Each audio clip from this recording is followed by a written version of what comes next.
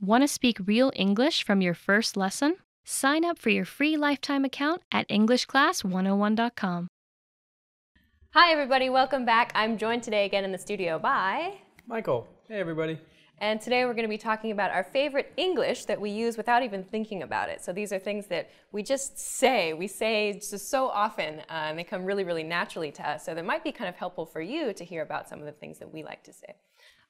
So I guess I'll start us off for this one. Go ahead. The first one that I've picked, I think I picked really simple phrases this time around. The first one that I've chosen is the phrase, I know. I know. I like to use this to agree with my friends a lot. So if my friend gives me some kind of interesting information, I go, I know, or I know, or something just to show that I'm listening to them and that I agree. It doesn't necessarily mean that I'm already, I don't know, like I've learned the information or something like that. It's an agreement phrase that I like to use with my friends. Is this something that, yeah? Yeah. That's funny you said that, because before you explained like the tone and gave an example of how you say it, I thought of it on the opposite side. To me, it sounded like a kid who's just like, I know, Mom. Giving them like, you need to do this and this and this. I know. I'm trying to think. Do men? I mean, these are gender roles. You can say whatever you want, but I'm trying to think. I know. Yeah. I don't know if I've ever said it like that. Really? I'm sorry. Maybe it is a gender thing. Maybe it's more common among women than it is among men. But I feel like maybe it's just in a movie, or maybe it's because of where I'm from, that people will say, like, if you watch the last video, for example, dude, I know, that kind of thing. Yeah. Yeah, but your point about kids saying that is so funny. Like when you get in trouble, I know, saying it like that, it has a different meaning. It's another exercise in intonation, maybe, this word, I know, or this phrase rather. Okay, cool. So there's one. What's your first one? So my first word is not really a word. It's spelled a couple different ways, is psh. Psh. So this is something I didn't realize that I do a lot or say a lot or whatever, but it's a sound that English speakers make that shows disapproval. So I don't know, like, okay, for example, the kid who's talking to a parent, and then the parent says, you need to do your homework. I know, but no, seriously, you need to get into a good Psh, Mom, whatever. Yeah. So maybe the same as like whatever. Psh. Yeah, psh is good. There are a lot of variations on psh. Whenever you don't want to hear what the other person is saying, you can use psh. Or I've seen another one that I like to use, PFFFFT. That one's harder to say though. It's not so natural, but I think psh is good. Any sort of p kind of sound, or meh, just any sort of just nonsensical phrase said like that means I don't want to listen to what you're saying. Yeah, that's a great one. That's a great one. I use that all the time too. Oh, I wish I didn't use it as much as I did, but so. I suppose so. I see what you mean. Okay. All right. Well, onward, I guess. My next word is anyway. Anyway, I like to use to transition between two things, to transition between ideas. I also like to use it when I've been talking for way too long and I need to make an exit from the conversation. Usually I use anyway with kind of a ... at the end, like anyway, and I don't finish saying anything after that. It's just sort of a little sidle out of the conversation. Yeah. Anyway. So I use this word a lot, actually. I'm glad you said that. Actually, some of my students asked me, they said, what are some good words that connect two ideas or something like that, like a beginning, like first, second, these kinds of words. And I noticed, and I never noticed this before, it actually relates to this question, that a lot of the things that you look up that are transition words, we don't ever use in speech. It doesn't sound natural, but you have to use synonyms, you have to switch it up if you're writing. Yeah. Speaking, I say anyway almost every other sentence. Really? Maybe I do it too much. Well, not that much, but a lot. I realize even typing, even business emails, I say it all of the time. Like, it's kind of like, well, anyway. Yeah. Maybe because I go on tangents a lot. So for me, I use it not as much as the anyway, ... I usually do the anyway, back to what I was saying, blah, blah, blah, blah, blah. Yeah. So. Yeah, that's a good point about it being used for transition. So a lot of my students are the same way. They'll pick like a really, really formal, almost businessy term to use to transition in their speech, and it doesn't really sound so natural. But something like anyway, or like you said, well, or so, is much better to use in conversation, I think. Cool. Okay. Anyway. Dun, dun. Seriously. So seriously, this is another one. Always the intonation. This is our thing is intonation, I guess. But seriously can be said in a lot of different ways. For me, maybe the most common is the same as when you say really. Just kind of like seriously. Like, did that actually happen? No way, really? Yeah. Anytime you go up like that, it's a rhetorical question. You don't actually want an answer. Just like wow, same thing as wow. And then there's also when someone does something stupid and you just look and you, seriously? Yeah. But that's less common. That's, kind of Really? Seriously? No, really. I mean, I use it the way that you just described it to like if I see, I don't know, somebody is walking on the street in front of me and maybe they stop and they don't have any consideration for the people behind them on the street. I might go, seriously? Maybe you're right. Whenever, like, is this really happening? Did you just make this decision? So maybe I use it when I'm talking to myself more. Not so much, I don't necessarily verbalize. Yeah, those are fighting words. Yeah. Those are fighting words. Yeah. So, no, you're right. I think maybe driving, same thing. Yeah, road seriously? rage. Or, I mean, are you kidding me? Well, I don't want to say the bad version of it, but this is what I'm thinking when I'm driving. Like, are you kidding me? Seriously? Yeah. You're right. But it's usually to yourself, because otherwise it's pretty aggressive. That's true, yeah. So don't say it to the other person. But yeah, you're right in terms of when you're talking to your friends and you want to ask, did that really happen to you? Seriously? Yeah, it's super useful. Okay. Is it my turn again? Okay, last one for me. My last one is one I use all the time in a number of situations. I've chosen I don't know. This is great for, of course, when you don't know the answer to something. But I think when you don't know the answer to something like a math question or whatever, it's better to say I don't know. But when you use the contracted dunno form of don't know, it just shows kind of that it's not a serious issue. It's not something you're overly concerned with. You're just, I don't know. I don't have an answer. I don't have an idea. It's kind of like saying, what do you think? Or just, this is all I've got, So I don't know. Do you use this? That's how I use it. No, that's a really good one. The same thing as anyway. I type this a lot. I say IDK, which is the acronym for it. I would never say IDK out loud. Don't say IDK. That sounds kind of stupid. I'm sorry, in my opinion. But you say I don't know. I don't know. I say that all the time because I think it's just a nice way to be humble, really. Because maybe you do know or you think you know, but it's a nice way to be like, I'm not sure, what do you think? It's a nice, it tones down your tone. You don't sound as authoritative, as aggressive. You say, I don't know, do you want to eat Chinese food tonight? Yeah. I mean, I don't know, we can eat whatever you want. What do you think? Yeah, it's like a really nice softener like that. If you want to introduce, like an offer, if you have an idea about something, but you're not sure how the other person feels, you can just say, I don't know, what do you want to do? I don't know, what do you want to do? But that's usually the thing that they say, I don't know, what do you want to do? I don't know, what do you want to do? Okay, just make a decision. We're going to go to YouTube and we're going to watch some videos at EnglishClass101.com. Wow, nice. Okay, anyway. Okay, so that's some English that we use without thinking about it all the time. I think that they're pretty useful phrases and they're a little bit fun too. If you have some English that you like to use from time to time or that you just find comes out of your mouth without thinking about it, please leave us a comment and let us know what it is.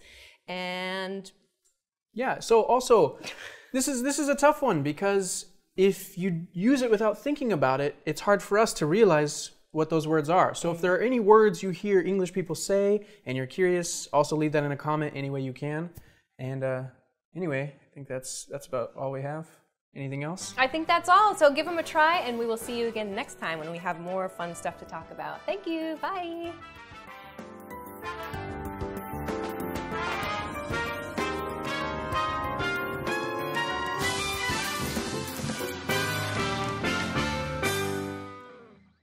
In this video, you'll learn 20 of the most common words and phrases in English. Hi everybody, my name is Alicia. Welcome to the 800 Core English Words and Phrases video series. This series will teach you the 800 most common words and phrases in English. But there's a twist. With each new lesson in this series, we'll include the previous lessons at the end. So after you've learned the new words and phrases, stick around and review what you learned in previous lessons. Reviewing is one of the most important parts of learning a language. You can also get the full list right now at EnglishClass101.com. Click the link in the description to access more example sentences, create your own flashcard deck, and finally master English. Okay, let's get started. First is watch. Watch. Watch. So when we use watch to talk about a noun, it's referring to the clock you can wear on your wrist. Do you have a watch? Do you have a watch? Do you have a watch? Glasses. Glasses. Glasses. So glasses are eyewear. We wear glasses so that we can see better or so that we can block the sun from our eyes. I don't wear glasses. I don't wear glasses. I don't wear glasses. Jacket. Jacket. Jacket. So a jacket is usually a light piece of clothing. It keeps you a little bit warmer in autumn or maybe in spring. That jacket looks nice on you. That jacket looks nice on you. That jacket looks nice on you. Receive. Receive. Receive. So to receive something means to get something. Get sounds a little bit more casual than receive. To receive a confession of love. To receive a confession of love. To receive a confession of love. Search. Search. Search. So the word search means to look for something. Search tends to sound a little bit more formal than look for. It'll show up if you search on the internet. It'll show up if you search on the internet. It will show up if you search on the internet. Take. Take. Take. So take means to remove something from another place or to choose something. Please take me home. Please take me home. Please take me home. Week. Week. Weak. So this word is the opposite of the word strong. It means something that doesn't have a lot of power. A weak team. A weak team. A weak team. Strong. Strong. Strong. So strong is the opposite of weak. Strong refers to something that has lots and lots of power. Be strong and don't give up. Be strong and don't give up. Be strong and don't give up. Cold. Cold. Cold. So the word cold typically refers to temperature. When the temperature is low, we describe the feeling as cold. The North Pole is cold, even in summer. The North Pole is cold, even in summer. The North Pole is cold, even in summer. Hot. Hot. Hot. So hot is the opposite of cold. Hot is used when the temperatures are warm. The temperatures are very, very high. We describe the feeling with hot. The tea is still hot. The tea is still hot. The tea is still hot. Funny. Funny. Funny. So the word funny refers to something that causes us to laugh. Funny sitcoms make me happy. Funny sitcoms make me happy. Funny sitcoms make me happy. Peach. Peach. Peach. So a peach is a well-known fruit. It's kind of sweet. I'm allergic to peaches. I'm allergic to peaches.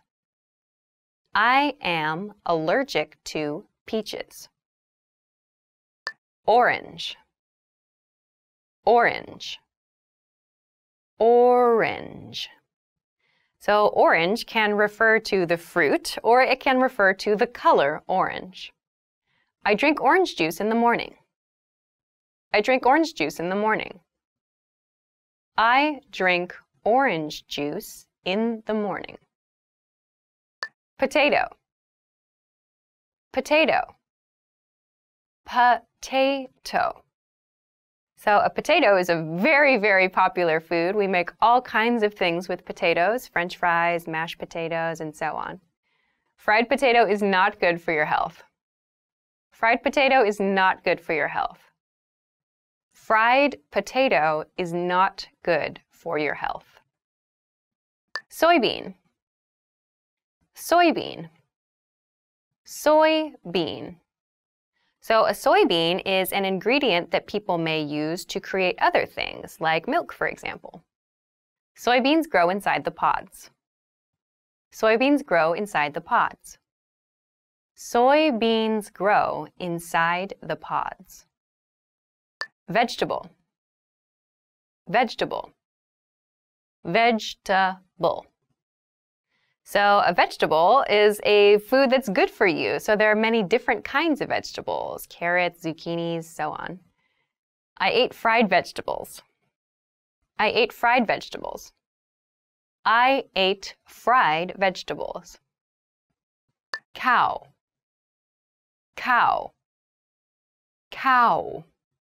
So a cow is a farm animal. We use cows for dairy and for milk and for beef. The cows are grazing in the field. The cows are grazing in the field.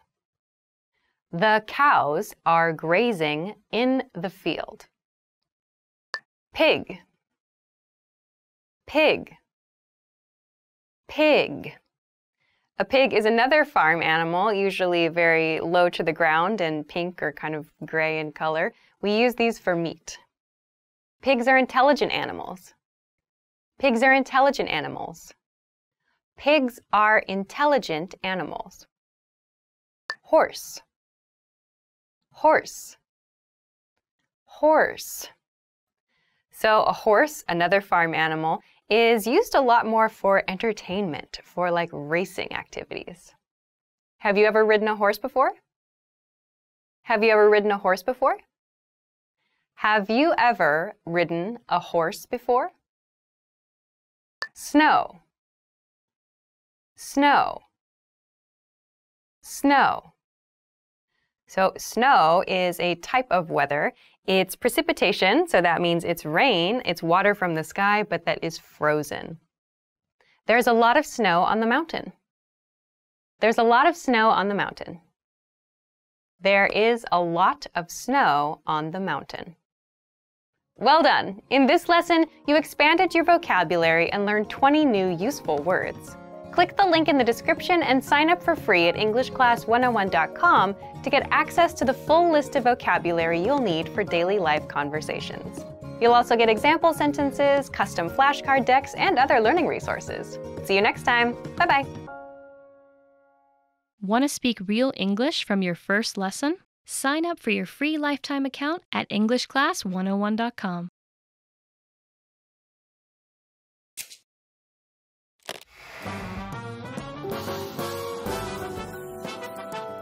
Welcome to EnglishClass101.com's English in 3 minutes, the fastest, easiest, and most fun way to learn English. Hey everyone, I'm Alicia. In this series, we're going to learn some easy ways to ask and answer common questions in English. It's really useful and it only takes 3 minutes. In this lesson, you're going to learn some ways to get in touch with someone after you have met them once already. In a lot of textbooks, you've probably seen the question, what's your phone number? What's your phone number? It's a very useful question, but there are 2 problems with it. First, it can sound a little too direct, especially when talking to members of the opposite sex. And second, people use the phone a lot less these days than they used to. Instead, They might prefer to connect by email or on a social network like Facebook. To start, though, a simple variation on "What's your phone number?" that sounds a little less direct is, "Could I get your number?" Could I get your number? We start the sentence with could, which softens the request. Next say I, then get, and finally your number, which is short for your phone number. This question is slightly casual, but it can be used in almost any situation. Recently, many people prefer to use email rather than the phone to communicate. Asking someone for his or her email address is also a little less direct than asking for their phone number. Could I get your email address? Could I get your email address? We just took "Could I get your number?" and replaced number with email address. It's that simple. Could I get your email address? If someone asks you either of these questions, you can reply by saying, "Sure, my phone number is," "Sure, my phone number is," or "Sure, my email address is," "Sure, my email address is," or "Sure, it's," and then say your phone number or email address at the end. By the way, if you're having any trouble with numbers, check out EnglishClass101.com's core word lists for these and other key vocabulary words. Each word comes with a picture, audio samples so you can perfect your pronunciation, and sample sentences and phrases so you can master its use in a sentence. Recently, many people use social networks like Facebook or LinkedIn or an online chatting service like Skype to communicate. People might ask you about these, especially if they are younger. If someone wants to connect with you through one of these services, they may simply ask, "Are you on?" followed by the name of the service. Are you on Facebook? Are you on Facebook? Are you on LinkedIn? Are you on LinkedIn? Are you on Skype? Are you on Skype? To answer, you can simply say, "Yes, I am," or "No, I'm not." If you respond with "Yes, I am," the other person may ask how they can connect with you on one of these services. Of course, if you're not on one of these services, they won't be able to contact you. If you still would like to stay in touch with the person, though, you can say, "No, but my email address is," or "No, but my phone number is," and then say your email address or phone number. By telling the other person a different way they can contact you, you'll show them that you want to hear from them. Now it's time for Alicia's advice. If you ask someone for their phone number, their email address, or some other form of contact information, they will usually give it to you if you have gotten to know them a little beforehand. If you ask too early in the conversation, though, they may be hesitant about sharing that information. The key is to make sure you talk for some time before requesting this kind of personal information. In this lesson, we learned how to ask for a person's contact information. But what's the best way to ask someone to meet you later? Find out next time in the 7th English in 3 Minutes lesson. See you next time!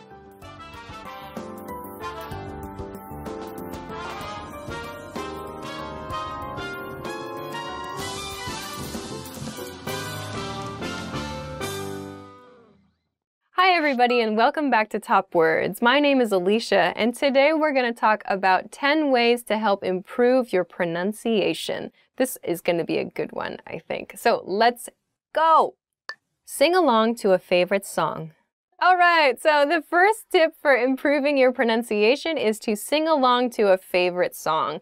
So if you, I should add though, this favorite song should be in your target language. So if you're studying English, pick a favorite English song and sing along to that song, or try to sing to the song just from memory too. So singing along to your favorite song can help you with pronunciation, can help you with the rhythm sometimes of the language you're trying to learn. So it can be really fun, and it can be a good way to practice your pronunciation. In a sentence, I like singing along to my favorite songs. Read out loud.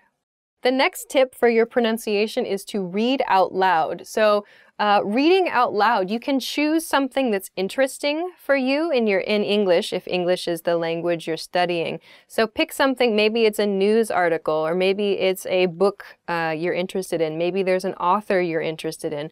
Find something in your target language, in English, and try reading it out loud. So don't just read in your mind, but read the words out loud. Speak them so that you can get comfortable pronouncing those words. And you can try reading the same passage or the same sentence multiple times to make it smoother. So this can be a really good tip I think it also improves your natural ability to pick up grammar too, because if you're reading something like in a book, for example, you can kind of pick up the natural rhythm of grammar, and you also slowly get a feeling for the correct ways that words should connect together. So this, I think, is a really good tip. In a sentence, I sometimes read out loud to practice pronunciation. That's true. Repeat lines you hear in TV shows. The next tip is to repeat lines you hear, or the words you hear in TV shows or movies, things like that. So this means not only words. Don't only repeat single vocabulary words. Yes, maybe you find a vocabulary word that is really interesting, or it sounds funny or something like that. But by repeating a full sentence or a full line in a TV show or in a movie, you're putting the words together. So not just one word, but making a whole sentence. So feeling kind of the flow of your language that you're studying. So this can be a better way to actually practice making sentences and repeating sentences instead of just words. So you can repeat after characters in TV shows. I sometimes do this when I'm like watching Japanese TV. I'm like, and then I try and spit it back out. It's hard to do sometimes when it's like the first time you've heard a word or the first time you've heard a grammar point, but you can still understand that sentence. It's interesting, so try to say it. It's kind of fun, actually, I think. In a sentence, try repeating lines from TV shows to practice. Practice speaking in phrases, not single vocabulary words. The next tip, this is very similar to my TV show tip, is to practice speaking in phrases, not in vocabulary words, not just single vocabulary words. Even if you're not repeating lines from TV shows, when you practice speaking, don't just speak in nouns. So sometimes, for example, I'll hear people just use noun, like they'll use a noun and maybe a verb, like I, tomorrow, beach, something like that. And yes, we can probably guess based on that how, like the meaning, the speaker's meaning, but you need to practice making a whole sentence. So yes, you know those words, I, tomorrow, and beach, and the listener can probably guess what you mean, but you need to practice all those little words in the middle, like I'm going to the beach tomorrow. So make a full sentence. Practice making full sentences. Don't only practice single vocabulary words. Make the whole line. It's really good. Sometimes I think my students get irritated. Like I force them to practice full sentences. Like, so I'll say like, have you ever been to Germany? And they'll say, yes. I'm like, okay, for the purposes of practice, can you make a full sentence? And they'll say, I have been to Germany. Like, that's an extreme example, but like I try to push that, you know, making the full sentence. It's silly sometimes, but just trying to do that. Okay, so in a sentence, speaking in entire phrases is helpful for practicing the rhythm of a new language. Speak a lot with your teacher and ask them to be strict with you. Onwards. Okay, so the next tip is to speak a lot with your teacher and ask them to be strict with you. So this is kind of two tips in one. One, speak with your teacher. So if you have a teacher, make sure you're speaking in their class if wherever possible. Sometimes I'll have students join my class and maybe they feel shy or whatever, and they don't speak very much. But please speak with your teacher so that your teacher can correct you. Your teacher can give you at least if they're a native speaker, or maybe even if they aren't a native speaker, your teacher can give you corrections. And if you don't speak, your teacher cannot help you in most cases. So please speak with your teacher. And if you like, you can tell them, please be strict about my pronunciation. So sometimes people will say, please help me with my pronunciation specifically. And then I can stop them every time they make a mistake, and we practice that sound. Especially TH sounds, like the th, like using your mouth a little bit differently can be really uncomfortable for some people. But if your teacher can point out those things, like TH sounds, the, this, that, these, those TH sounds, ending ER sounds. Practicing those with your teacher can be a really good way to work on your pronunciation. So in a sentence, speak a lot with your teacher. They can correct you and help you improve. Try recording yourself speaking and play it back. The next tip for practicing your pronunciation is to try recording yourself speaking and listen to it. Play it back and listen to it. So it might sound a little bit strange, but when we're speaking, maybe we don't hear certain things, maybe our little idiosyncrasies or the little special things that we do when we speak. Maybe we don't hear them as we speak. But when we listen to ourselves later, we notice them. So for example, when I watch this video, when I watch any of these videos, I notice little things that I didn't notice now when I'm filming the video. So the same can apply to your pronunciation. When you listen to yourself speak, you might hear something that you don't notice when you're speaking. So this can be a good way to kind of remove yourself, to go outside your body a little bit and listen to yourself from the listener's perspective. So this might be a tip to try. In a sentence, sometimes you hear yourself more clearly on a recording. Do shadowing exercises. All right, the next tip for pronunciation is to do shadowing exercises. So a shadowing exercise, there are textbooks and I think resources on the maybe on the website. Actually, I think you could use the website. Any English listening or anything in your target language, when you listen to that, as the speaker is speaking, you quickly repeat back what the speaker is saying. So as you're listening to it, you repeat it almost immediately. So you're trying to match their pronunciation as closely, as accurately as possible. This is called a shadowing exercise. So I've seen some cases where people or textbooks will recommend doing 15 minutes of shadowing each day or something like that. Or maybe you can do a shadowing exercise listening to a podcast or listening to the news or something you might find on the website here. So that's a really good way to work on your pronunciation and to get familiar with using those sounds kind of more naturally, the way a native speaker would. So this can be a good tip to improve your pronunciation. In a sentence, try shadowing a native speaker to improve your pronunciation. Chat with native speakers. So yeah, the next tip is to chat with native speakers. So chatting with native speakers, of course, is a great way, A, to make friends, B, to pick up new vocabulary, C, to get familiar with grammar and slang, but also it can help your pronunciation. Not all native speakers speak with exactly the same pronunciation, so you might hear slight differences depending on the country, depending on the region in a country a native speaker comes from.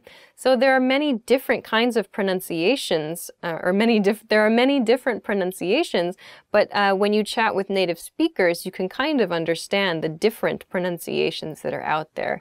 And maybe it can help you be more consistent in your presentation, in your pronunciation too. So this could be a good way to improve your pronunciation, but of course it's important in general for learning a language, I think.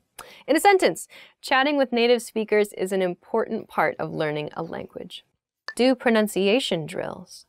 The next tip is to do pronunciation drills. So if you know that there's a sound, if you know that there's something that you always struggle with, try drilling it. So to drill something means to repeat a lot. So you might hear this word used for like sports and fitness, like you drill a skill. You which means to practice something a lot and intensively.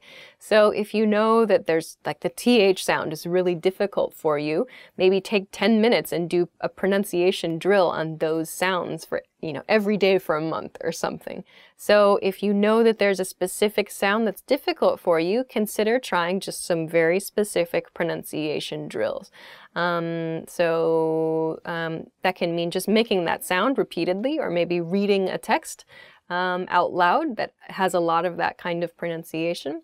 I think you can find a few different ways to drill, to practice intensively those parts of pronunciation that are difficult for you. So in a sentence, try doing pronunciation drills for the sounds you have trouble making. Find words that are particularly interesting to you. So I think maybe this is the last tip, is to find words that are particularly interesting to you. So maybe there's a word that sounds really funny, or maybe you found a really long word in English, or a really interesting word, a word that has an interesting history, whatever. If you can find words that are interesting to you, then maybe you can put some extra emphasis on pronouncing them correctly. So if you're actually enjoying the words that you're learning, then I think it'll become more important for you to express that accurately in your speech. And so focusing on those words maybe, and in pronouncing those words correctly, perhaps that can help you apply that same pronunciation in this interesting word. Maybe the pronunciation of that word, or some of the parts of that word, you can find that in other words, in other places throughout your target language. So if you enjoy a particular word and focus on expressing that word, pronouncing that word accurately, it can help you maybe apply that pronunciation in other parts of the language. So give it a try. In a sentence, take extra care to pronounce words of particular interest correctly.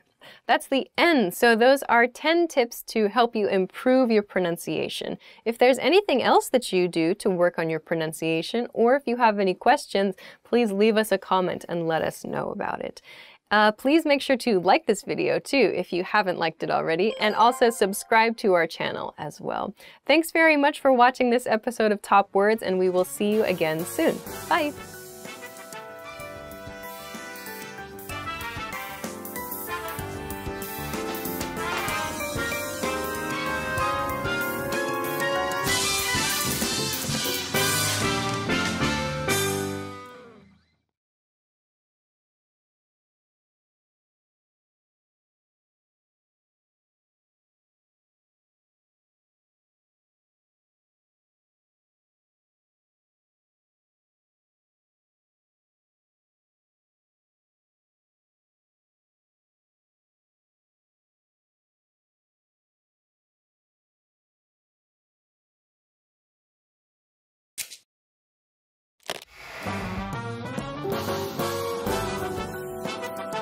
Hi everyone, I'm Alicia. Thanksgiving is one of the most celebrated holidays in the United States. It also marks the beginning of the holiday season, the weeks leading up to Christmas, Hanukkah, Kwanzaa, and the winter solstice, which are all widely celebrated holidays in the US. For retailers, Thanksgiving begins their busiest season. Thanksgiving is celebrated on the fourth Thursday of November. Thanksgiving was founded as a national holiday by one of the most famous presidents of the United States. Do you know who it might have been? We'll show you the answer at the end of this video. Thanksgiving, to a large extent, is about having a feast with friends and family. Turkey is the traditional main course, with yams, squash, pumpkin pie, cranberries, and other rich and filling foods rounding out the meal. Some families spend weeks preparing for their Thanksgiving feast, and to stuff oneself is most certainly encouraged. The Thanksgiving meal of today is rooted in the meal that the Pilgrims from Europe shared with the Native Americans on the first Thanksgiving. This was quite a feast. Turkey, duck, goose, squash, corn, and a plethora of other foods were shared between the Europeans and the Native Americans. This original fete was said to go on for 3 full days. Football is another tradition during Thanksgiving celebrations in the United States. Watching the football game while preparing the Thanksgiving meal is an important part of the celebration for many families.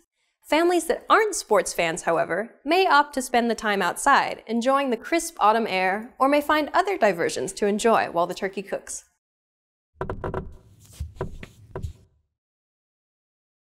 Thanksgiving is not a uniquely American holiday. There are similar celebrations in Canada, for instance. The concept behind the holiday, showing thankfulness by having a feast, spans many cultures. And now, here's the answer to the quiz. Do you know who founded Thanksgiving as a national holiday? Abraham Lincoln established Thanksgiving during the dark days of the American Civil War. Even though the holiday was officially born during this conflict, it's more associated with the initially good relations between the first European immigrants and the Native Americans. How was this lesson? Did you learn something interesting? Is there a day in your country where you give thanks? Please leave a comment at EnglishClass101.com. Until next time!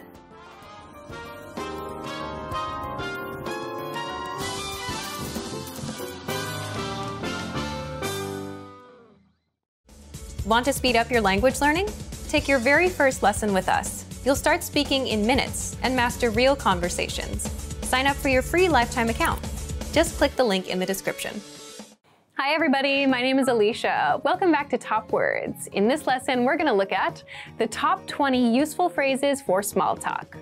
Before we get started, a quick note, you can find for free from the link below this video in the YouTube description a bunch of PDF conversation and phrase cheat sheets. So if you want to work on building your vocabulary or building your everyday phrase knowledge, you should check these out. I think this survival phrases one is a pretty good one for today's lesson. You can use these expressions around your town throughout the day. And of course, there are many other topics to look at too. So don't forget to check these out. You can find this from the link below the video on YouTube. Okay, let's get on with the video. You look great. You look great. So, you look great is a good way to greet another person. You should use this when someone has had a new haircut, or maybe they have a new shirt or something cool that they're wearing. You want to express that someone looks really nice, you can say, you look great. Next is, how are things? How are things? So how are things is like a more casual way of saying how are you. How are things means like how are things in your life. Things here means everything. Your job, your work, whatever, your school, your relationships, your family. How are things in general? Okay, let's go to the next phrase. What a coincidence. What a coincidence. What a coincidence is used to express surprise. So this word is spelled kind of strangely. It's pronounced coincidence, coincidence.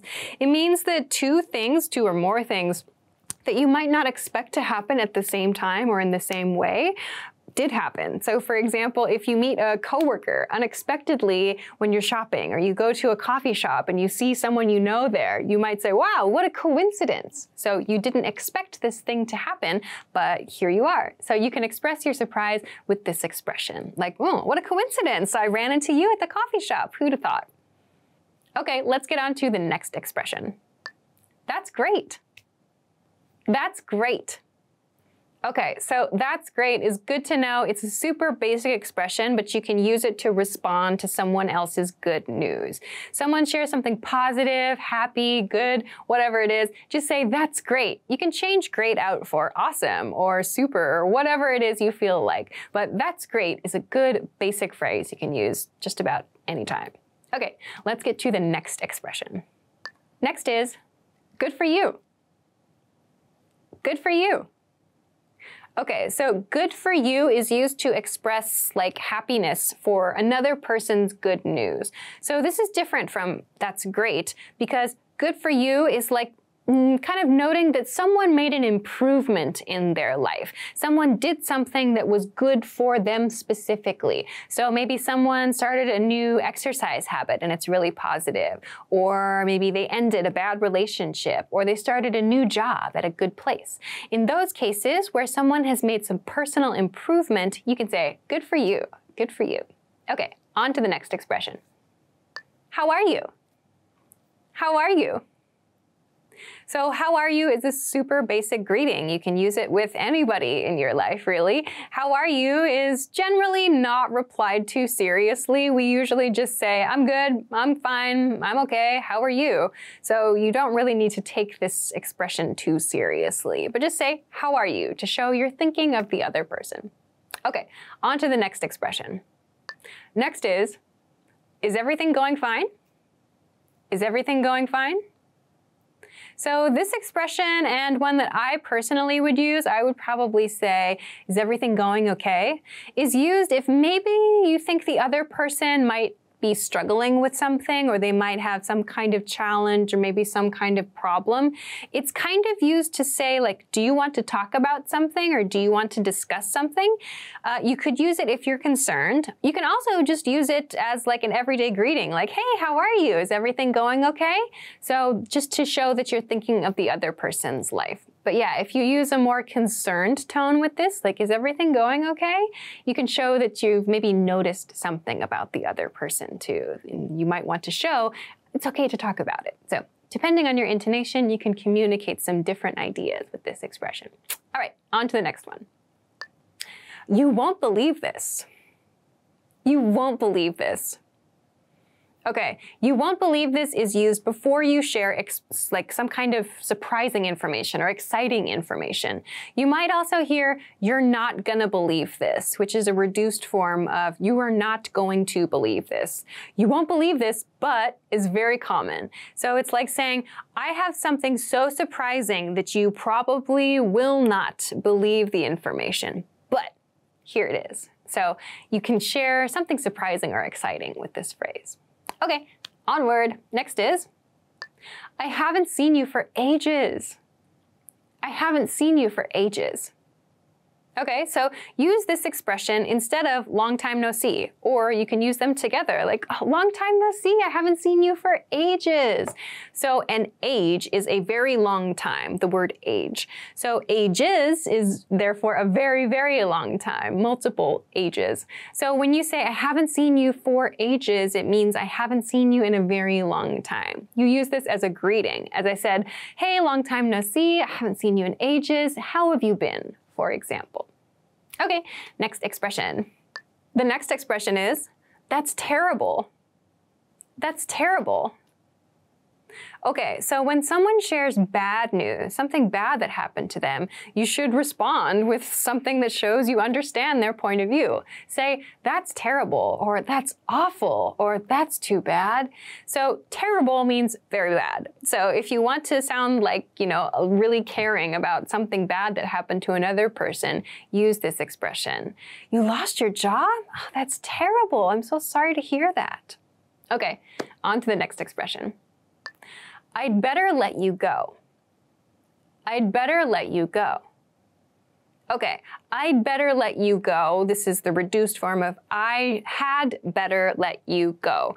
We use this when we're talking to someone on the phone, or maybe when we're having an in-person conversation in the office. To let someone go means like to release them from something. In this case, to release them from a conversation.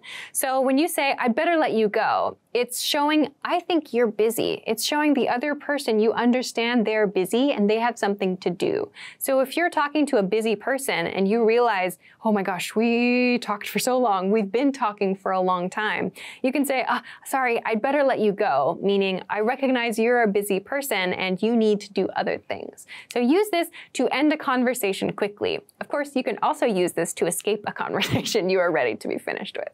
Okay, let's go to the next expression. Next is, did you catch the news today? Did you catch the news today? So use this as a greeting or as a way to start a conversation if you want to talk about current events. So did you catch the news today, or did you see the news this morning is also okay. It just shows you want to talk about recent events with someone. So use this maybe with someone that you're okay to talk about these kinds of topics with. Okay, on to the next phrase. Nice day outside, isn't it? Nice day outside, isn't it? Nice day outside just refers to the weather. So you can use any kind of weather and follow it with isn't it. You can use rainy today, isn't it? Or, oh, windy today, isn't it? So that isn't it shows you're looking for confirmation from the other person. Nice day outside, isn't it? And of course you can drop outside if you really want to. Of course the weather is outside, but this is just an expression that we use. Or nice day today would also be okay. So you're just starting a conversation by talking about the weather and finding a small point you can both agree upon. Okay, on to the next expression. Next is, Have you been waiting long? Have you been waiting long? Use have you been waiting long when you are supposed to meet another person and maybe they arrive before you and you're worried that they waited a long time for you. So if you, for example, were supposed to meet at 1 o'clock and you arrive at 1:15, you might say to the other person, have you been waiting long? So you don't know how long that person has been waiting. Maybe they got there 15 minutes early. You're showing that you have concern for their time with this expression. Have you been waiting long? Sorry. Okay, next is, it's good to have you here. It's good to have you here. Use this expression when you're hosting a party, hosting an event, or maybe you have a guest in your office, someone who's not usually around is in your circle for the day. You can say, it's good to have you here, or it's nice to have you here. That shows that you recognize that they are a new person, but you want them to feel welcome. It's good to have you here. You could use this at a house party, a dinner event, and so on. Okay, next expression is, what brings you here? What brings you here? Okay, so this question is a much softer way of saying, why are you here? So if you say, why are you here? It might sound a little too direct. Instead, say, what brings you here? You could say maybe, why did you decide to come to this event if you want? Or you could ask, what brings you here today specifically? So these are all ways to say, why did you come here? But they sound much softer and less aggressive. Okay, on to the next expression. Do you mind me asking? Do you mind me asking?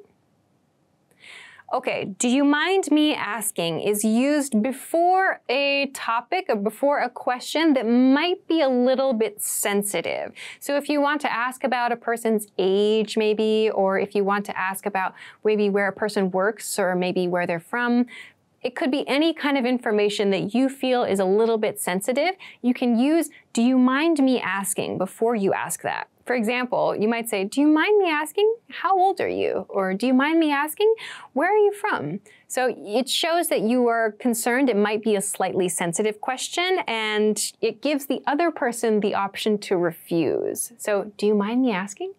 So you can use this in more sensitive topics, I think. Okay, next expression. Are you from around here? Are you from around here? Are you from around here is a first-time greeting question. So you've just met someone, you've exchanged names, you can say, are you from around here? That means, is your hometown or the place where you grew up near where we are now? Are you from around this area specifically? So this is maybe a more casual way of saying, where are you from? It's suggesting that the other person might be from the local region. Are you from around here? I just moved. Okay, next expression is, I need your help with this matter. I need your help with this matter. Okay, this is a rather formal expression. You would not use this with your friends or your family members. It sounds too formal. Use this at work or maybe in a study, more professional kind of polite study situation. I need your help with this matter, or just I need your help with this. I probably would not say matter in this sentence, but you might see it or hear it from time to time. So use this when you need someone's assistance with something and you need to be polite about it. Like, I need your help with this paper I'm writing. Could you please take a look at it? So I need your help with this. So use that expression when you want to politely ask someone for help. Okay, let's get to the last expression. Have fun. Have fun. So use have fun when someone else is going to do something that seems fun. So you say goodbye to your family members before they leave for an exciting trip. You could say have fun, or you see your coworkers at the end of the day. They decide to go for drinks, but you're feeling tired, but you want to wish them well. You can say have fun and say goodbye in that way. So have fun is a very positive, happy expression. Some people will use it to sound a little bit sarcastic if they want to attend something, but they're not attending. But generally, we use this in a very positive way to say goodbye. I hope you have a good time. All right, that brings us to the end of the top 20 useful phrases for small talk. What did you think? You can let us know in the comments. And don't forget to click the link in the description to get your free PDF cheat sheets to learn even more useful English words and phrases. You can download them to any device or print them out. They're yours to keep, so click the link and get them for free. Thanks for watching, and I'll see you in the next video. Bye! In this video, you'll learn 20 of the most common words and phrases in English. Hi everybody, my name is Alicia. Welcome to the 800 Core English Words and Phrases video series. This series will teach you the 800 most common words and phrases in English. But there's a twist. With each new lesson in this series, we'll include the previous lessons at the end. So after you've learned the new words and phrases, stick around and review what you learned in previous lessons. Reviewing is one of the most important parts of learning a language. You can also get the full list right now at EnglishClass101.com. Click the link in the description to access more example sentences, create your own flashcard deck, and finally master English. Okay, let's get started. First is hopeful. Hopeful. Hopeful. Hopeful describes the feeling that you have when you have a very positive expectation of something. I'm hopeful that my next summer vacation will be very good. I'm hopeful that my next summer vacation will be very good. I am hopeful that my next summer vacation will be very good. Deep. Deep. Deep. Deep refers to something that is far below the surface of something else, like with water or maybe with caves as well. This pool is too deep for me. This pool is too deep for me. This pool is too deep for me. Shallow. Shallow. Shallow. Shallow is the opposite of deep. It refers to something that's very close to the surface of something else. Don't worry, the water is very shallow here. Don't worry, the water is very shallow here. Don't worry, the water is very shallow here. Rich. Rich. Rich. Rich refers to someone that has a lot of money. We can also use this to talk about food, something that has a lot of flavor. His father is a rich man. His father is a rich man. His father is a rich man. Poor. Poor. Poor. Poor is the opposite of rich when talking about wealth. It refers to someone who does not have a lot of money. We also use the word poor to refer to something that is not of good quality. The man is poor. The man is poor. The man is poor. Monitor. Monitor. Monitor. A monitor is a screen that you use to look at information. If you have a computer at home, you probably have a monitor. This monitor is broken. This monitor is broken.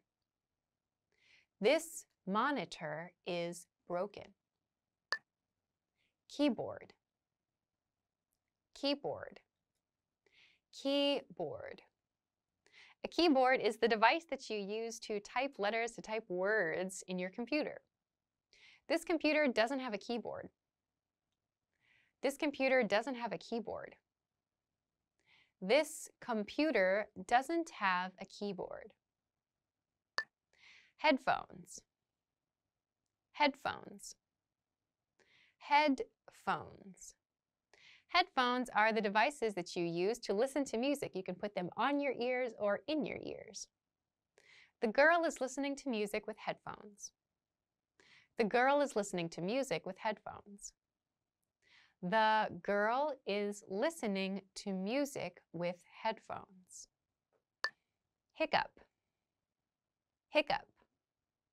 Hiccup. A hiccup is something that happens in your body. It's like when air gets caught in your chest. It often happens many times in a row and can be very uncomfortable. When you have to hiccup, it's hard to talk. When you have to hiccup, it is hard to talk. When you have to hiccup, It is hard to talk. Blueberry. Blueberry. Blueberry. A blueberry is just as it sounds. It's a berry that is the color blue. They can be a little sweet or a little sour. Blueberries are round. Blueberries are round. Blueberries are round. Prune. Prune. Prune. A prune is a dried fruit. It's a dried plum. Prunes are dried plums. Prunes are dried plums. Prunes are dried plums. Mango. Mango. Mango. A mango is a tropical fruit. It's usually bright orange or a yellowy orange, and it's very sweet. How much is that mango? How much is that mango? How much is that mango? Lemon. Lemon. Lemon. A lemon is a bright yellow citrus fruit. It's used a lot in cooking, and it has a very sharp flavor. I like tea with lemon. I like tea with lemon. I like tea with lemon. Buttocks. Buttocks. Buttocks. So the buttocks refers to the part of the body that we sit on. This is often abbreviated to just butt. She fell backwards, landing hard on her buttocks. She fell backwards, landing hard on her buttocks. She fell backwards, landing hard on her buttocks. Shoulder. Shoulder. Shoulder. The shoulder is this part of the body. It connects our arm to our torso. He broke his shoulder while playing football. He broke his shoulder while playing football. He broke his shoulder while playing football. Muscle. Muscle. Muscle. Muscle is the part of the body that allows us to move. Muscles are all throughout the body, and when we exercise, they become stronger. If you lift weights, you can build your muscles. If you lift weights, you can build your muscles. If you lift weights, you can build your muscles. Bone. Bone. Bone. Bone is the hard part of the body inside the body that creates the structure of our body. I have strong bones. I have strong bones. I have strong bones. Beard. Beard. Beard. A beard refers to hair grown on the face around the chin. Some men really like to grow beards. Santa Claus has a long white beard. Santa Claus has a long white beard. Santa Claus has a long white beard. Sweet potato. Sweet potato. Sweet potato. A sweet potato is as it sounds. It's a type of potato that is very sweet. You might eat these in cold weather in particular. Today I had sweet potatoes for breakfast. Today I had sweet potatoes for breakfast. Today I had sweet potatoes for breakfast. Mushroom. Mushroom. Mushroom. A mushroom is a fungus that you can eat. There are many different kinds of mushrooms, and they lend interesting flavors to many dishes. I love eating mushrooms. I love eating mushrooms. I love eating mushrooms. Well done! In this lesson, you expanded your vocabulary and learned 20 new useful words. And with this lesson, you've learned the 800 most common words in English. You've completed the series. Great job! Stick around to review all the words from the series one more time at the end of this video. Click the link in the description and sign up for free at EnglishClass101.com to get access to the full list of vocabulary you need for daily life conversations. You'll also get example sentences, custom flashcard decks, and more learning resources. Thanks so much for watching this series. We'll see you again in another video. Bye!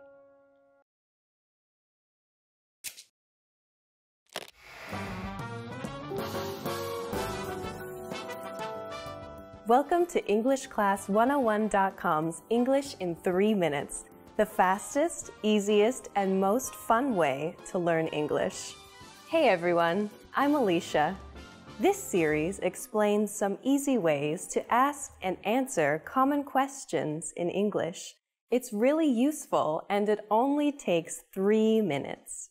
In this lesson, you're going to learn some different ways people will ask you, "Where are you from?" First, though, "Where are you from?" can mean many things. It can mean, "What city are you from?" or "What state are you from?" In fact, Americans ask this question to each other all the time to learn what part of America the other person comes from. Of course, though, it can also mean, "What country are you from?"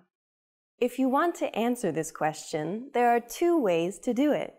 You can say, "I'm" plus your nationality, as in, "I'm Japanese," or "I'm Brazilian." Or you can say, "I'm from" plus the country you are from, as in, "I'm from Italy," or "I'm from Thailand." If you're from a really famous city or place, you can say that too. For example, "I'm from Beijing," or "I'm from New Delhi." Many times, though, Americans won't ask, "What country are you from?" or even, "Where are you from?" In many casual situations, they will say it in a simpler way. "Where are you from?" This is just like, "Where are you from?" but they take out the "are." Where are you from? You can use this too in casual situations. Of course, in the United States, as in other parts of the world, people may be a little more indirect because they want to be polite. To do this, they might ask you if you are from the place where they meet you. For example, if you meet someone in New York, they might ask, "Are you from New York?" Or if you are in San Diego, they might ask, "Are you from San Diego?" Many parts of the United States are very multicultural, so asking the question this way avoids what could be an embarrassing mistake. You can answer this the same way you answer, "Where are you from?" Just add a simple "no" in front. For example, you can say "no" plus "I'm" plus nationality. "No, I'm French." Or "no" plus "I'm from" plus country. "No, I'm from Russia." Now it's time for Alicia's advice. Since the United States is very large, people you meet may take great pride in the place or region they come from. If you ask someone about where they're from, they may respond by saying something like West Coast, or the East Coast, or California, or the South, or the Midwest. If they answer in this way, it usually means they are interested in talking more about their region and how it differs from others. In this lesson, we learned some different ways to ask, "Where are you from?" Do you know what to ask when you don't know someone's name? Of course you do. But what do you say when you have forgotten someone's name? Find out next time in the 5th English in 3 minutes lesson. See you next time.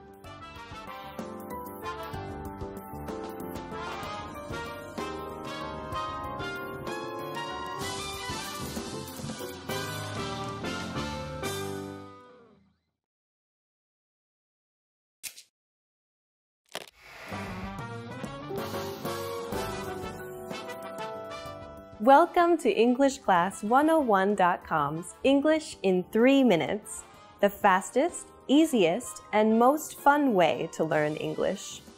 Hey everyone, I'm Alicia. This series will teach you some easy ways to ask and answer common questions in English. It's really useful and it only takes 3 minutes. In this lesson, you're going to learn some new ways to ask someone, "What's your name?" including one that you can use when you have forgotten someone's name. Now, "What is your name?" was probably one of the first questions you learned when you started studying English. I have to tell you, though, that most native speakers of English would never say this. In English, just like in other languages, it is often more polite to be a little indirect. Of course, the easiest way to avoid asking the question directly is to not ask at all. Just introduce yourself, and most people will respond by doing the same. When introducing yourself, simple is nearly always best. Just say, "Hi, I'm Alicia." To show that you want to know the other person's name, just add "and you" at the end. "Hi, I'm Alicia. And you?" "Hi, I'm Alicia. And you?" Just like before, take out my name, Alicia, and put your name in its place. After you say this, the other person will tell you his or her name. Okay, now let's talk about an embarrassing situation that happens to everybody. You have already met this person once before, but you have forgotten their name. The most polite thing to do in this situation is to apologize and ask again. There's a simple way to do this that's also polite. "I'm sorry, what was your name again?" "I'm sorry, what was your name again?" This sentence is very similar to "What's your name?" but it has 3 important differences. First, we say, "I'm sorry." A small apology can go a long way. After that, we say, "What was your name?" This is just like, "What is your name?" But instead of is, we use the past tense was. This is really important as it tells the other person that you remember meeting them. You haven't forgotten him or her. You have just forgotten the name. This little word makes all the difference. "I'm sorry, what was your name?" Finally, we add again to the end. This is another hint that tells the other person that you remember learning his or her name before, but you just can't recall it right now. "I'm sorry, what was your name again?" This phrase is appropriate for both formal and informal situations. Now it's time for Alicia's advice. In the United States, it's normal to address people by name in conversation more than once. In both formal and informal situations, it's a way to show respect or interest in the other person and can help you make friends. It is also a great way to practice someone's name so you don't forget it. If you are talking to someone named Anne, for example, instead of just, "What do you do for fun?" you could say, "Anne, what do you do for fun?" You can also put the name at the end of the sentence. "What do you do for fun, Anne?" You don't want to say the person's name too often or it will sound a little strange. But if you practice someone's name like this, you won't forget it. And people love to hear their own name.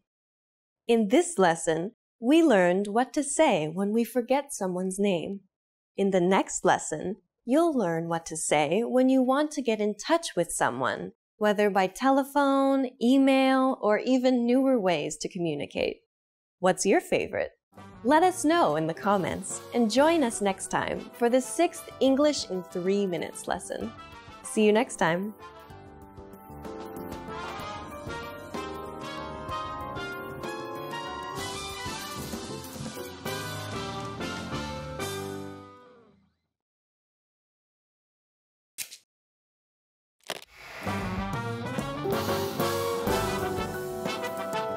Welcome to EnglishClass101.com's English in 3 minutes, the fastest, easiest, and most fun way to learn English. Hey everyone, I'm Alicia.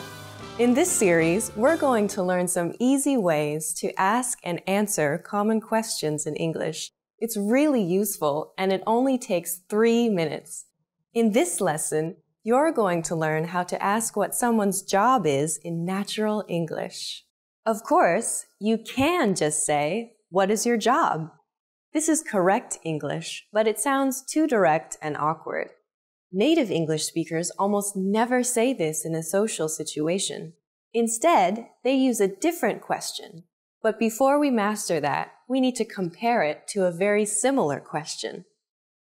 What are you doing? I'm presenting a video about English.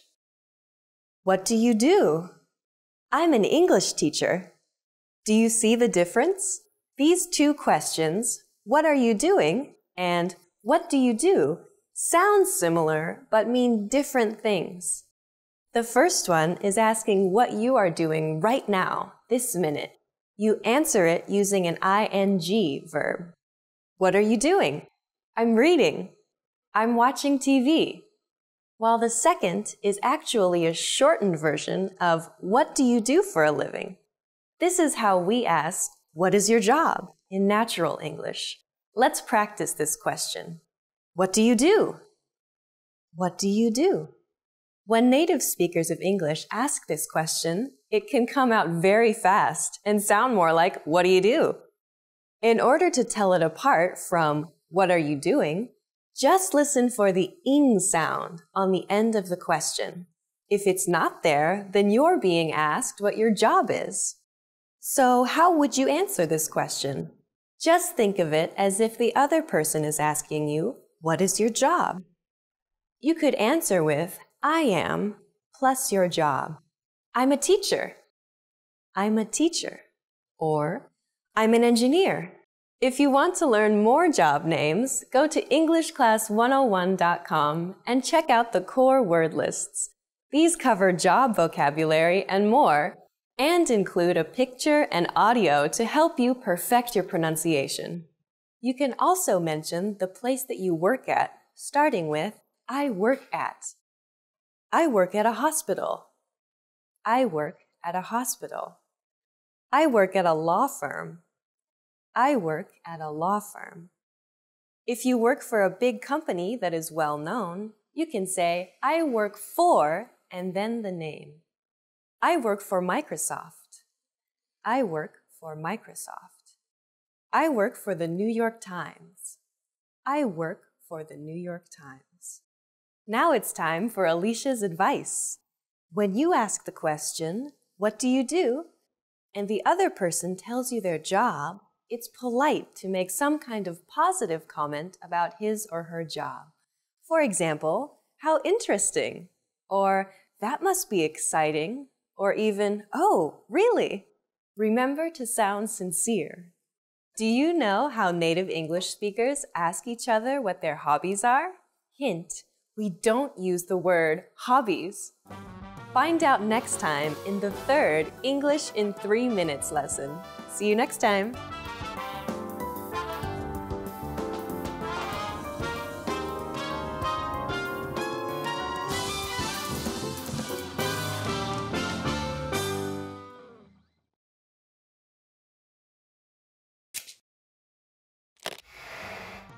Imagine you're on a plane. There's someone next to you. What do you say? Hi, Alicia here. Introducing yourself in English is easy. In this lesson, you're going to learn how with Gustavo and Henry, who meet on a plane. Gustavo's moving to New York. His family is going to join him later in the month. Henry is in the seat when Gustavo gets on the plane. Let's watch. Excuse me. Sorry about that. Hi, how do you do? I'm Gustavo. Nice to meet you, Gustavo. I'm Henry Edens. I'm sorry. Can you say that again, please? A bit slowly? Henry Edens. Henry Edens. That's it, but please call me Hank. Hank, nice to meet you. Now with subtitles. Excuse me. Sorry about that. Hi, how do you do? I'm Gustavo. Nice to meet you, Gustavo. I'm Henry Edens. I'm sorry. Can you say that again, please? A bit slowly? Henry Edens. Henry Edens. That's it. But please call me Hank. Hank, nice to meet you. Here are the key words from the scene.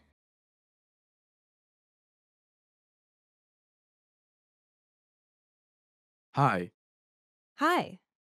Hi. Hi. but, But. But. But.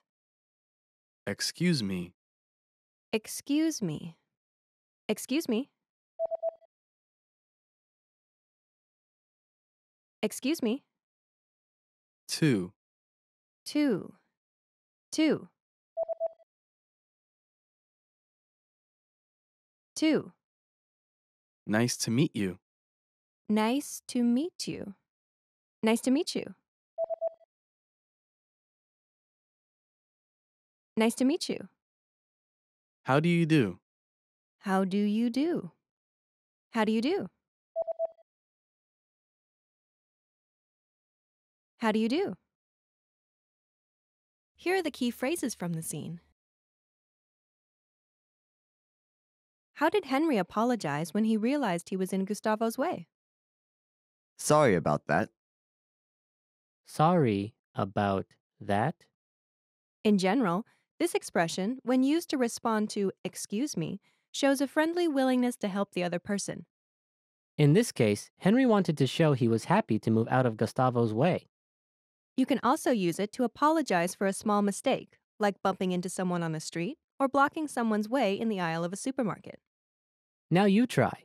Say Henry's line after Gustavo speaks. Excuse me.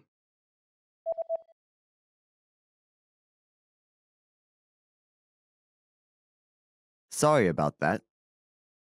Later, Gustavo also used the word sorry to apologize when he didn't understand Henry's name. Which phrase did he use? I'm sorry. I'm sorry. This is a very common phrase in English for many situations, but here, Gustavo uses it to indicate he didn't understand something. Now you try. Say the line after Henry speaks. I'm Henry Edens.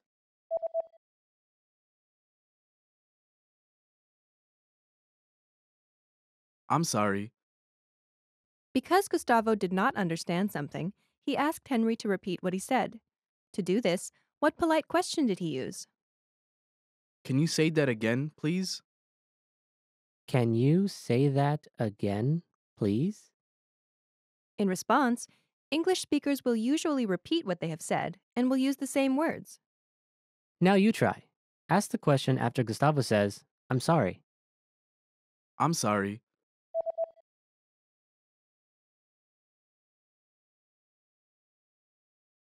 Can you say that again, please?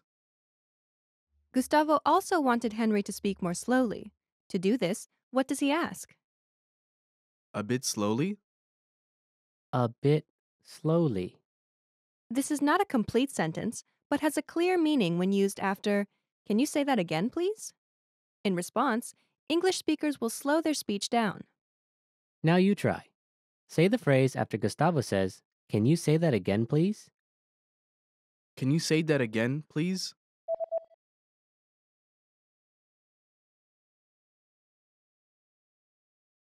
A bit slowly? After Gustavo said Henry's name, Henry confirmed he said it correctly. How did he do that? That's it. That's it. This is like saying, "That's correct." But since the situation was friendly, "That's it" sounded more natural. Now you try. Say the phrase after Gustavo says Henry's name correctly. Henry Edens.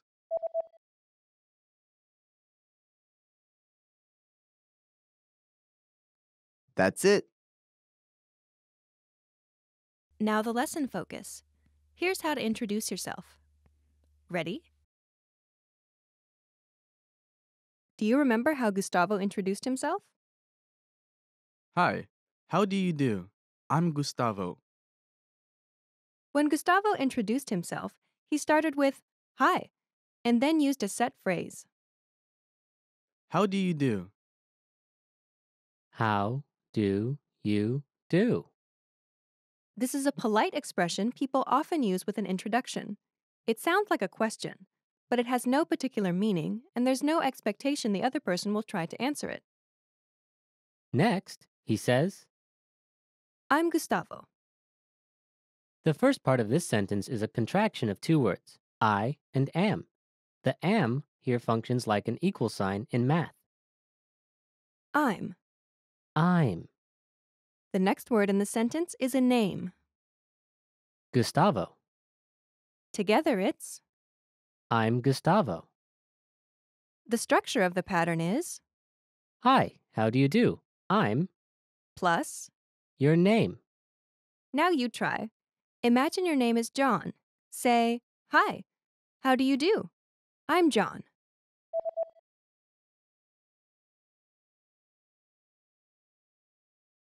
Hi, how do you do? I'm John. Now imagine your name is Aiko. Say, hi, how do you do? I'm Aiko.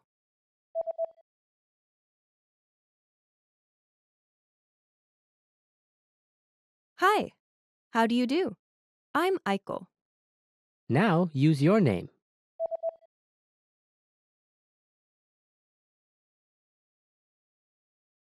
Okay, there are two additional things you need to know. First, there's a shortcut for giving your name. Just drop the I'm from the final sentence of the self-introduction. For example, if Gustavo just said, Hi, how do you do? Gustavo. Henry would have understood it was his name. This would be especially clear if Gustavo extended his hand for a handshake while saying this. In very casual situations, you can even drop the hi and the how do you do. All that is left would be your name. The second thing you need to know is you can use I'm with just the first name or your first name and the last name together. I'm Henry Edens. Edens is Henry's family name. Using both your first name and your last name is a little more formal. It also gives you less privacy. For example, if people know both your first and last name, they can find you on the internet more easily. So it may be more common for strangers to say just their first name than people meeting in a more friendly environment. Next, you'll learn how to tell people to call you by a nickname, just like Henry did in the scene. But please call me Hank. But please, call me Hank. The first word in the sentence is. But. This word is not necessary, but it makes the transition to the rest of the sentence smoother. Henry uses this to introduce a new piece of information. And this information changes something about what he said before, but makes this clear. The next word introduces a polite request. Please. Please. Next is a request to use a certain name. Call. Call. After this is the word Me. me. Last is a common nickname for men named Henry. Hank. Hank. Please call me Hank. The sentence structure is Please, call me. plus. Your nickname. Now you try. Imagine your nickname is Matt. Say, please call me Matt.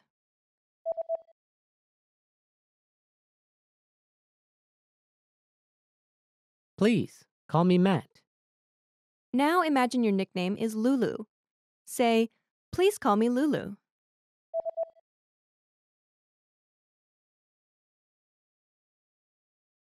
Please, call me Lulu.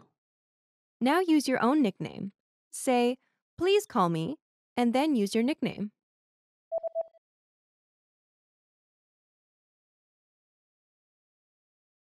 Finally, when you meet someone for the first time, it's polite to say a set phrase at the end. Nice to meet you. Nice to meet you. Usually, both people will say this or something similar to it. Now you try.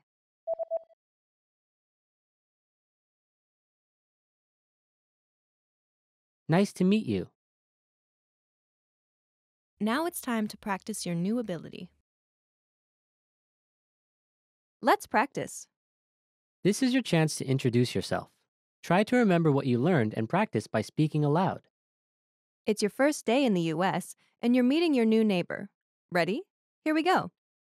What's the first thing you say to someone you've just met?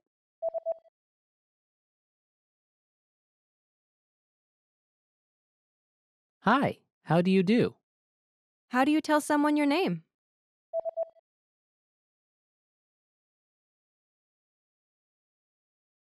I'm name. I'm Henry Edens. How do you tell someone your nickname?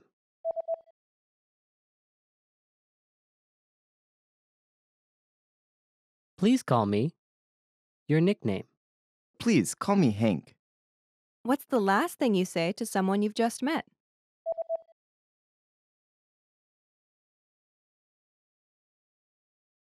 Nice to meet you. Great job. You've just introduced yourself. You'll follow this same pattern many times, so be sure to practice it. Well done. Now, watch the scene one more time. After that, go and practice with all your American friends, or with us in the comments. Bye! Excuse me. Sorry about that.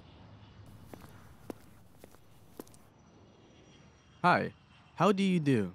I'm Gustavo. Nice to meet you, Gustavo. I'm Henry Edens. I'm sorry. Can you say that again, please? A bit slowly? Henry Edens. Henry Edens. That's it. But please call me Hank. Hank, nice to meet you.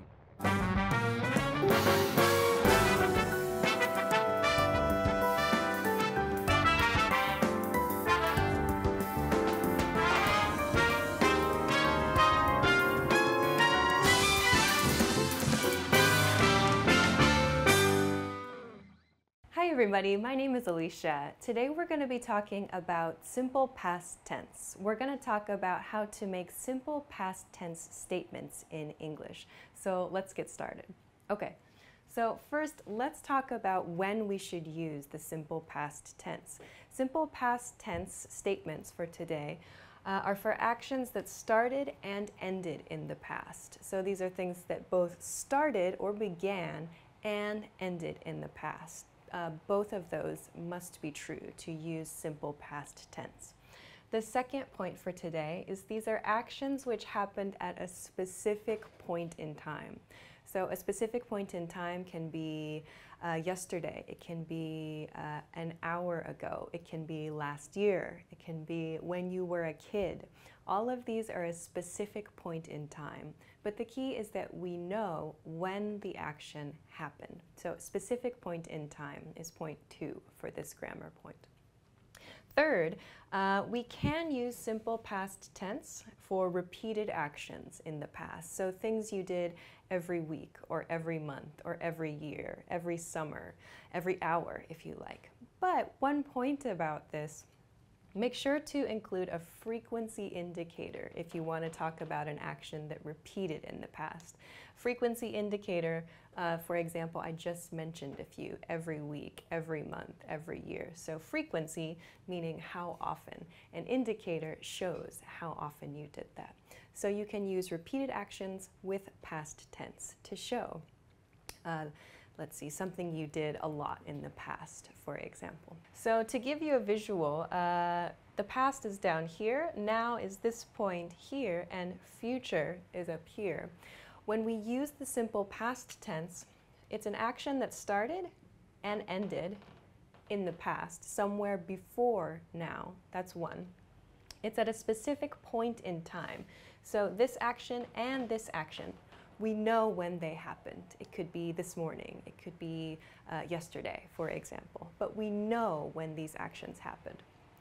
Third, we can use for repeated actions, so maybe these actions repeat, but we know when the repetition happened. We know when we repeated these actions, so it's okay to use simple past tense to describe those. Okay, so now we know when we should use simple past tense. We know why we should use simple past tense. But how do we make simple past tense statements? So, when you want to use the simple past tense to explain an action that happened in the past, you need to conjugate your verb. You need to change your verb.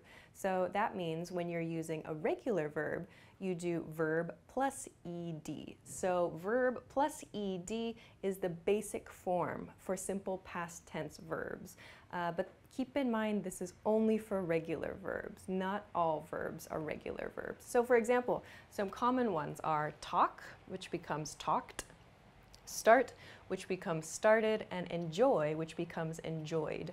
Please be careful, however. You'll notice that the past tense form of verbs has a few different pronunciations. So for example, start becomes started. It has an ID sound. It's not an ED sound, but an ID sound. You might hear a word like walked also, which has a sort of T sound about it. Walk becomes walked. Started becomes started, an ID sound. And then there's also a sound like in breathed, a very soft D sound. So there are 3 past tense verb sounds to listen for. An id sound, started, a soft D sound like breathed, and then a more hard T sound like walked. So pay attention to that when you're trying to make these past tense verb conjugations. Okay, but some verbs are irregular verbs. Irregular verbs do not have a simple rule for understanding past tense conjugation, how to change them in past tense. There's no rule for these.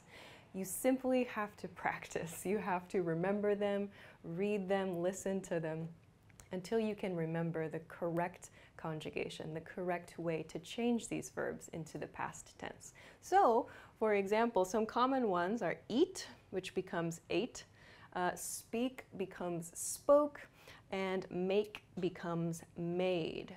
If you see a verb somewhere that seems a little odd or you're not sure what the present tense form would be, you can check a dictionary and try to remember it from there. So now we've talked about simple past tense irregular and regular verbs. Let's try to use them to make some sentences. I prepared a few example sentences, so let's take a look.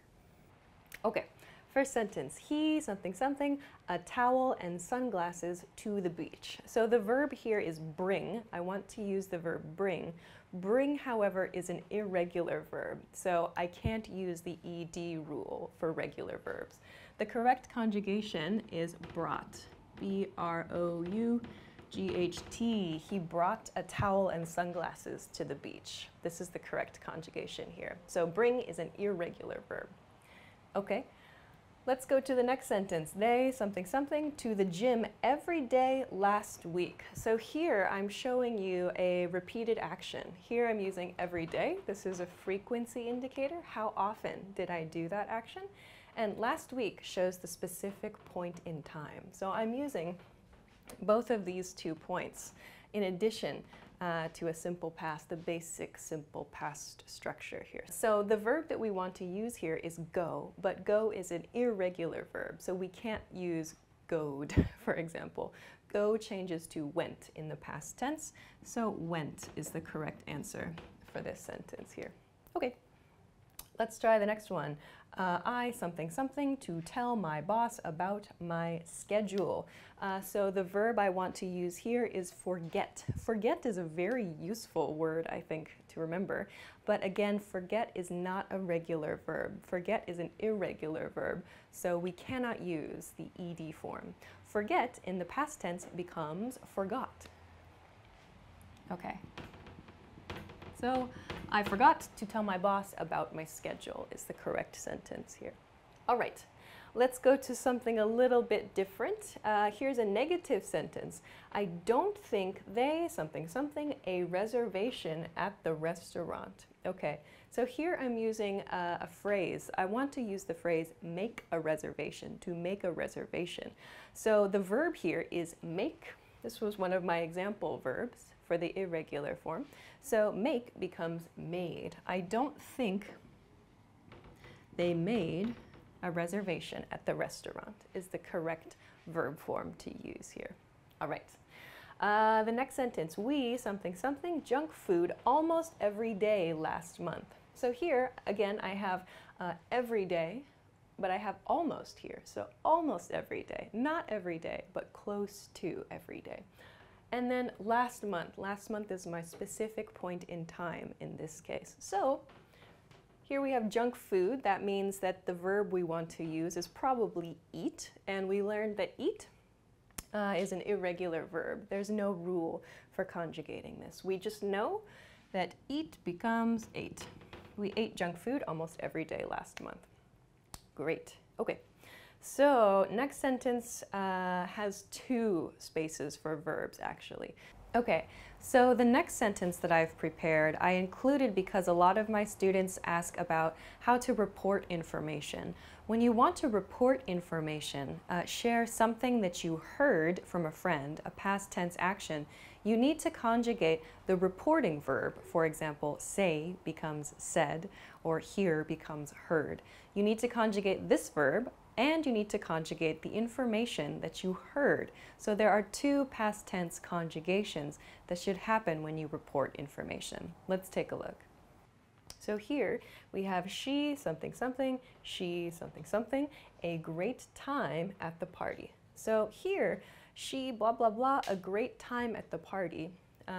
So we use the expression to have a great time, to have a great time. Again, have is an irregular verb, so we conjugate it to had. She had a great time at the party. Okay. But then to report your speech, so someone gave you information, past tense, give becomes gave you information.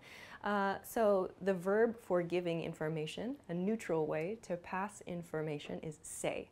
So to conjugate say into the past tense, it's an irregular verb, so we use said. Say becomes said. So she said she had a great time at the party. Okay. Please be careful of your pronunciation with the word said. A lot of people I've heard use said. Said is not correct, so please use said. It sounds like S-E-D, the pronunciation, but it's said. S-A-I-D is the spelling. Say becomes said. She said she had a great time at the party. Okay, so last one. Okay, so the last example sentence for today includes spaces for a few different verbs. I included this because I wanted to show you that you can use a lot of different information in one sentence just by connecting your past tense verbs together. So let's take a look.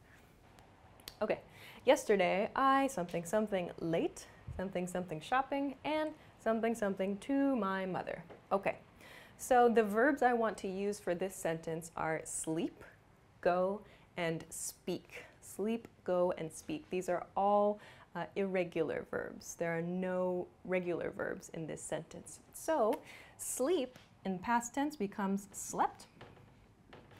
Go in past tense becomes went.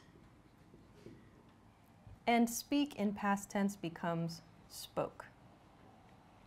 So here in one sentence, I have explained 3 things about my day yesterday.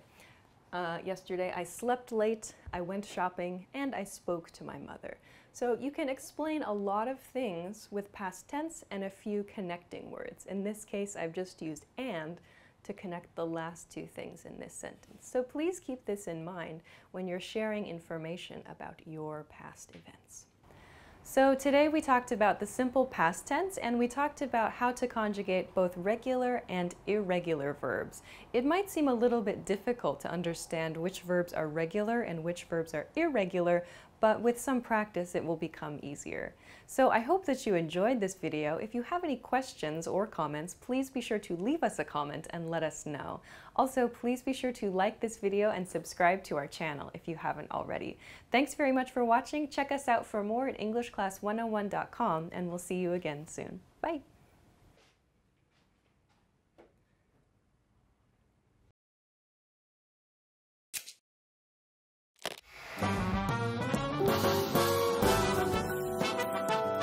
Welcome to EnglishClass101.com's English in 3 minutes, the fastest, easiest, and most fun way to learn English. Hey everyone, Alicia here. In this series, we're going to learn some easy ways to ask and answer common questions in English. It's really useful and it only takes 3 minutes. In this lesson, you're going to learn how to ask what someone's hobbies are without using the word hobbies. You've probably seen the question, "Do you have any hobbies?" or "What are your hobbies?" in an English textbook before. However, native English speakers almost never use the word hobbies when asking about them. A much more natural way to ask the same question is, "What do you do for fun?" Let's practice this question. What do you do for fun? What do you do for fun? You can also ask, what do you do in your free time? What do you do in your free time? So how would you answer this question? Let's look at how native speakers would do it. The easiest way is to say, "I like to," or just, "I like," followed by what you like to do. For example, if you like watching movies, you could say, "I like to watch movies," or "I like watching movies." "I like to watch movies," or "I like watching movies." And if you like golf, you could say, "I like to play golf," or "I like playing golf." "I like to play golf," or "I like playing golf." You can emphasize how much you like your hobby by adding a word like really in front of like. For example, "I really like watching movies." On the other hand, if you want to play down how much you like something, you can say kind of. For example, "I kind of like playing tennis." Now it's time for Alicia's advice. If you don't have any special hobbies or don't want to be specific, a good way to reply is, "I like hanging out with my friends," and stuff like that. I like hanging out with my friends, and stuff like that.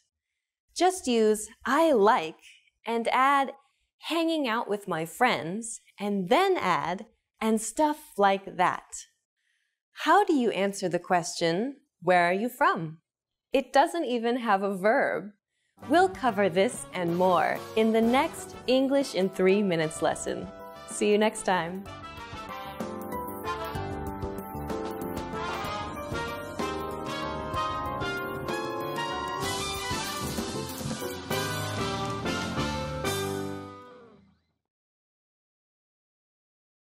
Hi everybody, my name is Alicia, and today I'm going to give a short explanation of some basic uses of the present perfect tense. So let's begin. Okay, the present perfect tense, what I'm going to talk about today, there are 2 basic points to think about when using the present perfect tense.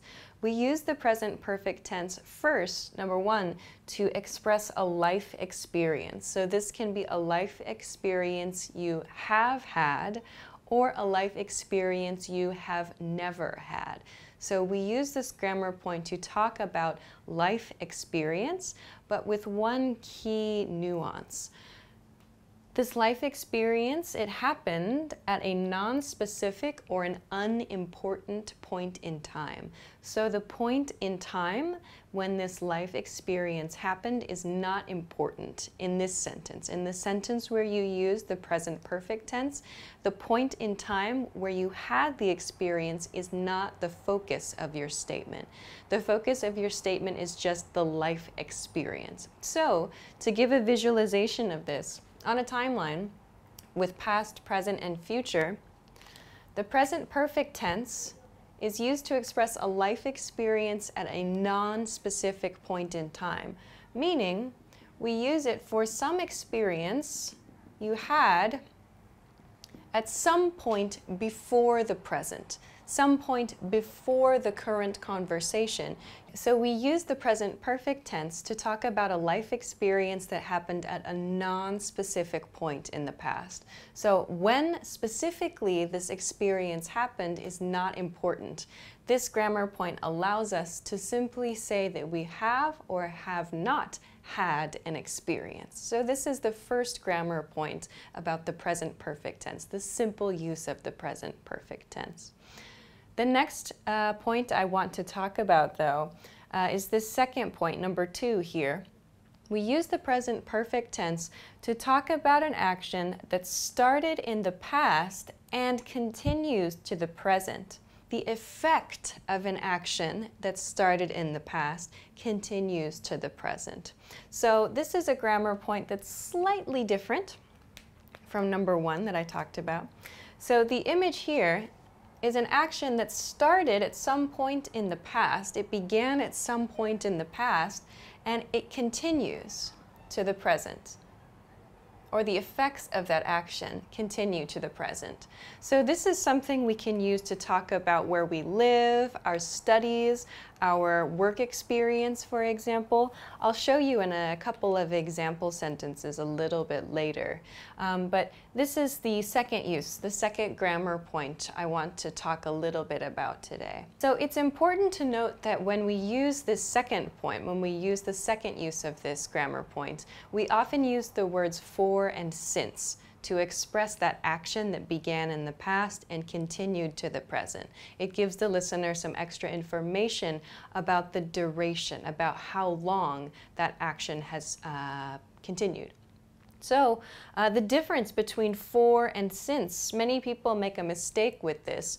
So use of for and since is important with grammar point number 2 here especially because it gives the listener some information about how long the action has been happening.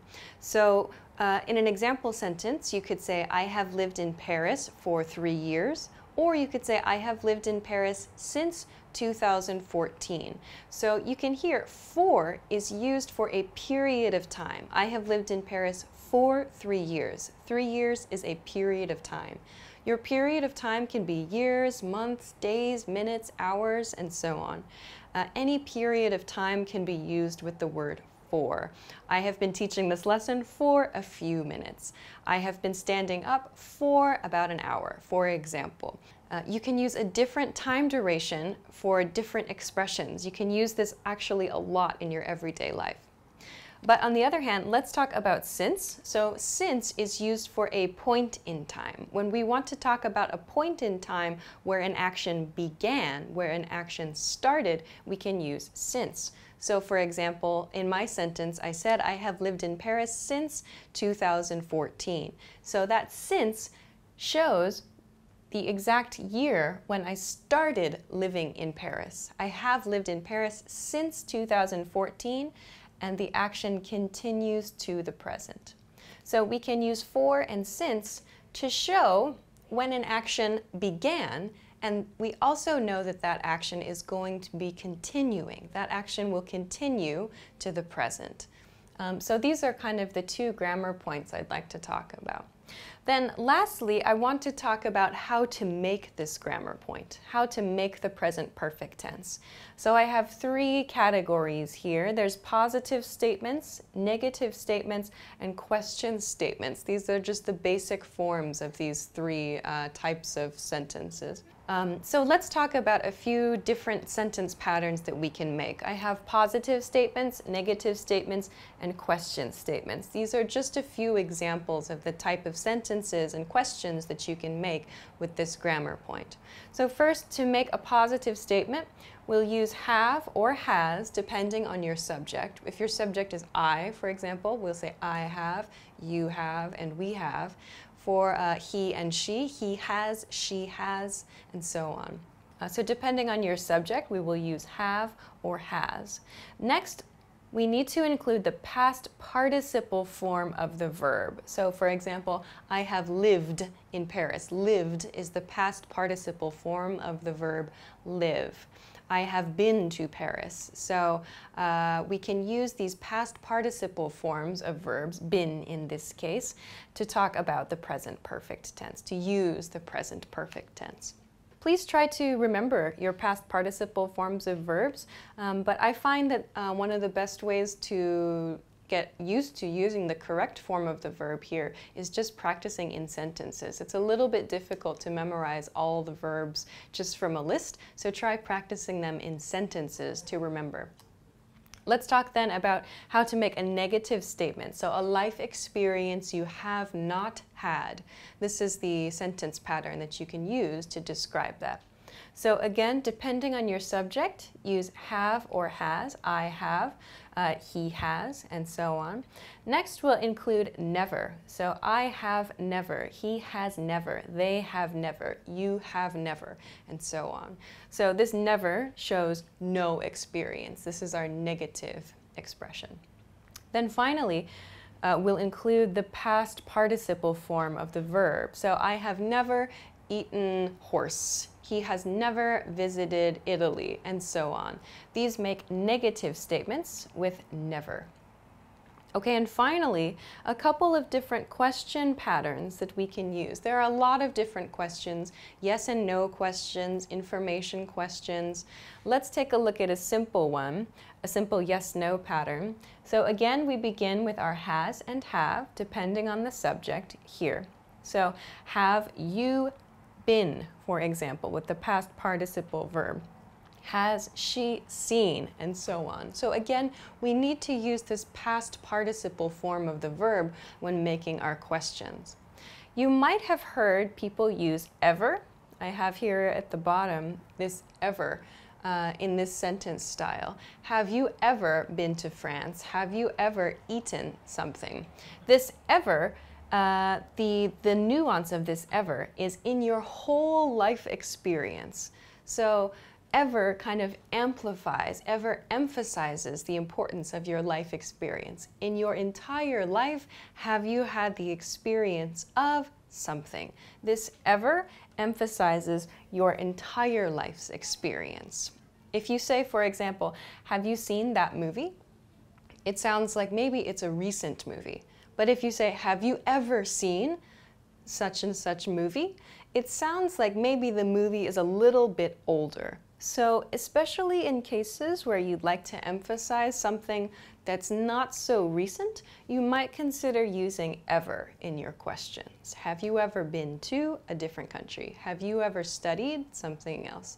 So using ever shows that maybe you're thinking about something a little bit further back, a little bit more in the past in someone's life. Okay, so now that we know this, let's take a look at a few example sentences that I've prepared. So first, I have they, something, something, in Germany. So here I want to use the verb live, live. So the past participle form of the verb live is lived, and my subject here is they. So I need to use they have lived in Germany. This is a very, very simple sentence. They have lived in Germany. I'm using this simple structure, this simple grammar point number 1, which we talked about. So this is just a life experience. When did they live in Germany? We don't know, but it's just the experience that we want to focus on in this sentence. I could change the sentence to say, they have lived in Germany since 1999. In that case, it means they live in Germany now also. However, if they do not live in Germany, they only want to express their life experience of living in Germany, they could say, they have lived in Germany. They have lived in Germany only, that sentence. So please be careful. They have lived in Germany since 1999 shows they still live in Germany. Saying they have lived in Germany shows only a life experience. If you'd like to give more information about where they live now, do it in the next sentence. They have lived in Germany, but they travel around a lot, and now they're living in Paris, for example. So using the present progressive tense to give some more information in the next sentence. Okay, so here we see grammar point number 1 is being used in this first sentence. Let's take a look here at a negative sentence. I something something, never something something to Italy here. We have the subject I here. We know that it's a negative sentence because it's never, so we need to use I have never, and then if I want to use the verb be, if I want to use the verb be, the past participle form of the verb be is been. I have never been to Italy is the correct sentence here. So I'm expressing no experience in my life. I have never been to Italy, meaning, as we talked about with grammar point number 1, in my whole life, I have not had an experience. So there's no time point being used here. I have never had the experience of going to Italy. Okay. Now, let's talk about the next example sentence. She something something something the test 3 times. So here I want to use the verb take. So to take a test. Take is going to be the verb for this sentence. So here my subject is she, and I know this is a positive sentence, a positive statement. So I'm going to use has, she has, and take, the past participle form of the verb take, is taken. She has taken the test 3 times. So this sentence shows in her life experience, at 3 times, 3 points in her life, she has taken the test. So we don't know when she took the test, but we know she has taken the test 3 times at some point in the past. This is what this sentence teaches us. We don't know when, just that she has taken the test 3 times. Okay. Next, let's look at this sentence. Maybe a very useful sentence for some people who are watching this video on this channel. So this is I something something English for 2 years. Okay, so there's a big hint word here. I have the word for included in this sentence. Remember, we use for to talk about a time period, So that connects to grammar point 2, which we talked about over here. So remember, with grammar point number 2, for present perfect tense, we're showing an action that started in the past and continues to the present. Okay, so the verb I want to use here is study, study. So my subject is I, so I need to use have in this case, and the past participle form of study is studied. So I have studied English for 2 years. This shows us a length of time, a period of time, a duration for your studies. It shows your studies are continuing. You are still studying English. 2 years ago, you started, and you have continued since that time. You have continued studying for 2 years. So this sentence shows us that you have studied English and how long you have studied English. Lots of information here. Okay, let's talk about the next sentence, a question sentence now. Okay, so here my subject, I have he is here. So I know that because the subject of the sentence is he, I need to begin my question with has. Has he something something? So here I want to use the verb take. Take out the trash is sort of a set phrase. So the past participle form of take is taken. Has he taken out the trash? Meaning, perhaps today, at some point, has he taken out the trash? So maybe we don't know when, and when he took out the trash is not important. Just has he finished the task at some point today? So we use the present perfect tense for that. So we can use the simple past sentence, did he take out the trash? But the reason that it sounds a little bit more natural to say, has he taken out the trash, is because of this point we talked about here, the effects of that action. So if he did or did not take out the trash, it could affect the people around him or the environment around him. So, has he taken out the trash? If the answer is no, it might mean there's some negative effect in the environment. If the answer is yes, perhaps it means the people in the environment will be happy. There will be a happy effect of that. So this is the consideration. It's a very, very small point. If you ask, did he take out the trash? It's okay to use. But keep in mind though, you may hear people say, has he taken out the trash as well? And this is the reason why. The effect of taking out the trash is what's kind of the nuance of this expression. Great. So let's talk about the next example sentence. Which country something something use something something to? So in casual, kind of more everyday friendly spoken English, it's okay to end your sentence with a preposition, in this case to. So here I have an information question. Which countries, I need to use have or has here, plus you. So that tells me I should use have. Which countries have you? And I want to use, again, the verb be here. So I know it should be been. Which countries have you been to? So again, in your life experience, which countries have you been to? When is not important, just in your life. Where, which countries? Okay, let's look at the next one. You'll see I have a little apostrophe. Maybe you can see it on the screen there. There's a little apostrophe here, which is a pronunciation hint. So this is a yes or no question. You something something, never something something, a motorcycle. So motorcycle, the verb I want to use with motorcycle is ride. Ride, the past participle form is ridden. You've never ridden a motorcycle is the complete sentence here. So I mentioned this pronunciation hint. You have becomes you've in the contracted form, you've. So try not to use you have, he has, she has. Try to use that apostrophe VE or apostrophe S sound when you're speaking. You've never, he's never, she's never. Sounds a lot more natural and a lot more fluent as well than he has or she has or you have. So please try to use the contracted form here. So this sentence, you've never ridden a motorcycle, meaning in your life experience, you have never ridden a motorcycle. So this is a yes or no question. No, I've never ridden a motorcycle could be the answer. Or yes, I have actually ridden a motorcycle.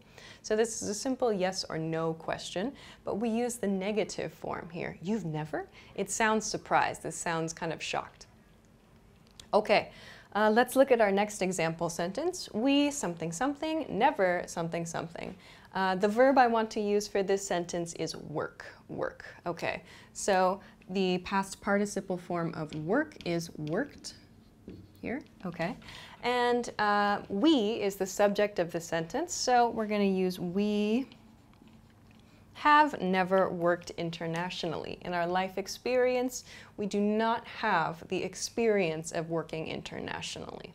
Okay, finally, they something something in Paris since 2015. So just as we practiced with this example sentence with for, here we see since. So this shows us that maybe a specific point in time, in this case 2015, is going to give us some extra information about this situation. So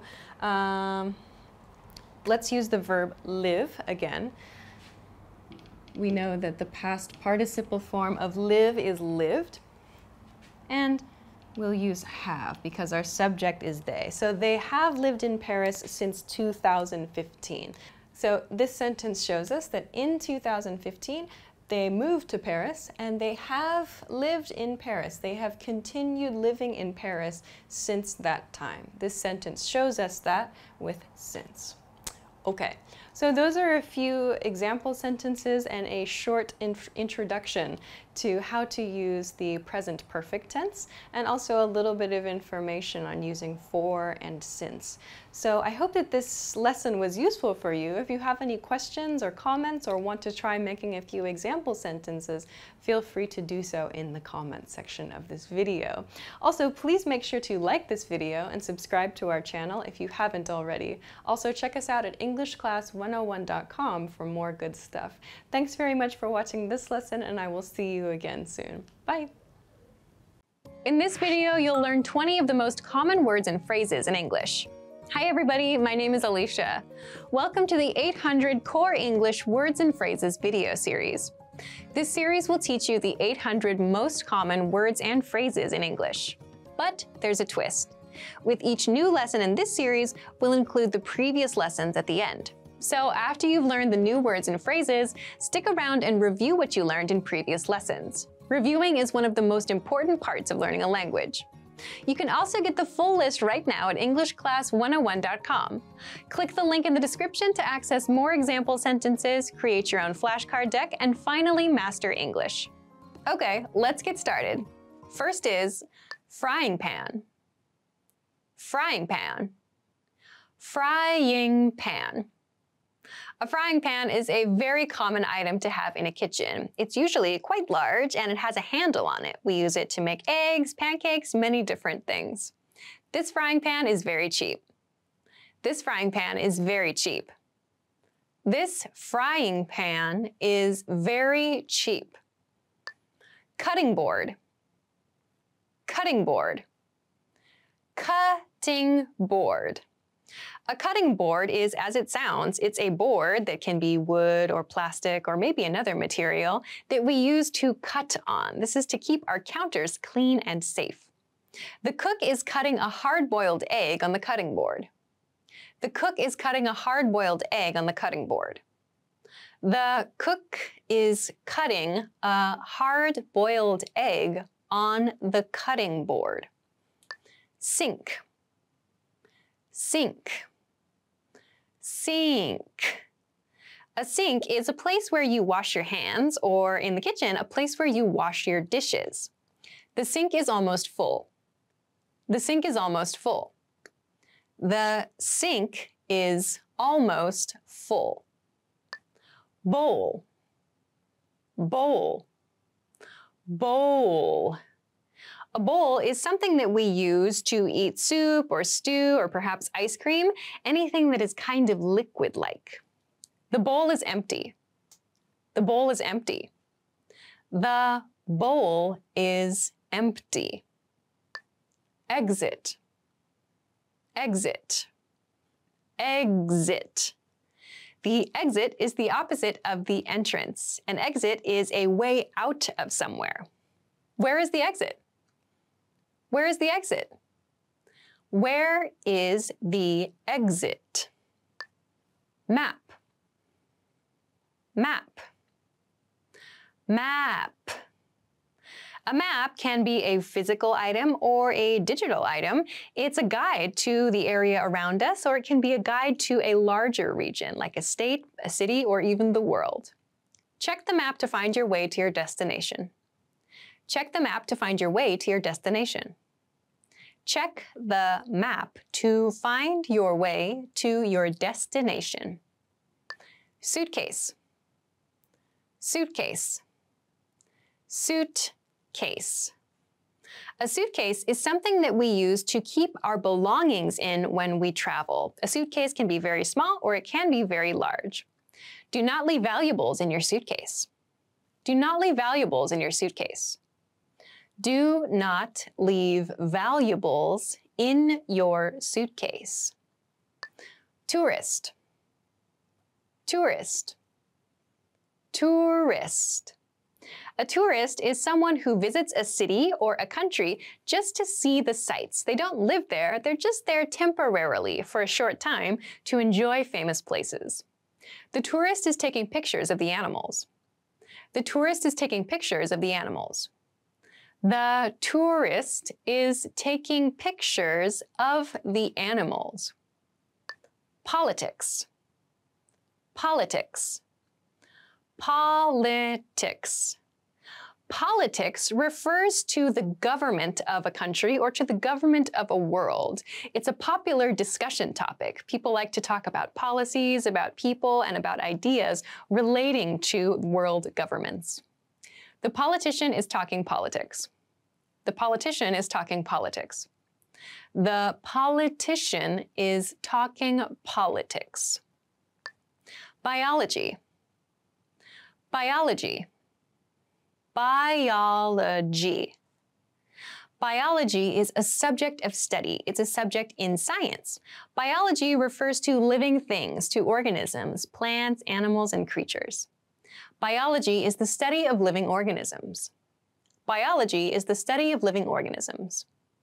Biology is the study of living organisms. Chemistry. Chemistry. Chemistry.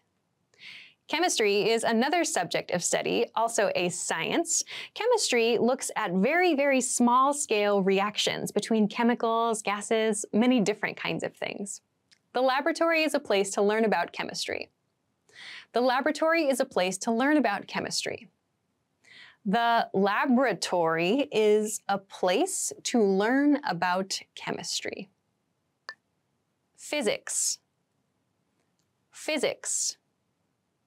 Physics. Physics is another topic in the science category. Physics looks at how we understand the world in terms of things like time and space and gravity.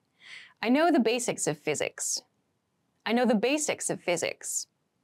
I know the basics of physics. Economics. Economics. Economics. Economics is the study of the economy, so this refers to the money that comes and goes and moves around inside a country, or around the world as well. Economics is a good background for many fields. Economics is a good background for many fields. Economics is a good background for many fields. Put. Put. Put. Put is a verb. We can understand it as meaning to place, so it sounds a little bit less formal than place. Please try to put this box on the top shelf. Please try to put this box on the top shelf. Please try to put this box on the top shelf. Remember. Remember. Remember. Remember is a verb. It means to recall information, to be able to think of something that you saw or heard or learned about in the past. I'll try to remember. I will try to remember. I will try to remember. Hold. Hold. Hold. Hold is a verb which refers to keeping something, usually in your hand. Hold on to the handrail. Hold on to the handrail. Hold on to the handrail. Shopping cart. Shopping cart. Shopping cart. A shopping cart is something we use in the supermarket. They're generally kind of large. We can push them around the store and we put our items inside. The shopping cart is empty. The shopping cart is empty. The shopping cart is empty. Plastic bag. Plastic bag. Plastic bag. A plastic bag is the bag that we get from many stores like supermarkets or convenience stores or maybe other retail stores. We get a plastic bag after we purchase items. The man is carrying a plastic bag full of groceries. The man is carrying a plastic bag full of groceries. The man is carrying a plastic bag full of groceries. Comedy. Comedy. Comedy. Comedy is an art form. It's the art of making people laugh. Comedy is also a movie genre. They're watching a comedy and laughing. They're watching a comedy and laughing. They're watching a comedy and laughing. Novel. Novel. Novel. A novel is a type of book. It's a long story. So there are many different kinds of books. Books that are novels refer to these long stories, often with complex plots and interesting characters. I like suspense novels. I like suspense novels. I like suspense novels. Well done. In this lesson, you expanded your vocabulary and learned 20 new useful words. Click the link in the description and sign up for free at EnglishClass101.com to get access to the full list of vocabulary you'll need for daily life conversations. You'll also get example sentences, custom flashcard decks, and more learning resources. See you next time. Bye! Hi everybody, my name is Alicia. In this lesson, I'm going to talk about could have, should have, and would have, what they mean, how to use them in the negative, and the differences between them. So let's get started. First, I want to begin with could have. Let's look at the positive and the negative meanings of could have. First, positive. We use could have, positive, for something that was possible in the past. So to give kind of an image of this, if our conversation is happening now, when we use could have, we're talking about something that had possibility in the past, something we were able to do, for example. An example sentence, if I had known you were throwing a surprise party, I could have helped. I could have helped. So here, could have shows us that this action, helping, was possible in the past. In this case, the speaker did not know some information, and as a result, this action did not happen, but it was possible at a point in the past.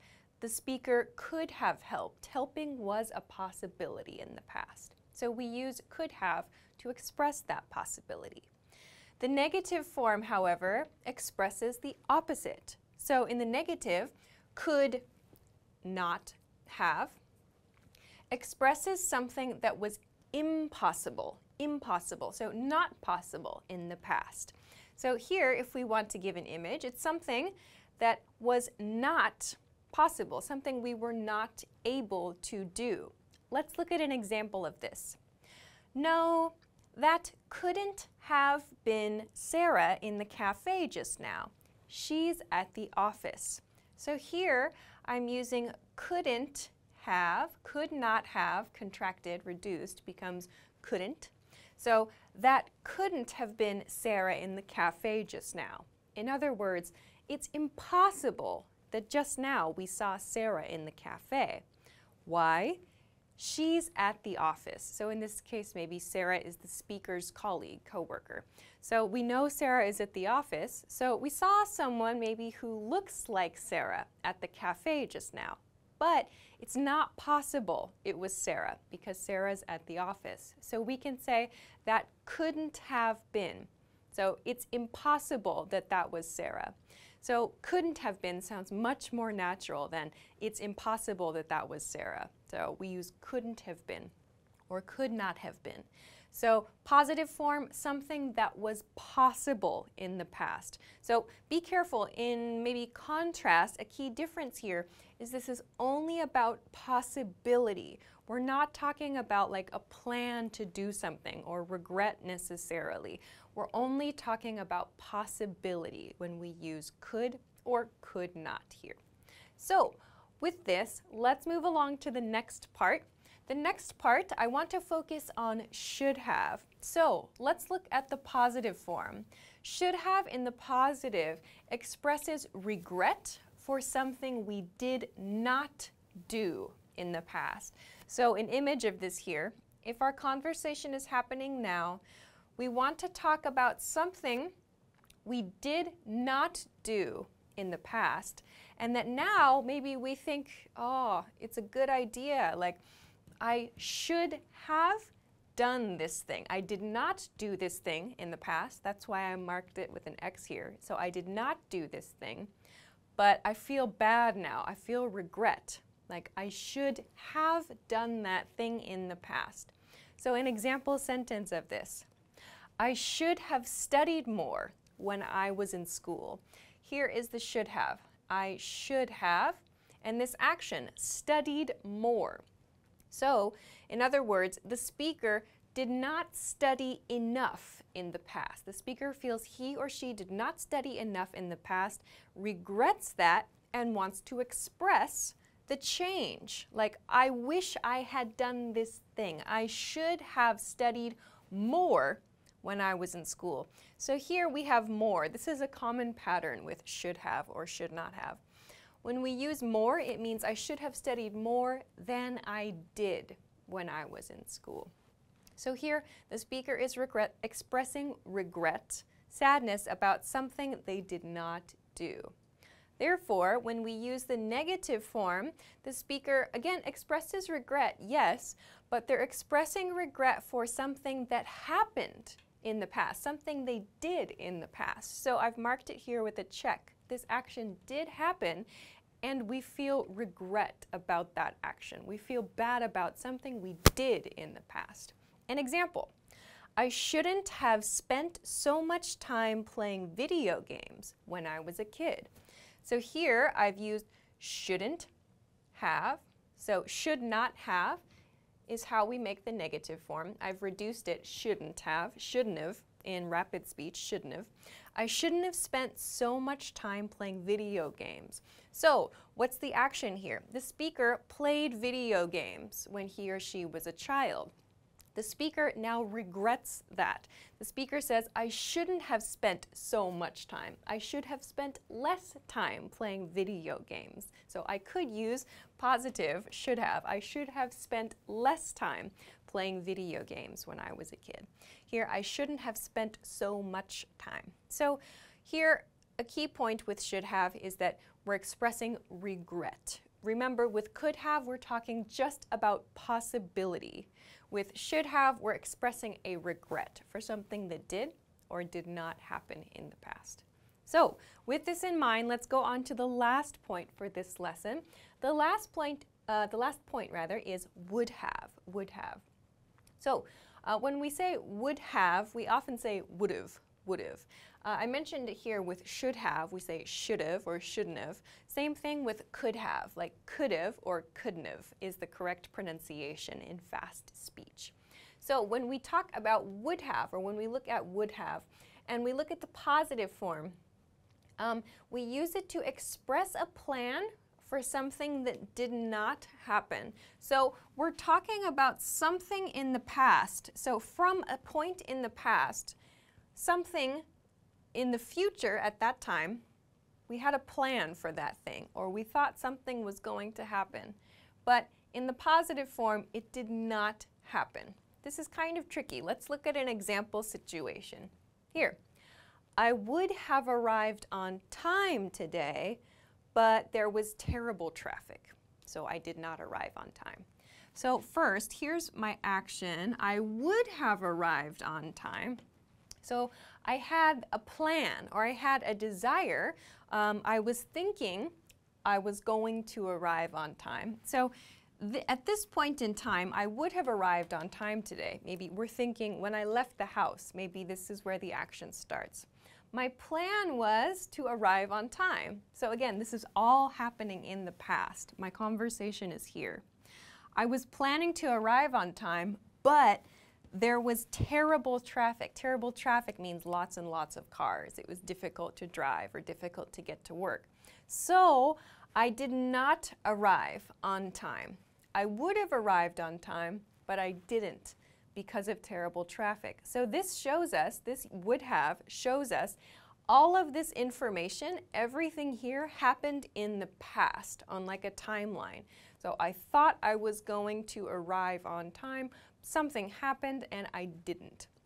So we can use would have to show like our thinking in this point, would have in the past, about a future action that is also in the past. So a couple of past points there at the same time. Okay, so let's compare this then to the negative form. The negative form then expresses the opposite. So we have a lack of plan, or a lack of a desire. So lack of something means no plan or no desire. So lack of plan for something that happened in the past. It did happen, yes. So we commonly use both of these to talk about other people's choices, like when we're giving advice. This example sentence is a very common way that we use would not have or wouldn't have. Let's look. If I were you, I wouldn't have quit my job before I found a new position.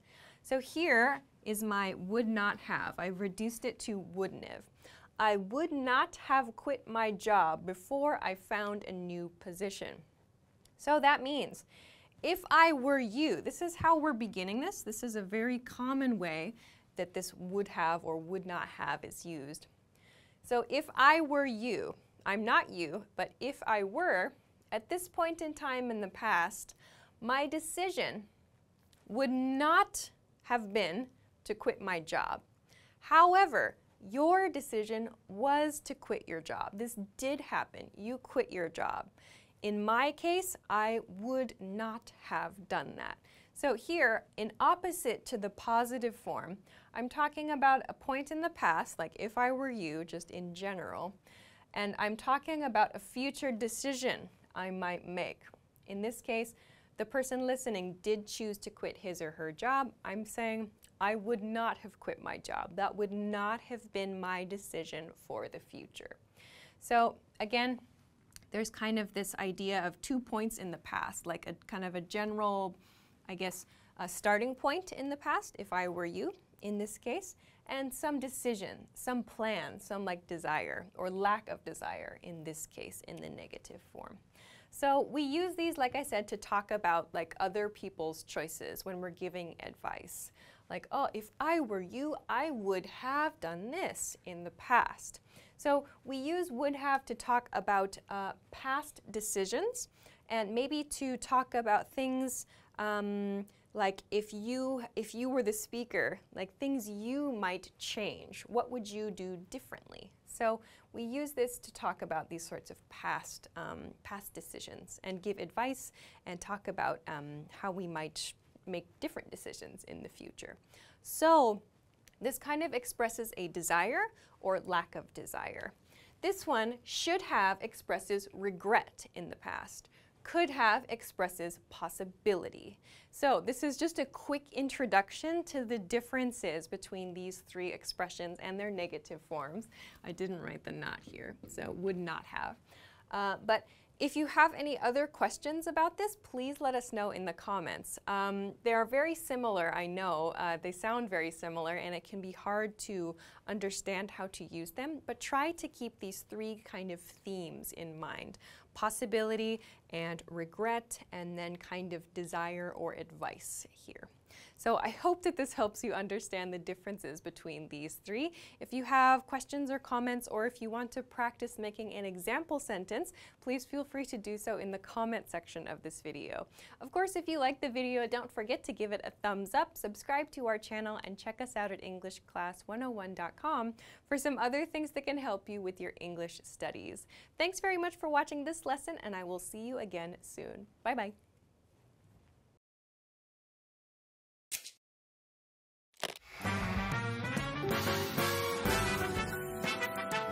Welcome to EnglishClass101.com's English in 3 minutes, the fastest, easiest, and most fun way to learn English. Hi, how's it going? I'm Alicia. Nice to meet you. In this series, we're going to learn some easy ways to ask and answer common questions in English. It's really useful, and it only takes 3 minutes. In this lesson, you're going to learn new, more common ways to ask and answer the question, "How are you?" in English. You've probably learned, "How are you?" and "I'm fine" in textbooks before, but in the United States, people will usually ask this question and answer it in a different way. First, let's review. If someone says, "How are you?" you can say, "I'm fine." I'm fine. Here are some other ways to answer. Pretty good. This means about the same thing as I'm fine. Pretty good. We also have not bad. You can use this if you are feeling just okay or so-so. Not bad.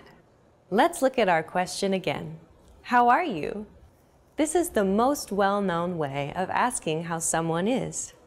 You could use it when you want to be polite. But now, let's look at some different ways to ask how someone is. These ways are more casual and much more common. First, hey, how's it going? Hey, how's it going? You can answer this in many ways. If you're feeling good, you can say, good. Good.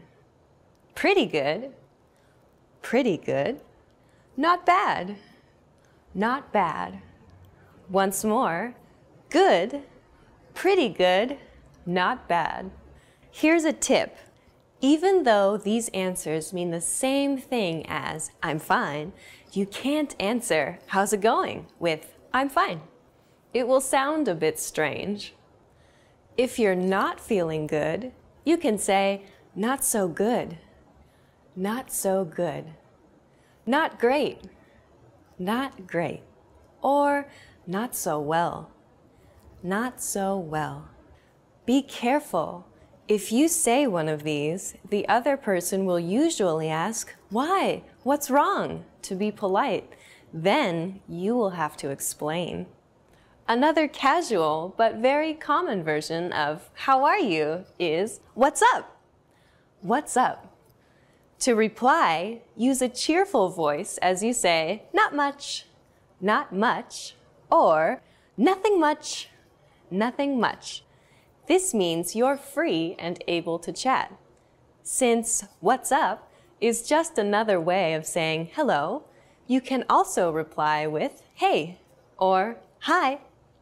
Now it's time for Alicia's advice. A lot of the time, when we ask questions that mean, how are you, in English, we're not actually asking about the other person's health. We're only asking to be polite. You should think of these questions as another way of saying hello, a way for the conversation to get started, instead of actual, literal questions. In fact, when someone asks you, what's up, you don't even have to answer. Just say, what's up, in reply. Do you know the difference between what do you do and what are you doing? It's a little tricky, but we'll explain it simply in the next English in 3 minutes lesson. See you next time.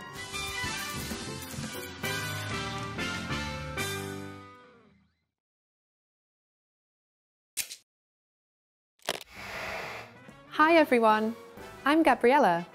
How are your English listening skills? In this video, you'll have a chance to test them out with a quiz. First, you'll see an image and hear a question. Next comes a short dialogue. Listen carefully and see if you can answer correctly. We'll show you the answer at the end. Are you ready? A woman is asking a store clerk something at a bookstore. Which book does the woman want to see? Excuse me, I'd like to take a look at a book on that shelf. Which book would you like? The one about cars. One moment, please. This one? Yep, that's right. Here you go. Which book does the woman want to see?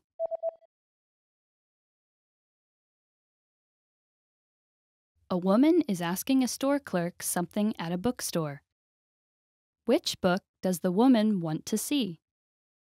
Excuse me, I'd like to take a look at a book on that shelf. Which book would you like? The one about cars. One moment, please. This one? Yep, that's right. Here you go. Did you get it right? I hope you learned something from this quiz. Let us know if you have any questions. See you next time.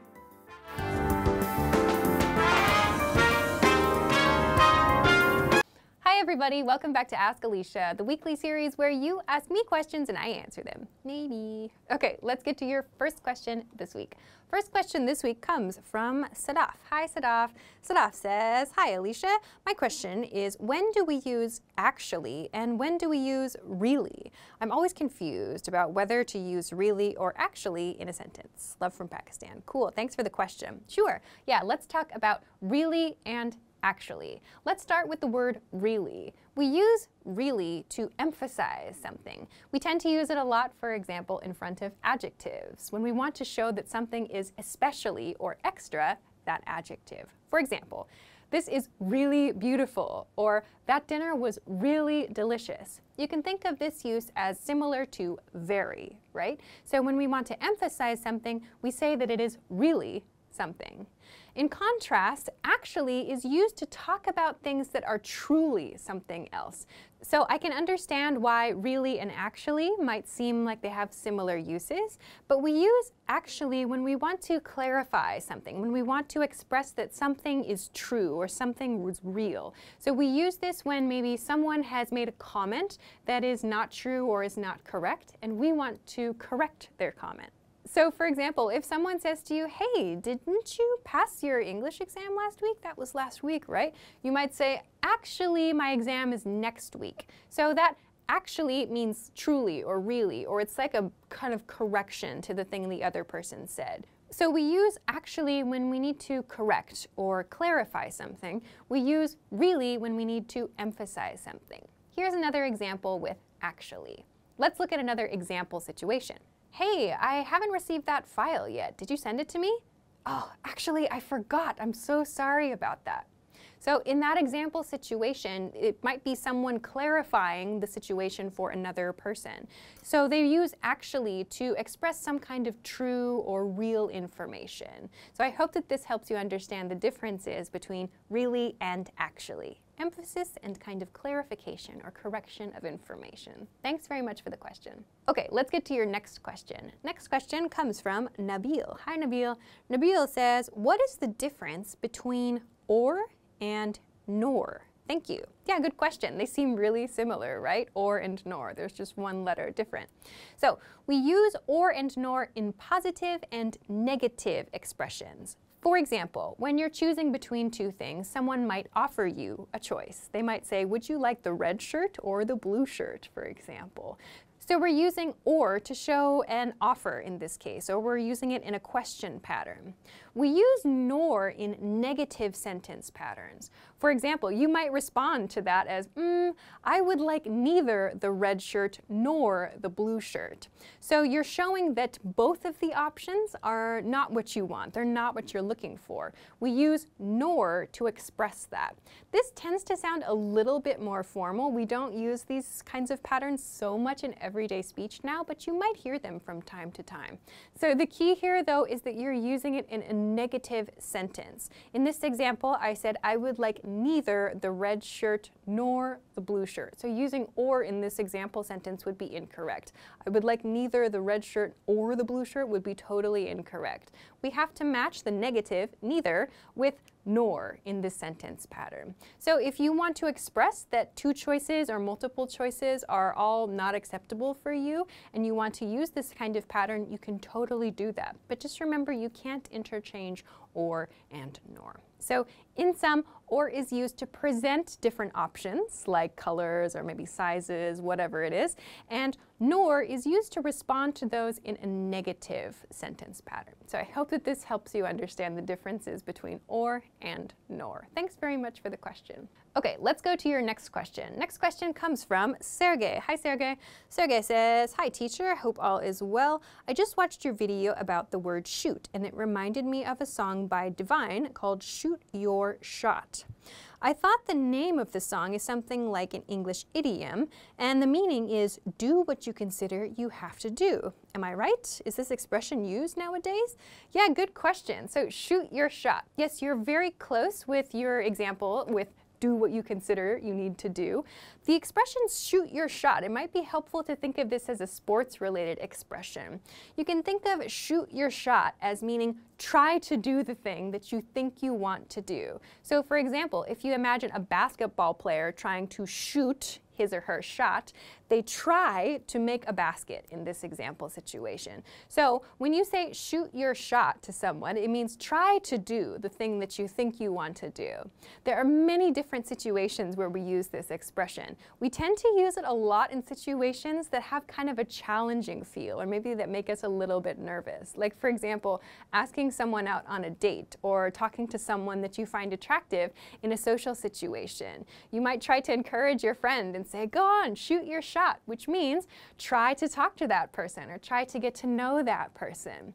So in those situations, it's always like try to do the thing that you want to do, or give it a go is another way you might hear this expressed. So these are all kind of encouraging expressions that are like saying, try it. If you think you need to do it or you think you want to do it, give it a try. So that's what this shoot your shot expression means. Thanks very much for the question. I hope that it helped you. Okay, that is everything that I have for this week. Thank you, as always, for your great questions. Remember, you can send them to me at englishclass101.com/ask-Alicia. There is a link in the description if you want to check that out there. Also, please don't forget, if you like this video, give it a thumbs up and subscribe to this channel if you have not already. Also, check us out at englishclass101.com for some other things that can help you with your English studies. Thanks very much for watching this week's episode of Ask Alicia, and I will see you again next time. Bye! Yeah! Hi everybody, welcome back to Top Words. My name is Alicia, and today we're going to be talking about tongue twisters. Tongue twisters are phrases that are difficult to say, so they're really good chances to practice your pronunciation. Let's go. Sally sold seashells by the seashore. Sally sold seashells by the seashore. This one's difficult because of the s and sh sounds. Sally sold seashells by the seashore. Sally sold seashells by the seashore. Sally sold seashells by the seashore. That one's not so bad. Okay, okay, we'll move on. Next. Betty Botter bought some butter, but she said the butter's bitter. I've never seen this before. Okay. Betty Botter bought some butter, but she said the butter's bitter. That's a good one. That's a good one. I feel like you could have thrown the word like but in there somewhere too. Betty Botter bought some butter, but she said the butter's bitter. Ah, that's a good one. It's very bubbly. Betty Botter bought some butter, but she said the butter's bitter. It's like if I knew the words, I could probably say it faster. Betty Botter bought some butter, but she said the butter's bitter. Butter's bitter. Bitter, butter, bitter. But she bought some butter, but she said the butter's bitter. Is this enough? I don't know when to stop. How much wood would a woodchuck chuck if a woodchuck could chuck wood? The next tongue twister is also a classic one about woodchucks. Woodchucks are real creatures that exist on the west coast of the United States, primarily in Washington and Oregon. They're like beavers, but they don't live in rivers. They live in like forests and rocks. The tongue twister is, how much wood would a woodchuck chuck if a woodchuck could chuck wood? How much wood would a woodchuck chuck if a woodchuck could chuck wood? And then there's a common response to that, which is, it would chuck all the wood that a woodchuck could if a woodchuck could chuck wood. We definitely talked about this one in that English topics episode we did about tongue twisters. Lesser leather, never weathered, wetter weather better. Oh, I've never seen this. Lesser leather, never weathered, wetter weather better? Hang on, I'm just like astounded by the grammar of this sentence. Lesser leather, never weathered, wetter weather better. Oh, that's hard. It's the wetter weather better, wetter weather better part. Those last three words. Lesser leather, never weathered, wetter better.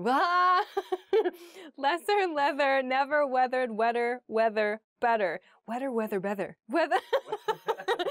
It's the weather better that's hard. Weather better. Weather better, weather better, wetter weather better. Yeah, that's it. Lesser leather, never weathered, wetter weather better. Ah, on to the next one. If two witches would watch two watches, which witch would watch which watch? If two witches would watch two watches, which witch would watch which watch? Did you write these? Did you write these? Did you find these on the internet? Someone's brilliant. If two witches would watch two watches, which witch would watch which watch? Oh, that one's a good one. If two witches would watch two watches, which witch would watch which witch would watch which watch? Ah, all right, that's the end. Wow, those are really good tongue twisters. The one that always gets me from that episode of English Topics that we did was Irish wristwatch. Irish wristwatch. Hard one. And one we came up with the other day was sushi session.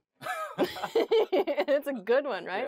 They were like, let's go for a sushi session. I was like, that's hard. Sushi session, sushi session, sushi. Ah, that's a really good one too. Irish wristwatch and sushi session. All right, so those are Those are tongue twisters. Give them a try. They are really, really great ways to practice your pronunciation. If you know any other tongue twisters, please share them with us in a comment so that we can all give them a try. Thank you very much for watching this episode of Top Words. If you liked this video, please be sure to hit the like button and subscribe to our channel if you haven't already. Thanks very much for watching this episode, and we'll see you again soon. Bye! Oh my god, I want to have this job where I just sit at like my desk and I just think of, that's probably what somebody does, like they're bored at their job and then they just think of these sorts of things.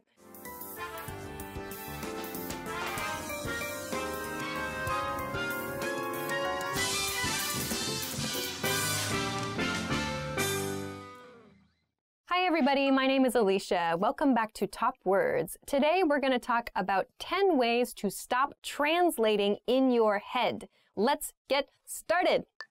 Identify objects around you in English. The first way to stop translating in your head is to identify the objects around you in your target language. So if you're studying English, that means you look at the objects around the room. Look at the things in your life. Don't think of them in your native language first. Think of them in your target language first. So if I look around the room, I see a computer, I shouldn't think my native language word, I should think my target language word. So start with the items and the situations in your everyday life. If I say computer in English, maybe I should say computer in Japanese. I should say not, water in English, I should say omizu in Japanese. So start associating the words in your target language with your everyday life now. So if you're studying English, that means start getting familiar with the things in your everyday life in English. Repeat phrases you hear native speakers use. Tip number 2 is to repeat the phrases that you hear native speakers use. So if you're watching this channel, for example, or you're watching a TV show or a movie, listen for the way that native speakers make those phrases. If you hear a phrase you have never heard before, or you hear an interesting combination of words, try to repeat them yourself. Don't just listen. Try to say them yourself. If you're in a public space and it's difficult for you to do that, fine. Practice in a place where you feel more comfortable. Maybe if you have some private space to practice. Just repeat them. Get your mouth used to saying the words the way that the native speakers do.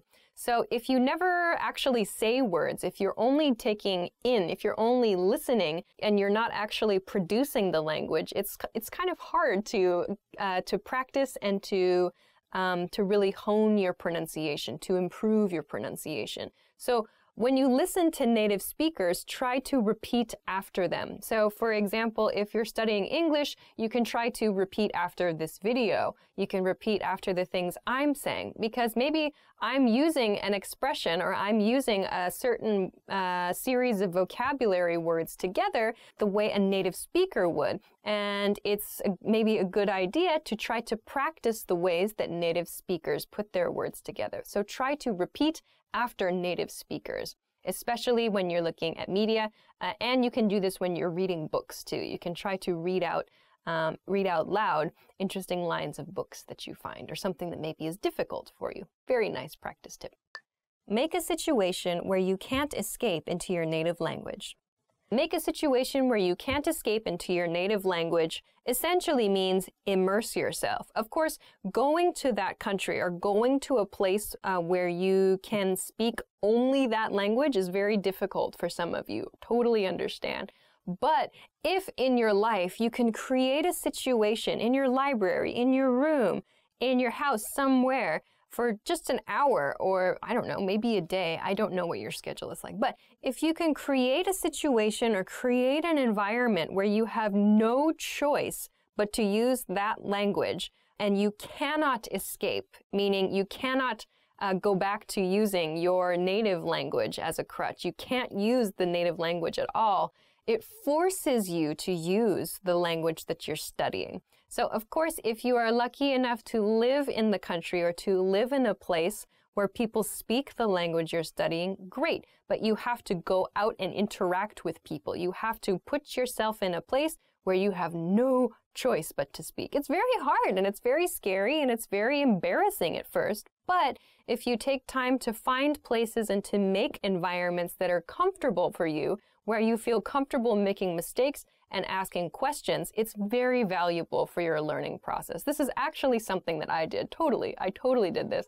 My Japanese wasn't very good for a long time, but then I started making friends who could not speak English. Actually, I just did this through finding hobbies. There was a hobby that I had. I joined a group. I joined actually a school where I could learn how to do that hobby. And everything was taught only in Japanese. and the people in my class only spoke Japanese, mostly. And then maybe we would go out for drinks and food late at night or on the weekends, and everybody spoke only Japanese. And if I couldn't communicate even simply in Japanese, I had no hope of keeping that friendship together. So it forced me to study. It forced me to think about the words they were using and to try to learn those words, those patterns, as well as how to produce them naturally myself. So I was learning the vocabulary words the people around me were using and learning how to apply them on my own. That was only possible because I had no escape in those situations. So try to do that, even if you can do it yourself in your house. It's super helpful, I think. Watch TV and movies in your target language without subtitles. Tip number 4 is to watch TV and movies in your target language without subtitles, So I think that watching with subtitles can be very beneficial. So if I'm watching something, or if you want to watch something with subtitles on, great. But I sometimes find that in my case, I think too much about reading the subtitles and I forget to listen.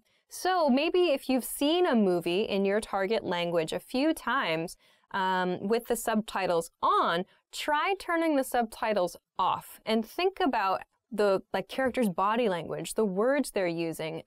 You can always look that up later. Look up the words you don't know in a dictionary, but try to do it where you're focusing completely on the way that people are using their words. Try not to use the subtitles. So kind of play around with it a little bit. If there's a word that's difficult for you to hear, you can actually turn on the subtitles in the native language of the movie as well.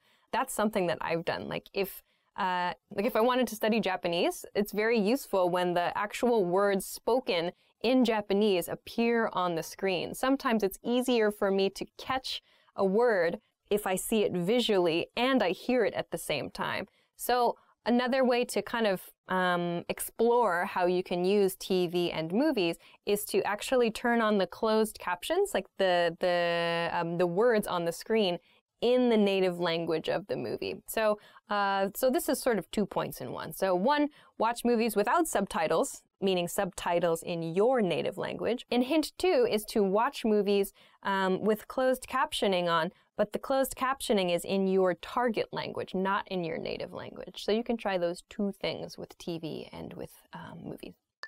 Don't bring a dictionary to your lesson. Tip number 5 is don't bring a dictionary to your lesson. Okay, so give me a second here. So I understand that dictionaries, especially electronic dictionaries, we have them on our phones now, are very, very convenient.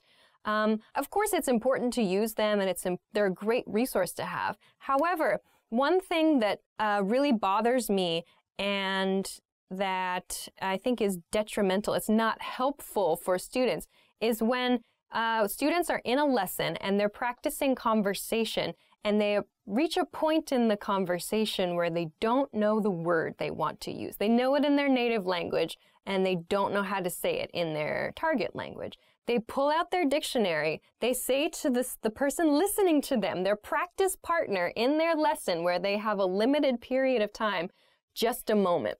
And then they look it up on their phone and it takes a few seconds, the flow of the conversation stops, and then they say a word.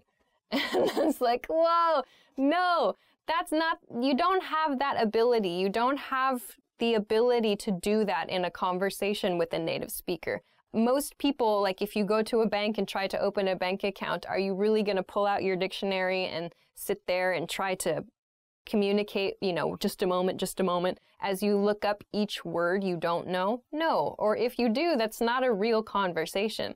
So instead, try using a different strategy. By that, I mean, if you find a word you don't know in conversation, explain the word to your conversation partner. Maybe they know the word. If you're speaking with a native speaker, this is a chance for them to teach you a word.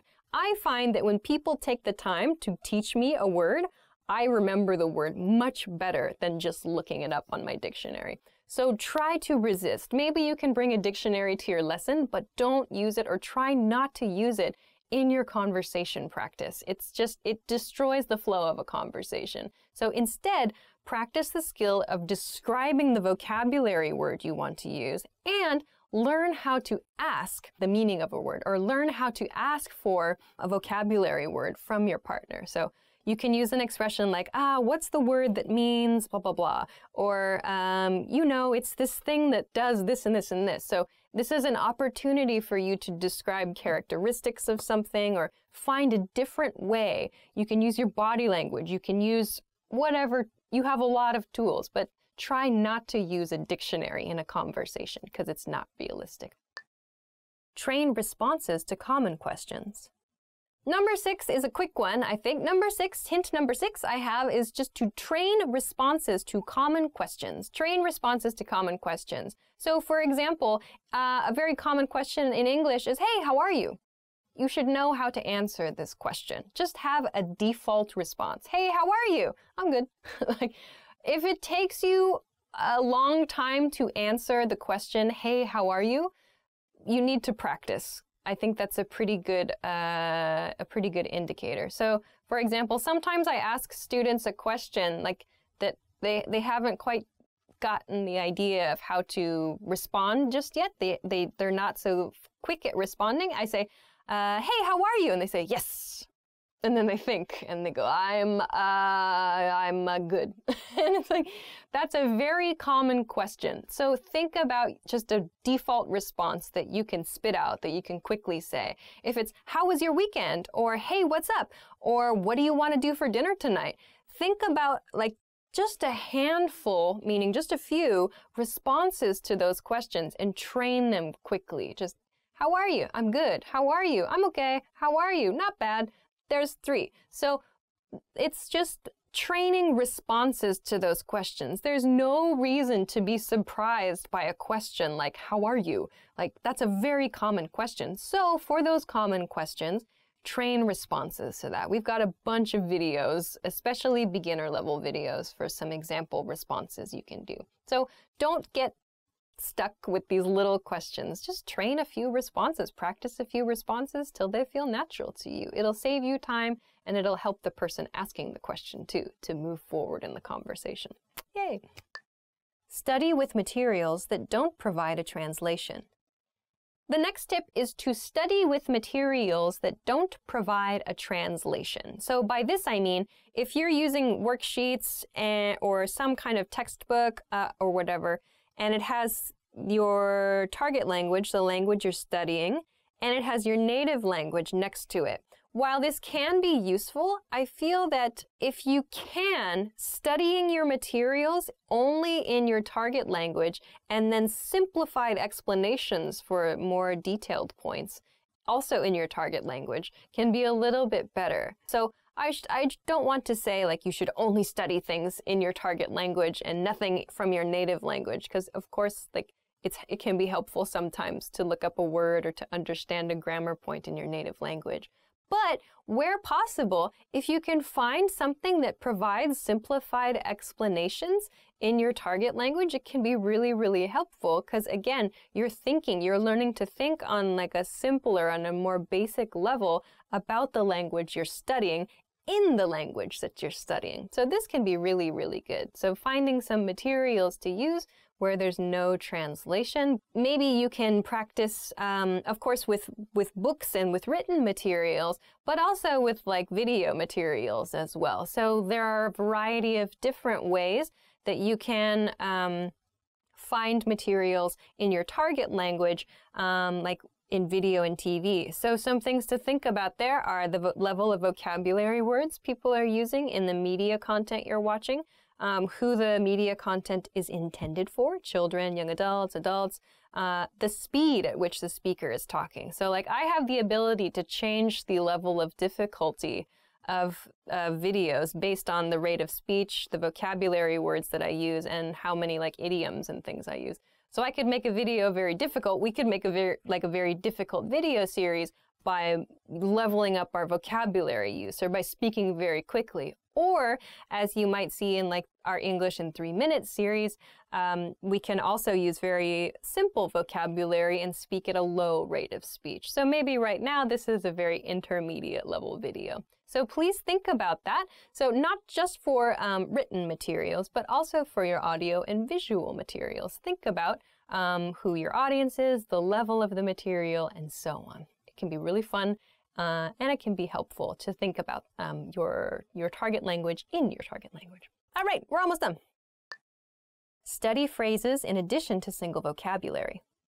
The next tip is study phrases in addition to single vocabulary words. So yes, of course, vocabulary is important, but I find it personally very, very useful to look at how a vocabulary word is used in a phrase. Because sometimes using it in a phrase helps you understand the nuance of that vocabulary word really, really well. So if like a word like crazy, for example, in English, depending on the situation where the word crazy is used, it could mean something different. It could mean like a person who is mentally confused or mixed up. It could also mean something really good. It could mean something really bad. So if we look only at the word crazy, it's quite difficult to understand really the meaning of the word. But if you look at the way the word is used in a phrase, you can get a lot more information. So take a look at the way people use words in phrases, not just as single vocabulary words. You can learn a lot more that way, I think.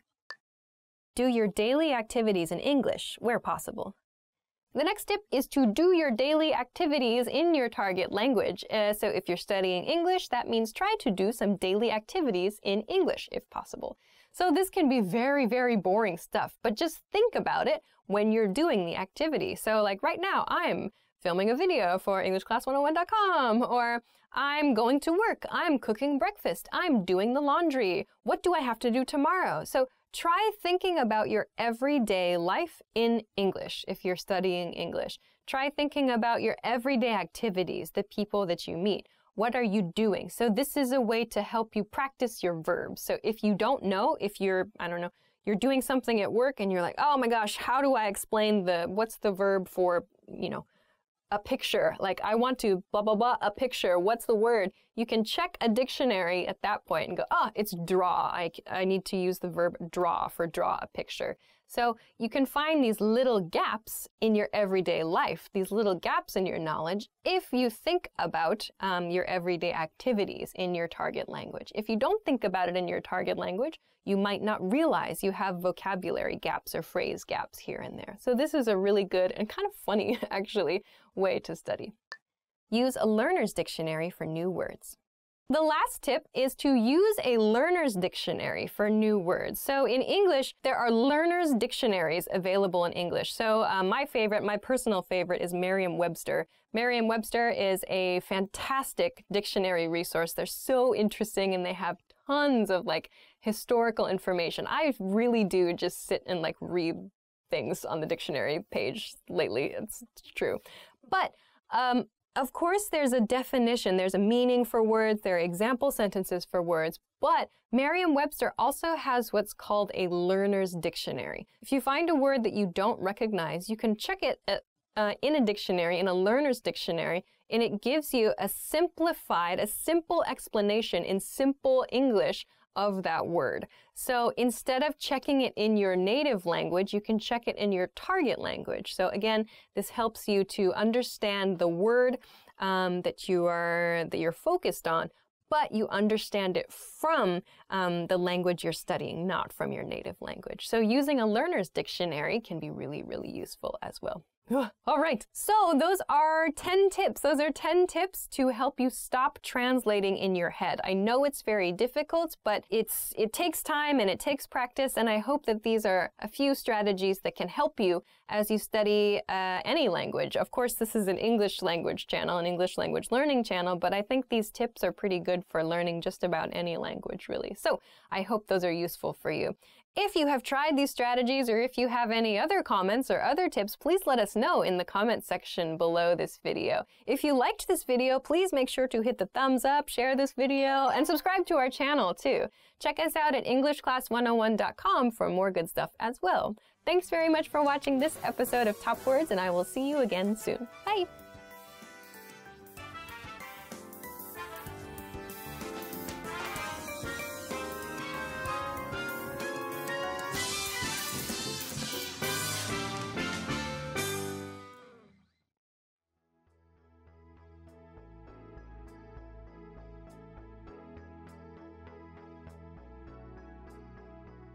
Hi everybody, my name is Alicia. Welcome back to Top Words. Today we're going to talk about 10 job interview questions and a few responses to those job interview questions. So let's go! Tell me a little about yourself. Statement number 1 is tell me a little about yourself, or tell me a little bit about yourself. This is a very common interview introduction question, or the first question in an interview. Tell me about yourself is just an open question. Please share or basically introduce yourself. This usually means you should share what you studied in college, your work experience, any like personal projects you've tried to do or have successfully done, other experience you think is relevant. So this is an invitation for you to give like a general introduction about yourself. In an example sentence, well, I got my bachelor's degree in biochemistry. How did you hear about the position? How did you hear about the position? How did you hear about the position? This question means how did you learn about this job that you are interviewing for? How did you find this job opening? So how did you hear about the position? This is where you can explain maybe where you found the information about the job. So you found it on the internet, in the newspaper, you heard from a friend, you were contacted by a recruiter. So there are a few different ways that you can share with your interviewer how you found the position, how you heard about the job. In a sentence, I found an advertisement about the job on the internet. Why are you interested in this position? Next is, why are you interested in the position? Why are you interested in the position? This is your chance to explain why you want this job. Why are you interested in this position? So usually you should not say, for the money, or because this is a really, I don't know, there are a lot of attractive people at this company. I don't know. You should say something in response to this question about your career goals, or maybe something specific about the company that you like, or something very specific about the job that is available there, and how you feel your skills are a match for that job. So explain why you're interested in that position, the reason you decided to apply for that job. In a sentence, I think I'm a good fit for the company and its goals. Why should we hire you? The next interview question is, why should we hire you? Why should we hire you? So this is your opportunity to explain why you feel you are the best candidate for the job. So if you have any special qualifications, you have certifications, you have specific experience, you have a specific goal in mind, this is the kind of question you can share that information in response to. Why should we hire you? Because I can speak 6 different languages and I know how to create a website in 10 minutes. I don't know. So if you have some kind of special qualifications, you can share those qualifications in response to this question. In another example sentence, I'm a goal-oriented person who likes to work at a fast pace. What do you consider your strengths and weaknesses? The next question is a common question. What do you consider your strengths and weaknesses? What do you consider your strengths and weaknesses? Or what are your strengths and weaknesses? So strengths means strong points, things you are good at. Weaknesses is your weak points, things you are not very good at. So you should be honest to a degree, but be careful. So this should be in a professional setting. Keep that in mind. It's a professional setting. If you want to talk about your weaknesses, don't say like, I eat too much chocolate, or don't say like, I love sleeping, or whatever. Talk about your professional strengths and your professional weaknesses. And also with your weaknesses, it would be a good idea to talk about how you improve those weaknesses, or how you work with your team members or work in a company to try to reduce the effect of those weaknesses. So for example, I'm very detail-oriented, but I often take on too much at one time. So like in my case, that's the case. Like I'm very detail-oriented, but I often take on too much. So do too many things at one time. So I could explain, okay, so I'm very detail-oriented, but if I'm trying to take on too much, maybe I say I communicate with my coworkers about what should be prioritized, and that helps me organize my time better. So when you introduce your weakness, talk about the ways you try to reduce the effect of that weakness. That can be one technique. So your good points and your bad points in this question. Tell me about a time when you overcame a challenge at work. Some interviewers may ask this question. Tell me about a time when you overcame a challenge at work. So it's not really a question. They're asking you to tell a story. So tell me about a time when you overcame a challenge at work. So they want to hear an example from your professional experience about how you solved a problem. What did you do to solve a problem at work? They want to know what kind of problem it was and how you approached the problem and the result of that problem. So you could say, for example, our company party was scheduled for the day before Christmas, but the restaurant exploded and I had to find a new place to have the party. I don't know. That's not, of course, a crazy example, but giving your employer an idea of how you solve problems and maybe the kind of mental state you have when you solve the problems can be helpful in making a hiring decision. So, in an example, when I was having trouble communicating with a client, I reached out to a coworker for support. What are your career goals? The next question is, what are your career goals? Your career goals. So not necessarily in this company, but in your career overall. In the interview, it's probably a good idea to include the company where you are currently interviewing in your career goals. But keep in mind, like, you should be explaining a goal, or you should be sharing a goal that is in line with the company's work. So if your goal is to open a cupcake shop, but you're interviewing for like an IT job where you're going to be like, I don't know, installing Windows 10 on people's computers, maybe this doesn't really match. So make sure that your career goal and the job you're interviewing for align. Those two should be kind of aligned. It'll help your interviewer and it will help you, I think. So in an example sentence, I want to create a global advertising campaign strategy. So maybe you're interviewing for a marketing job, for example. You could say that's your career goal. I would love to design a global marketing campaign strategy, for example. Where do you see yourself in 5 years? The next question, a very common one, where do you see yourself in 5 years? Where do you see yourself in 5 years? This question means after 5 years, 5 years from this point in time, what is your vision for you? What is your vision of yourself professionally? So what do you want to have achieved after 5 years? So a good tip for this question is to explain where you will be having made contributions to the company where you are interviewing. So if I'm interviewing at Apple and Apple says, where do you see yourself in 5 years, Alicia? And I say, I see myself at Microsoft. Like, that sounds really bad. So try to share your goals for yourself in a 5-year period, but again, try to align them with the company where you're interviewing and explain like how you plan to contribute to the company and develop yourself professionally. That can be a really good way to answer this question. For example, I see myself in a managerial position in this company, working on multiple projects for multiple markets. Ooh. Why do you want to work here? The next question is, why do you want to work here? Why do you want to work here? So similar to why are you interested in this position? That one's like, that question is very much about this job in particular. But the question, why do you want to work here, means why do you want to work in this company, like in this place specifically? So share something about the company that you like, or share something, some reason the company is attractive to you as a candidate. So maybe it's the location, or maybe it's the ability to work overseas, or maybe it's an international environment, or maybe you can use your English skills.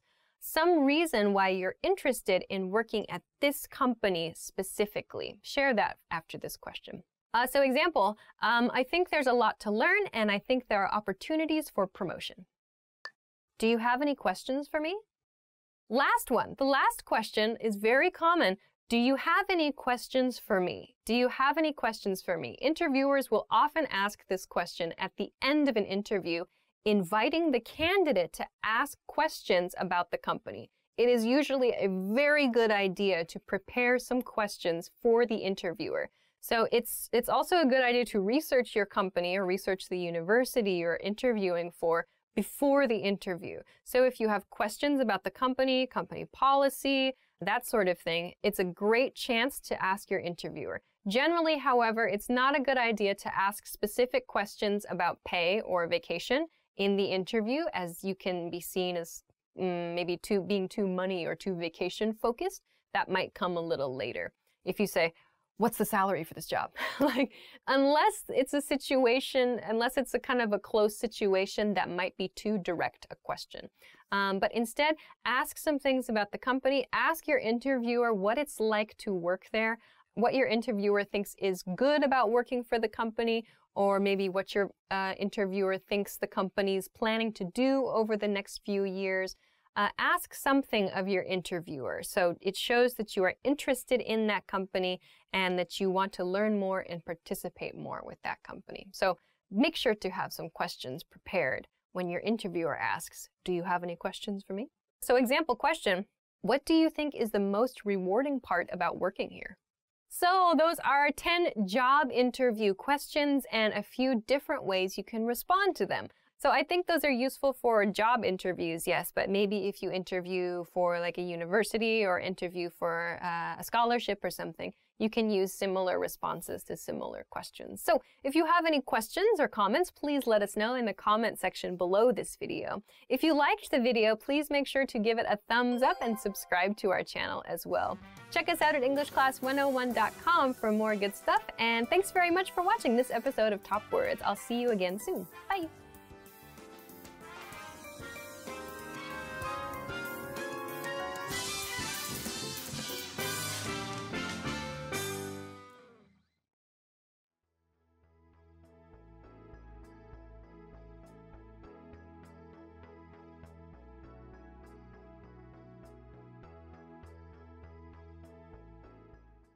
Hi everybody, my name is Alicia, and today we're going to be talking about the top 25 English phrases. So let's get started.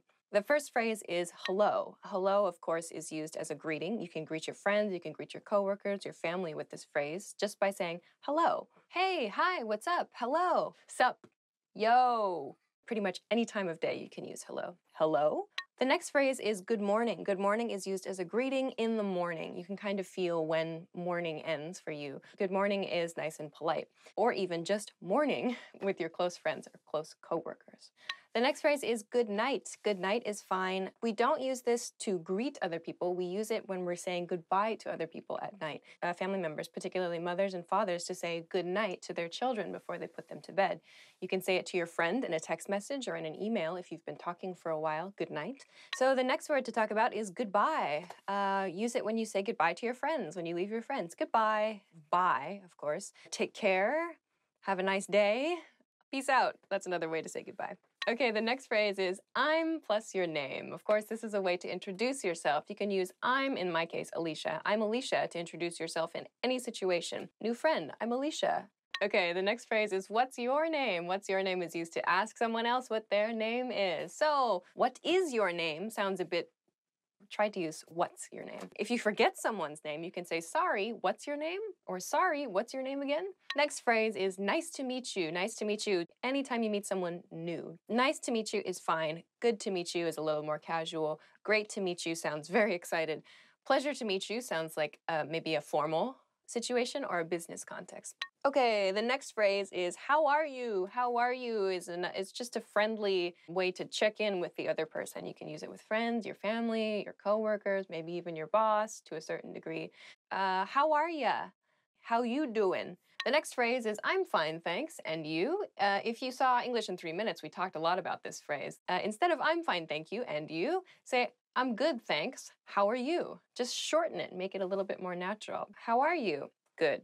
How are you? Great. How are you? Not so good. How are you? okay, and so on. So when someone says, how are you? I usually say, I'm good. This week, I blah, blah, blah. Give some information about what you've been up to. Maybe a hobby, something that you did recently, an event, something interesting you saw, whatever. People want to make that connection with you, and it's a good chance for you to continue speaking. The next word is please. Please is a polite phrase used when you want something from someone else. You can use this as a response when someone offers you something, like in a restaurant, for example. Would you like more water? Would you like something to drink? Oh, please. The next phrase is thank you. Thank you is used to express your appreciation. You can use thank you with everybody. The next phrase is you're welcome. You're welcome. When someone says thank you, you can say you're welcome.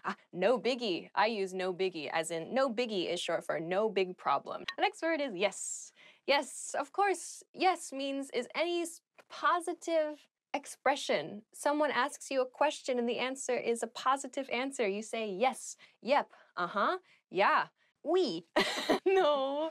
Next, I'm guessing I know it. Yep. The next word is no. No is a negative response to something when you have to give a negative answer. So as you can probably guess, the long form of no is negative. I like to use nope. It's very, very casual. Not gonna happen. My parents would use that with me. To soften that a little bit, if you want to show a negative response to something, like let's go out for dinner tonight. What do you want to do? Like, do you want to go out? Not really. No, I don't think so, to soften it. The next word is okay, okay. This word comes from copy editors. Okay, when they had to check a manuscript, they had to label the manuscript all clear, AC, but because they were copy editors and they have a very, very sick sense of humor, they thought they would mark it okay for all clear to make a joke because O and K do not start all and clear, but it caught on among everybody in the world. Anyway, okay is used to agree with somebody else. Well, it can be used actually to express a positive or kind of a slight negative, I feel. Transitioning in your conversation, you can say, okay, now we're going to talk about blah, blah, blah. Okay. The next phrase is excuse me. Excuse me, it's used to get someone's attention in English when you don't know the other person. For example, in a store, a supermarket, maybe a stranger on the street, you need to ask directions. You can use excuse me. You can use excuse me in the supermarket. Excuse me, can you tell me where the hot sauce is? If you've done something rude in public, you can use excuse me. I personally do not do rude things in public ever. I'm sorry is the next word we're going to talk about. I'm sorry is used to apologize when you have made a mistake or someone you know has made a mistake and you're connected to it, or you just feel bad. You can use I'm sorry. You made a mistake at work. I'm sorry. You forgot to feed your cat. I'm sorry. Sorry about that. You bump someone next to you. Oh, sorry. What time is it is the next phrase when you need to check what time it is. What time is it? When you ask someone else what time it is, maybe you say this to yourself too. Check your watch, check your phone, check a clock. Pretty straightforward phrase. There aren't really any short versions, so that's an easy one. Where is the plus a location. So you can use this for a building or a store. We're not going to use this where is the for a place, a city name or a state name or a country name. To do that, you would need to remove the. But where is the bank? Where is the post office? You can use this to ask directions, to ask for help in your house or at work. Where is the copy machine? Where is the file I need? Where is the blah, blah, blah? Where is the bathroom is perhaps a very important question to know. The next one is, may I use the restroom? May I use the restroom is a polite and soft expression that you can use if you need to use the toilet, you need to use the washroom. When you're at someone's house for the very first time, when you're in a place that is new to you, you can ask, may I use the restroom? More casually, can I go to the bathroom? To be very polite, you can say, may I go to the bathroom? The next phrase is, I would like to order something. You can use this at a restaurant probably, or in any situation where you need to place an order. I'd like a pizza. I'd like a beer. Can I get the check, please? This will be used at a restaurant. When you've finished your meal and it's time to go, can I get the check, please? In a very, very casual situation, you can just say, check, please. That's fine. The next phrase is see you soon. See you soon is used with friends and family members, perhaps, when you expect to see them again soon after saying goodbye to them. This is used at the end of the conversation. You're going separate directions. You say, see you soon. See ya is also good, or just see you. To make it a little more formal, you can say, I'll see you again soon. Make a full sentence out of it that way. The next phrase is see you later. See you later is very similar to see you soon, but the point is with see you later is that you're probably going to meet that person again later on in the same day. The last phrase is really. Really is a very useful word because you can use it to show you are interested in a conversation with upward intonation. Really, really, tell me more. Or to show that you're not so interested in the conversation with downward intonation. Really. So there are many other words that you can use similar to really in this way, like seriously or oh, and so on. So it's a really good practice for your intonation. So those are 25 very common words and phrases in English. If you liked this video, if you like this topic, please subscribe. I'm sure there'll be a button here somewhere or a button here or wherever. But please be sure to subscribe to our channel because we're going to be doing more videos like this, and we already have more videos like this, so please be sure to check them out. Thanks very much for watching, and we'll see you again soon. Bye. Really? Oh, interesting. Okay, I see. Great, fantastic, unbelievable. Gratitude, subjects. What are we having for dinner tonight? Pizza? Affirmative. I'll riff on that. I am Chris Hardwick.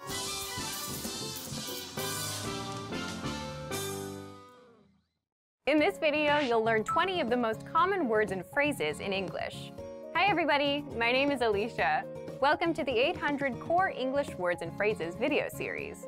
This series will teach you the 800 most common words and phrases in English. But there's a twist. With each new lesson in this series, we'll include the previous lessons at the end. So after you've learned the new words and phrases, stick around and review what you learned in previous lessons. Reviewing is one of the most important parts of learning a language. You can also get the full list right now at EnglishClass101.com. Click the link in the description to access more example sentences, create your own flashcard deck, and finally, master English. Okay, let's get started. First is hello. Hello. Hello. Hello is the most basic greeting that you can use. You can use it with your friends, with your family members, with your coworkers. Any time of day is fine. Hello. How have you been? Hello. How have you been? Hello. How have you been? Excuse me. Excuse me. Excuse me. So excuse me is the expression you can use when you bump into somebody or when you need to interrupt somebody who's working on something. It's a nice apology expression to use. Excuse me, how much is this? Excuse me, how much is this? Excuse me, how much is this? I'm sorry. I'm sorry. I'm sorry. So we use I'm sorry in cases where we make a mistake. So I did something wrong or I did something bad. I use I'm sorry to apologize. I'm sorry, it was a typo. I'm sorry, it was a typo. I'm sorry, it was a typo. Good night. Good night. Good night. So good night is the expression we use at the end of the day when we want to say goodbye to someone or when we want to wish our family members a good night of sleep. Good night, Grandma. Good night, Grandma. Good night, Grandma. Nice to meet you. Nice to meet you. Nice to meet you. So nice to meet you is the expression we use the first time we meet someone. We don't use this the second or the third time we see someone, only for the first time. Please come in. Nice to meet you. Please come in. Nice to meet you. Please come in. Nice to meet you. How are you? How are you? How are you? So how are you is used as a very general greeting. When we see our coworker for the first time or we see a classmate for the first time, we ask, how are you? Meaning, what's your condition right now? It's been a long time. How are you? It's been a long time. How are you? It's been a long time. How are you? Yes. Yes. Yes. So yes is the word we use to agree with something or to show we think something is good or correct. You can use yes in any of those cases. Yes, this one please. Yes, this one please. Yes, This one, please. No. No. No. So no is the opposite of yes. We use it when we want to disagree or show that we think something is not good or is maybe not the best option. No, I haven't eaten yet. No, I haven't eaten yet. No, I haven't eaten yet. Thank you. Thank you. Thank you. So thank you is used to express your appreciation for something. You can use this after you receive a gift or someone does something for you. Thank you very much for the invitation. Thank you very much for the invitation. Thank you very much for the invitation. I'm.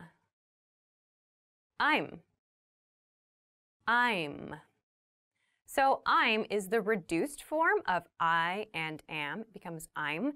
Make sure to clearly pronounce that sound, like when you're introducing yourself. I'm John. I'm John. I'm John. Goodbye. Goodbye. Goodbye. So goodbye is one way to say like something at the end of the day, usually, to say bye to someone. Goodbye sounds a little bit more formal than just bye, but you can use it to sound polite. Goodbye. See you again. Goodbye. See you again. Goodbye. See you again. Bad. Bad. Bad. Okay, so bad is a word that means not good. You can use it to describe something you don't like or that you think is inappropriate. Be careful of bad people. Be careful of bad people. Be careful of bad people. Good. Good. Good. So good is the opposite of bad. You can use it when you want to express that you like something or that you think something is positive. My teacher is a good person. My teacher's a good person. My teacher is a good person. Pretty. Pretty. Pretty. So pretty is used to describe someone or something's physical appearance, something that we think is beautiful. I have a pretty girlfriend. I have a pretty girlfriend. I have a pretty girlfriend. Ugly. Ugly. Ugly. So ugly is the opposite of pretty. We use this word to describe something that we think is not pleasing or is unpleasant. Ugly face. Ugly face. Ugly face. Easy. Easy. Easy. So easy is used to talk about something that is not difficult. It's maybe something that's simple to do. Easy exam. Easy exam. Easy exam. Difficult. Difficult. Difficult. So difficult describes something that is hard or something that is challenging to do. Difficult problem. Difficult problem. Difficult problem. Near. Near. Near. Near is used to talk about something that is close to us. It's something that we can go to quickly and easily. I live near the university. I live near the university. I live near the university. Far. Far. Far. So far is the opposite of near. Far means something that is at great distance from something else. There's like a long way to get to something. The station is far from here. The station is far from here. The station is far from here. Small. Small. Small. So small is the opposite of big. We use it to describe things that are little. You can use it for concepts, for objects, or for people. Small mistake. Small mistake. Small mistake. Well done! In this lesson, you expanded your vocabulary and learned 20 new useful words. Click the link in the description and sign up for free at EnglishClass101.com to get access to the full list of vocabulary you'll need for daily life conversations. You'll also get example sentences, custom flashcard decks, and more learning resources. See you next time. Bye-bye. Hi everybody, my name is Alicia. In this lesson, I'm going to talk about 25 must-know intermediate phrases. Let's get started. These are some intermediate level phrases that you can use in everyday life. You can use them when you travel, at work, in your studies. So I hope that they're helpful for you. They're for asking and answering questions. So after you learn these phrases, check out the link in the description where you can make an account at EnglishClass101.com and practice your English even more. All right, let's get started. How's it going? How's it going? You'll notice with how's it going that there's an apostrophe at the end of this. It's not how's it going or how is it going. If you say how is it going, it sounds too stiff. It doesn't sound so friendly. So we say how's it going? How's it going?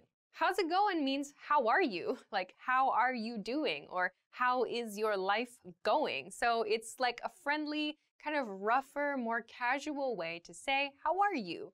How's it going? How's it going? How's it going with you? Fine. See, that's the correct response. How's it going? Fine. How's it going? Good. How's it going? Not bad.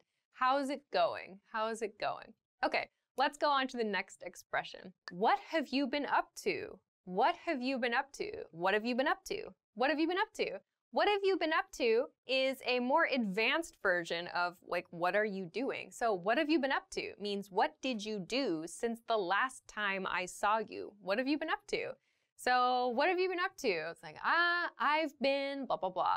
We're going to talk about this in the next expression. So what have you been up to? Or what have you been doing is another popular variation. What have you been up to? How have you been? How have you been? How have you been? More naturally. How have you been? Sounds like how have you been in everyday speech. So how have gets reduced to how have. How have. How have you been? How have you been? How have you been since the last time I saw you is what this means. How have you been? So that you sound also gets shorter. How have you been is kind of what it sounds like if I slow it down a lot. How have you been? How you been, you might also hear too. So this means since the last time I saw you, what has your condition been like? Good? Bad? Busy? In most cases, the answer is just good.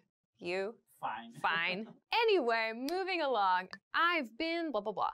I've been. This is the reduced form of I have been something, something. This is a good response to questions like, how have you been? Or what have you been up to? Numbers 2 and 3 in this episode. So if someone says, what have you been up to? You can say, I've been busy, or I've been working, I've been studying, I've been planting a garden in front of my house, I've been looking for a new car, I've been making videos on the internet. So I've been blah, blah, blah. So I've is short for I have been. So this is a present perfect tense expression. I've been something, something. You can use the progressive form. You can use an adjective here. You can use whatever suits your situation. So yeah, what have you been up to? I've been sleeping a lot. How about something, something? How about dinner? How about drinks? How about we do this later? How about something? This is a very simple and easy way to make a suggestion to someone. How about blah, blah, blah. So in fast speech, how about sounds like how about, how about, how about we, how about you, how about I, how about. So the A sound kind of disappears. How about we see a movie later? How about we go to the beach this weekend? How about we take a trip to Guam? How about we bake cookies? How about we go on to the next expression? Okay, sorry, I can't. Sorry, I can't. So sorry, I cannot. This is a way to refuse an invitation. So to say, no, I cannot do that thing and I feel bad about it. Sorry, I can't. Sorry, I can't. So like, sorry, I can't. You can add like the thing you are refusing if you like. You could say, sorry, I can't go to the beach with you this weekend. Or sorry, I can't meet you for dinner tonight. I have to work late. Sorry, I can't help you make your treehouse. I broke my leg. That was very specific. Sorry, I can't cook dinner tonight because I don't know how to cook. When you want to refuse and you maybe don't want to give specific reasons, you can say, sorry, I can't. I used this recently. Sorry, I can't go. Sure, sounds good. Sure, sounds good. So, sure, sounds good. You can put those two together. Sure means yes. Sounds good means like your idea seems to be a good thing. Like I'm hearing your idea. It sounds like a nice idea. So this is a good way to accept an invitation. Sure, sounds good. Or sounds nice, sounds great, sounds awesome, sounds cool, sounds fantastic. You can change your adjective there if you like. Sure, sounds rad. Do you want to something something? Do you want to something something? Do you want to plus an activity? Like, do you want to get dinner? Do you want to go for drinks? Do you want to ride bikes? Do you want to make videos for the internet? Do you want to study English with me? Do you want to, I don't know, do you want to get a Charizard tattoo? Already has one. Do you want to is a friendly and easy way to make an invitation for some kind of activity. When we say this expression, we kind of put the sounds together. So not do you want to, but do you wanna, do you wanna, do you wanna, do you wanna. So it's, you can imagine, it's like D apostrophe Y-A W-A-N-N-A. Do you wanna, do you wanna. Not do you want to, but do you wanna. Do you wanna go to the next one? I do. What do you call this? What do you call this? So when you don't know the vocabulary word for something, or you just forget it, you can use this expression. What do you call this? So again, that do you becomes reduced. Do you becomes dia. What do you call this? So to call something is like to name something. What is the name you use for this thing? So what do you call this? Like, what do you call this? What do you call that? What do you call these? What do you call this? So you can use that when you don't know the word for something, when you find something new as well. How do I get to location? How do I get to? So how do I get to, for example, the station? How do I get to this hotel? Means, what is the path I should take to arrive at that destination? How do I get to the beach from here? How do I get to my house from here? Or how do I get to the bar from here? How do I get to work from here? So how do I get to is a much more natural way to ask for directions to someplace. So don't use how do I go or how do I travel, I guess, but how do I get to a location? And don't forget your to. Also, remember, we use that preposition to before the specific place name. So a problem that I hear a lot is how do I go to there? So we don't use to before there because there is not a specific place. How do I get to the station? A station is a specific place, or a hotel is a specific place. There is not a specific place, so we cannot use to with there. So how do I get there? It's fine, no to. How do you get to the next one? By scrolling down on the iPad. All right, so let's go to the next one. Have a nice evening. Have a nice evening. Have a nice evening is a way to say goodbye at the end of the day. Many learners use good night at the end of the day, like with coworkers or maybe leaving a restaurant, like good night. We use good night when we're like saying goodbye to our kids or like when we're actually in bed, like with a spouse or like your partner, or maybe you say it to your children or something like that, good night, just before you go to sleep. When you want to say goodbye at the end of the day, use have a nice evening, have a good evening. That's a much more like natural and polite way to say goodbye at the end of the day. Have a nice evening. Have a good one. Have a good one. Have a good one. Have a good one means have a good day. So one here means day. Have a good day or have a good time or like have a good experience until I see you again. Have a good one or have a nice one. I think have a good one is probably the most common. Have a good one. So friendly, kind of polite-ish, I suppose. You can use this with your coworkers, with your friends, with your family members. But it does have, there's a little bit of distance there, I think. Have a good one. Okay, onward. Can I have item, please? Can I have item, please? Can I have something, please? So when you're shopping, you can use this to request something from the person working at the store.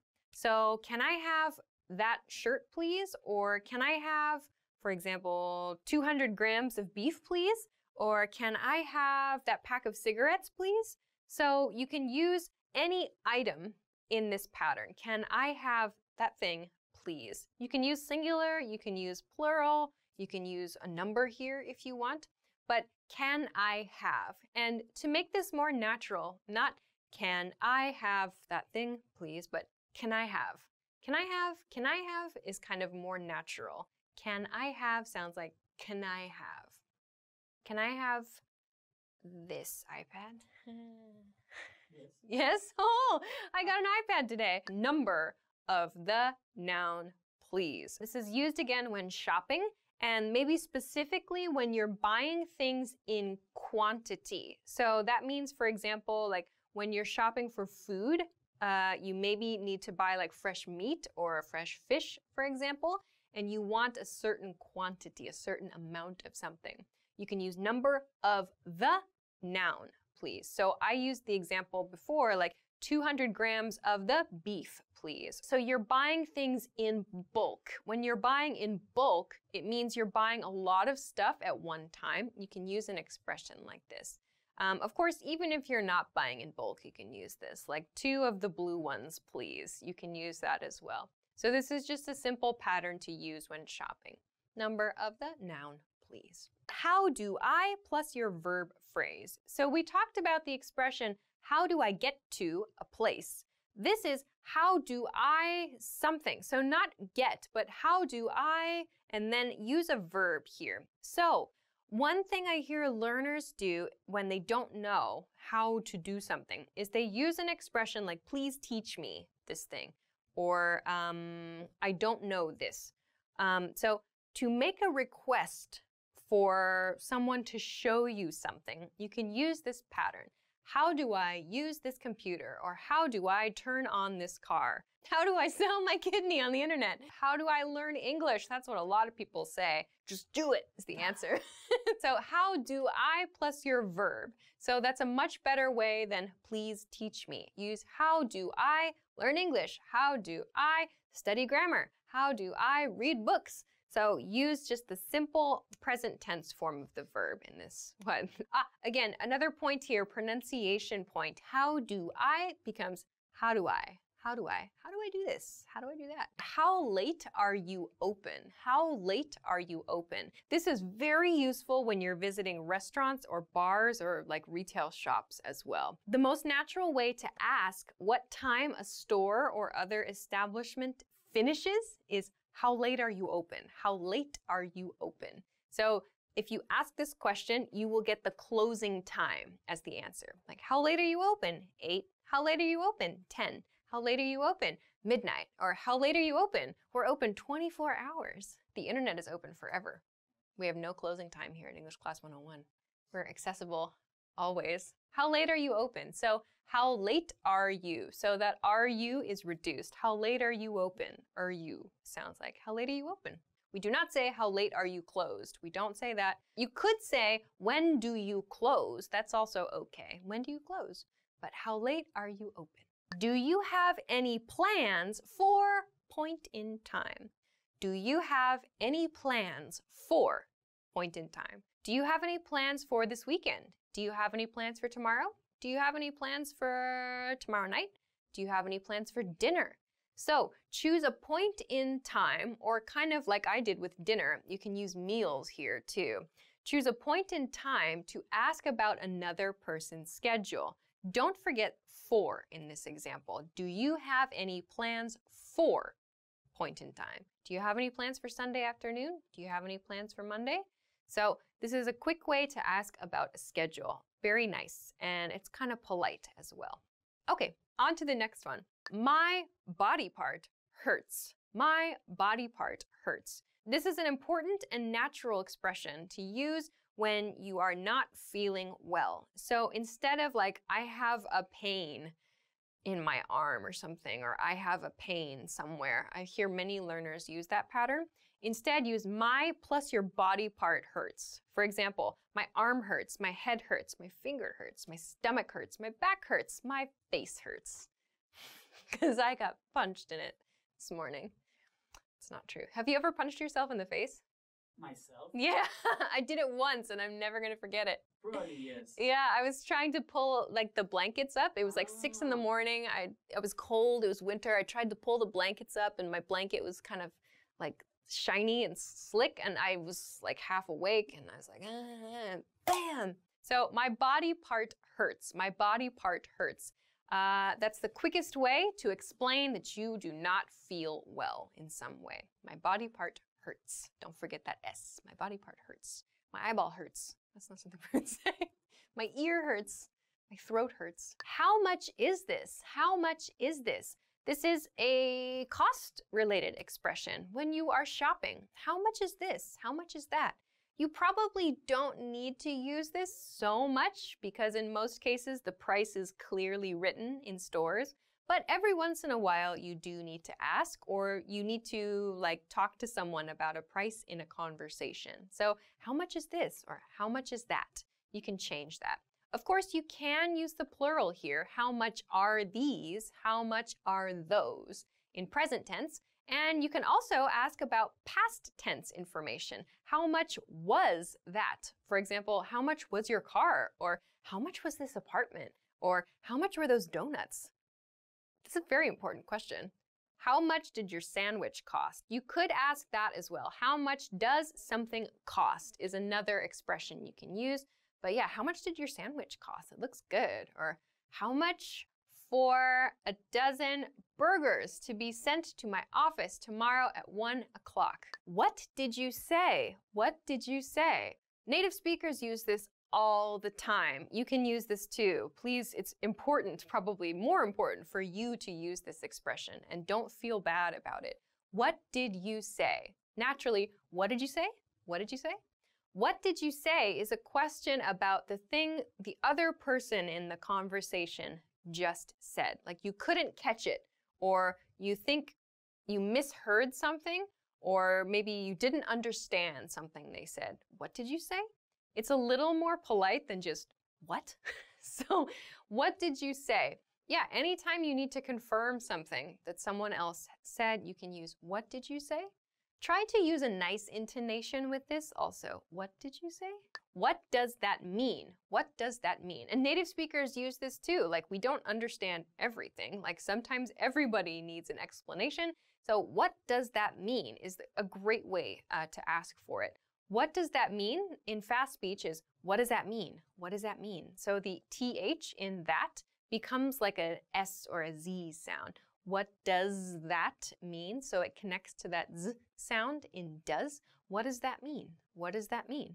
So what does that mean? It's like you don't understand something that's written, or maybe you don't understand the implications. Implications means like the background information of a situation. So what does that mean?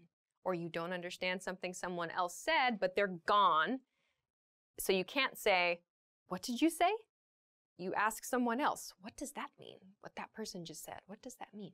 So what does that mean is another really important expression for learners especially. I don't feel so good. I don't feel so good. So if you don't want to specifically say like my stomach hurts or my arm hurts or my head hurts, you can say I don't feel so good.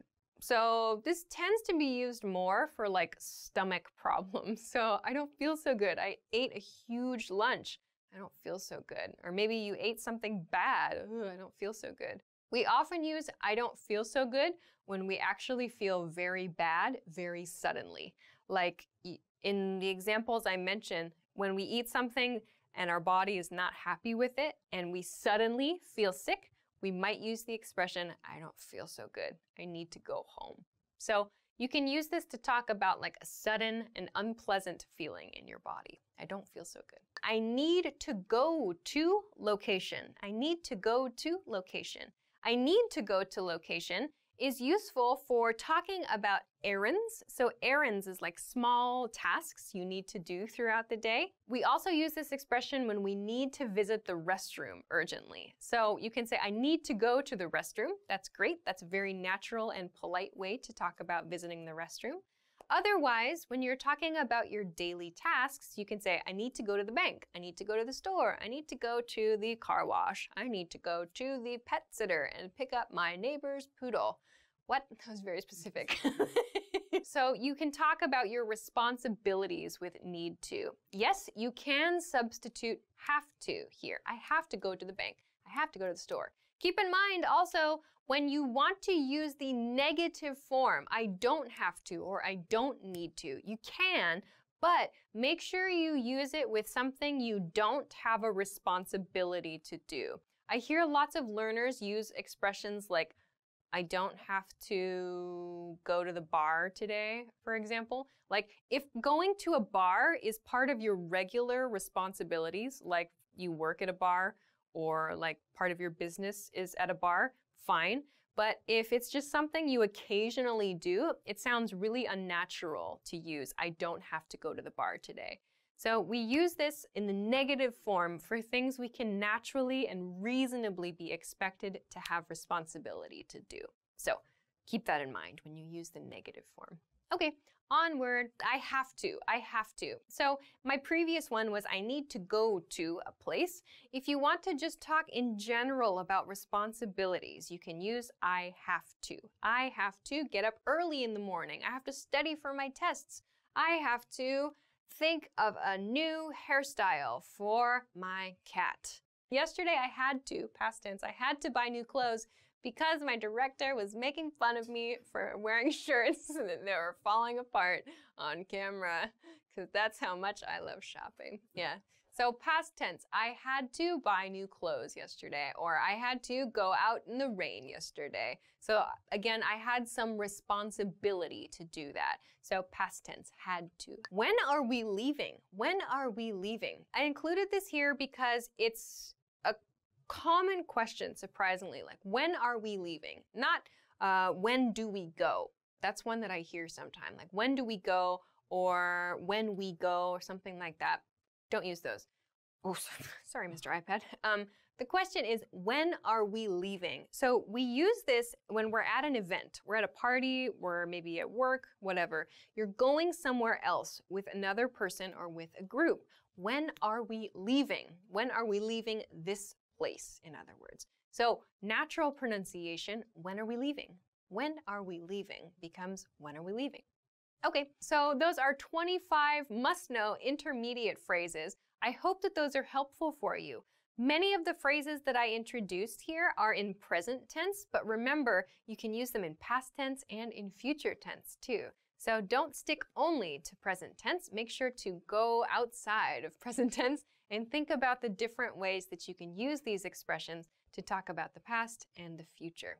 Okay, so that's everything for this lesson. Thanks very much for watching. Please make sure to click on the link in the description to learn more English at EnglishClass101.com. Also, if you liked the video, please don't forget to give it a thumbs up and subscribe to our channel if you have not already.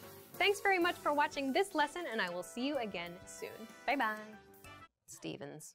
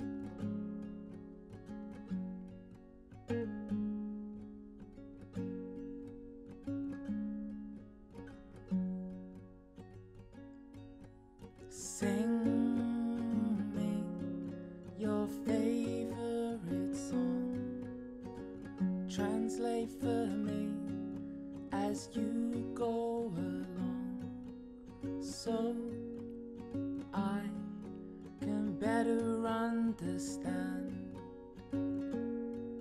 how you want to be loved, how you want to be loved.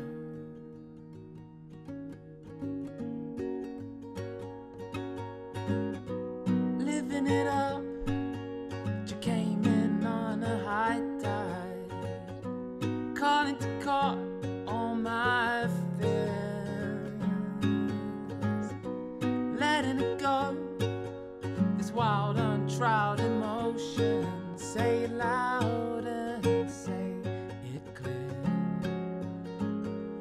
but you know we could talk from dusk till dawn, and everything in my world would make sense. Rewind the night, let's get lost from dusk till dawn. Pause it here in the perfect tense,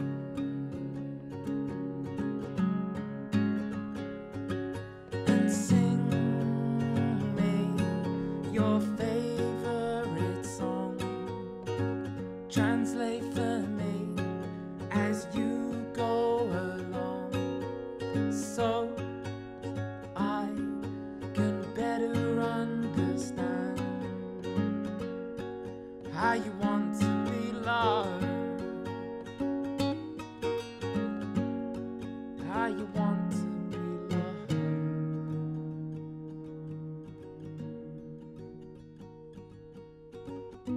Repeat it for me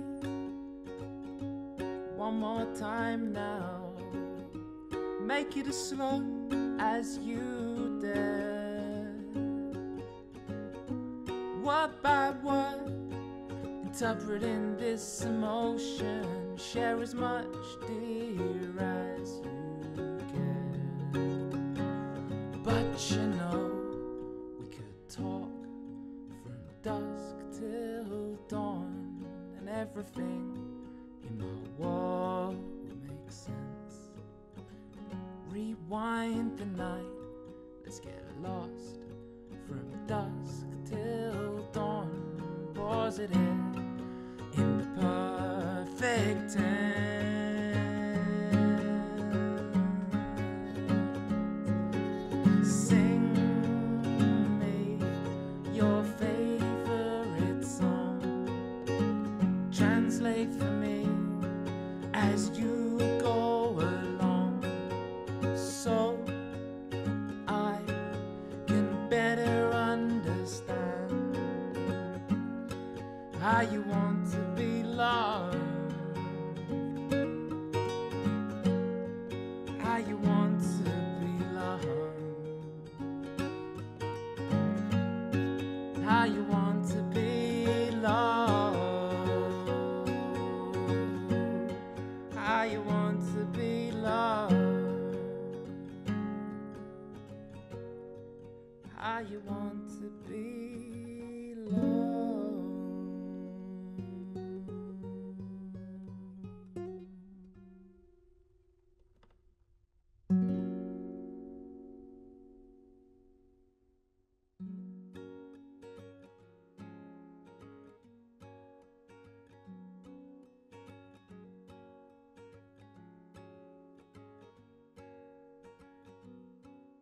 Hi everybody, my name is Alicia. In this lesson, I'm going to give an introduction to English tenses.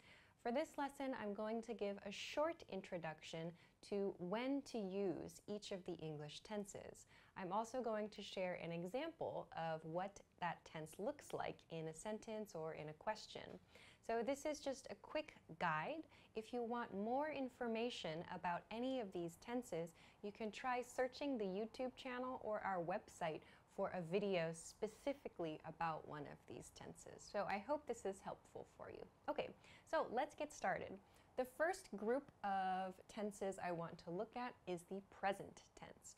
So for today's lesson, I've organized it into three categories: present, past, and future tenses. So let's begin with the present tense. So in each category, I have four different tenses. I have simple, continuous, perfect, and perfect continuous. You might know continuous as progressive. They mean the same thing. Continuous and progressive mean the same thing for this lesson. So let's begin with the present simple tense. Present simple tense is a tense we use for general facts, for regular actions, and for schedules. So this is stuff that doesn't change. Like he speaks English, for example. She doesn't speak Spanish. That's a simple fact. For regular actions, so things you do every day or every week, for example. And schedules, so that means like a bus or an airplane or maybe a car schedule, something that maintains a regular schedule. An example, two examples of using the present simple tense. First, I work on Mondays. So here, work is my verb. I work on Mondays. Simple present tense. A negative, I don't eat lunch at 2 o'clock. So these are simple present tense statements. In this case, they're just simple statements of fact, really. Okay, so let's continue to the next one. The second tense is the present continuous tense. The present continuous tense. So present continuous tense we use for continuing actions, and that means actions that are happening now. So for example, I'm teaching, I'm standing, I'm speaking. Those are actions happening now. So we use it for continuing actions now, like physical actions. We also use it for trends. So things happening in your society right now, for example. So examples would be like, that TV show is becoming popular, or the world is getting warmer, for example. So these are things happening now also. We can use it for one-time actions as well, and this relates a little bit to future tense, which I'm going to talk about later too. But something happening just one time in the future, we can use the continuous form to describe that. So for example, I'm working this Saturday. So sometimes students ask, what's the difference? Why is it I'm working this Saturday and not I work this Saturday? Remember, we talked about the present simple tense. We use that for regular actions, for general facts. So if you usually work on Saturdays, you should use the present simple tense. I work on Saturdays. If, however, this Saturday is special and you don't usually work on Saturdays, you should use the continuous tense. I'm working this Saturday. So it sounds like that's not a typical thing for you. I'm working this Saturday. Okay. Let's go on to the third tense. The third tense is the present perfect tense, the present perfect tense. So we use the present perfect tense for general life experience or lack thereof. So lack thereof means no life experience, not having a life experience. So something that you did in the past, but not at a specific point in time. The specific point in time is not so important here, or maybe we don't know. So example. A negative example, he has never been to Spain. He has never been to Spain. In this case, no life experience of going to Spain is what this means. So this is an example of present perfect tense. Here we have he has. Remember, we need to attach has or have before our past participle verb form here. So for more information about this tense, you can check the channel. There's more information there. So let's continue on to the next tense now. The next tense is the present perfect continuous tense. Present perfect continuous. We use this tense for actions that started in the past and continue to the present. So something you started doing in the past, some point in the past, it's not always important when, but that action continues. So you use this a lot to talk about your studies, for example. We use words like for and since and maybe ago with this as well. So an example of this, I've been studying English for 2 years. So here we see I've been. This I've is the contracted, the reduced form of I have. I have been studying. So this is the continuous or the progressive form. In this case, I've used the word for. I've used for because I'm using 2 years, which is a length of time. We can use since. For example, I've been studying English since 2016. So we use since before a specific point in time. We can use ago as well. Usually we pair it with since. I've been studying English since 2 years ago. You'll notice when we use ago, however, we change from using, in my first example, 2016 to a length of time, since 2 years ago. So there are a few different changes you need to make there. But you can check the other video on the channel for more information about that grammar point. Okay, let's move on to the second group for today, which is the past tense. Let's look at the 4 points in the past tense here. First one is the past simple, or just simple past tense. Simple past tense is used for actions that started and finished in the past. So for example, I taught simple present tense earlier. So I used past tense. I taught simple present tense because the action started and finished in the past.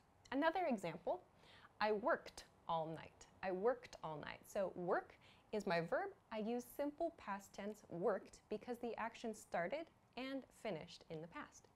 Another example, a negative, they didn't come. They didn't come to the party. They didn't come to the office. The action was in the past. It refers to something that did not happen in the past. So there was no action in the past, but it's over, it's finished. So we use simple past tense to talk about these simple actions that started and finished in the past. Okay, let's go on to the past continuous tense then. Past continuous is for actions that were continuing in the past. So this one is one we often use with a specific point in time along with it. So let's look at an example first. We were listening to music. We were listening to music yesterday, or we were listening to music at 8 p.m. When were you listening to music? When was that action continuing? At 8 p.m. or yesterday. So it's common to include a point in time with this grammar point. Another example, like I was doing something something, ing form there. So this is one that's some people have questions about, like why should I use that? When should I use that? It's typically used in response to someone's question, like what were you doing last night, for example, or what were you doing this morning? So you want to know someone's activities at a specific point in time. You can use this grammar point to respond to that question. Okay, let's move along to the past perfect tense, our next one. Past perfect tense is for actions that were completed or not completed at a non-specific point in the past, at a non-specific point in the past. So this one is kind of difficult, and it's perhaps not used quite so much in everyday conversation. This is used a bit more in writing. This is a grammar point that's especially helpful when we want to show kind of a timeline in our writing. To show that an action happened before another action in the past, we can use the past perfect tense. So here's a couple of examples. First one, they hadn't departed yet. So here, hadn't is the reduced form of had not. They hadn't departed yet. And I had taken my lunch break. So we would use sentences like these if we're telling a story. So we're telling a story about the past, and we want to show that one action happened before another action. When we want to talk about the earlier action, so the thing that happened earlier, like more in the past, we use the past perfect tense. Then we can use the simple past tense to explain the action that happened closer to the present. So for example, I had taken my lunch break when I saw the delivery man came, or something like that. So you can see my second point there. That's kind of a strange example, but you see that my second point there uses the simple past tense. I saw the delivery man came. So I had taken my lunch break further in the past when I saw the delivery man came. So that's simple past tense. So this is probably more common in writing, but it is used in speaking as well too. So this is what we use past perfect tense to do. Okay, let's move on then to another challenging point, past perfect continuous tense. Past perfect continuous. These are sentences or questions for actions that started in the past and continued to like an unspecified point in the past. So the action has finished as well. That's a key difference with the present perfect continuous. With present perfect continuous, the action is happening now still. That behavior still continues.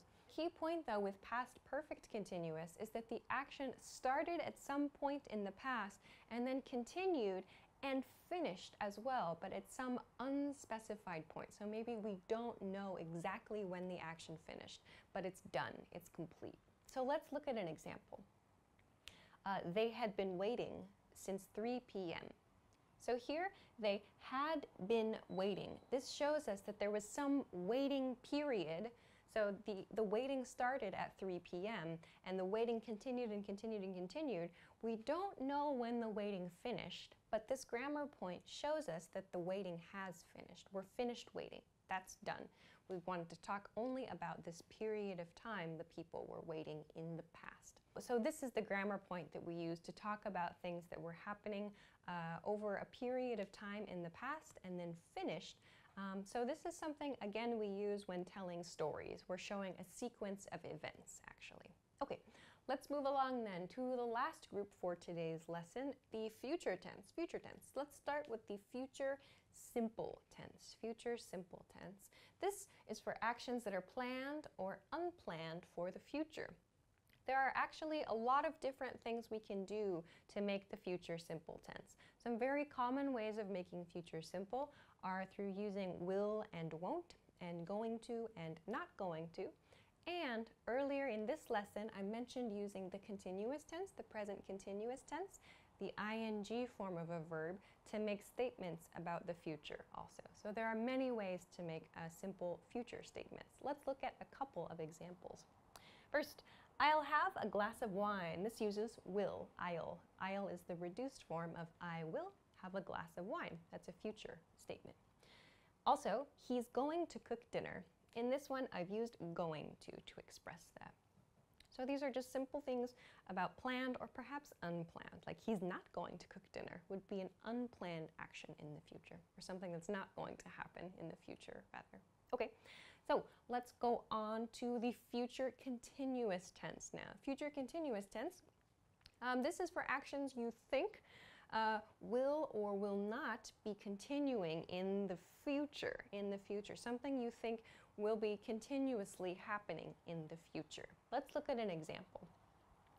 I'm not going to be working at company A. I'm not going to be working at company A. So here you can see we have going to. I'm not going to. Plus, we have a verb in the continuous tense. I'm not going to be working at company A.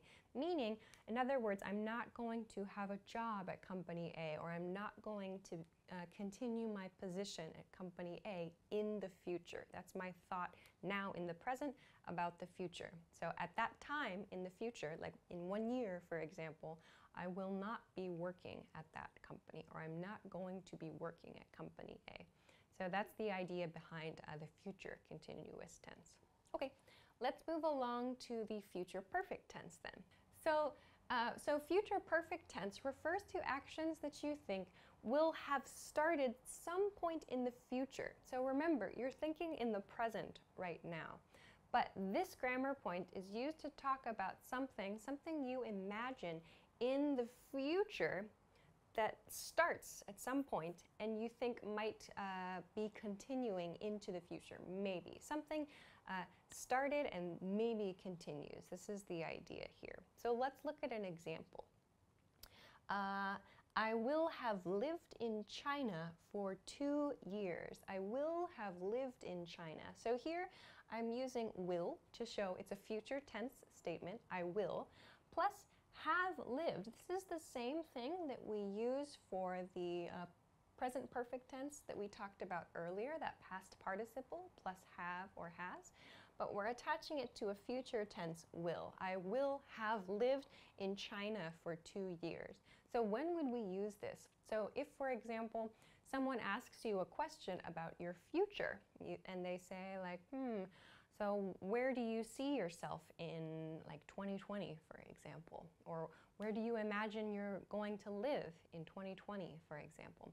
You could say, oh, I will have lived in China for 2 years. So meaning at that time, in 2020, I will have lived in China for 2 years. So that means not now, but in the future. At that point in time in the future, I will have started living in China, and that will have continued for 2 years. So that's what that means. That's a guess about the future, future time period, that something will have continued in the future. So again, quite a challenging grammar point, but something definitely to look into. So again, not used perhaps as much as the present perfect tense, but great for storytelling and for imagining your future too. Okay, so let's move on to the last point for today's lesson, the future perfect continuous tense. Future perfect continuous. This is a tense that you use similar to the last one, but for actions you think will or won't have started and will be continuing. So something that's going to have started again in the future, something started, and the action will have continued into the future. Example. I won't have been eating meat for 3 months. I won't have been eating meat for 3 months. So for this one, let's imagine that you decided last month to stop eating meat. So that's fine, actually. For this sentence, that's okay. You made a decision last month to stop eating meat. Then someone asks you about your progress, like how's it going? Like what are you going to do next month? And you can say to yourself, well, at that point, next month, by next month in the future, you can use this sentence. I won't, so won't, negative, will not. I won't have been eating meat for 3 months. For 3 months. So that means from the point in time I started it in the past until this point in the future. So not present, but into the future. This entire time, my behavior not eating meat, that's going to have continued. So you're making a guess about the future. So at this future point in time, that behavior I started in the past will have continued and continued and continued. And at this point, it will be 3 months total for that behavior. So we use this to talk about something, some future thing that will have continued or will be continuing into the future. So will have continued, meaning something that started in the past and continues into the future, or will be continuing, meaning it's still going into the future as well. So there are a couple of like very, very subtle grammar points to consider there too. So those are a couple of maybe tough grammar points, but they're really good for storytelling and for talking about your future as well. Okay, so I know that this was a lot of information in this lesson. If you have some questions about where to find more details about any of these grammar points, you can check the YouTube channel. Our YouTube channel has some resources for these grammar points. There's also some information on the website. If you don't see it on the website or on the YouTube channel yet, please have a little bit of patience. We are making new stuff all the time and we'll hopefully have this available for you soon. So please keep checking back in with us. Great, so that's everything for this lesson. I hope that it was useful for you. If you have any questions or comments, please feel free to leave a comment below the video. If you like the video, please don't forget to give it a thumbs up, subscribe to the channel, and check us out at EnglishClass101.com for lots of other things that you can use to study English. Thanks very much for watching this lesson, and I will see you again soon. Bye-bye.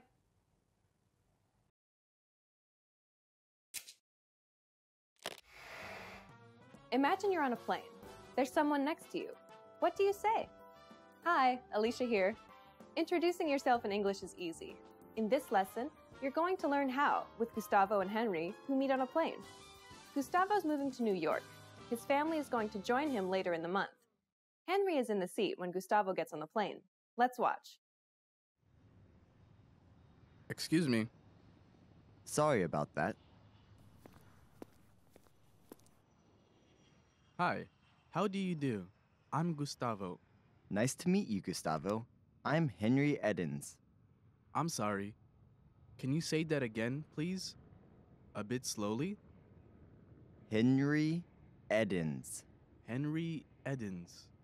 That's it. But please call me Hank. Hank, nice to meet you. Now with subtitles.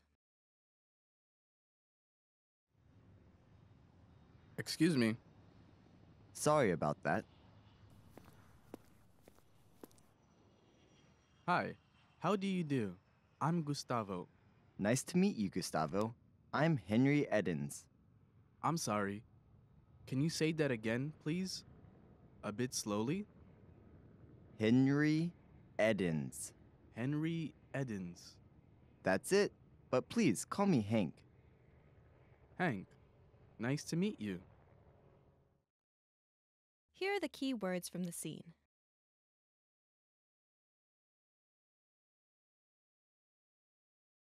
Hi, Hi. Hi. Hi. but. But. But. But. Excuse me. Excuse me. Excuse me. Excuse me. Two. Two. Two.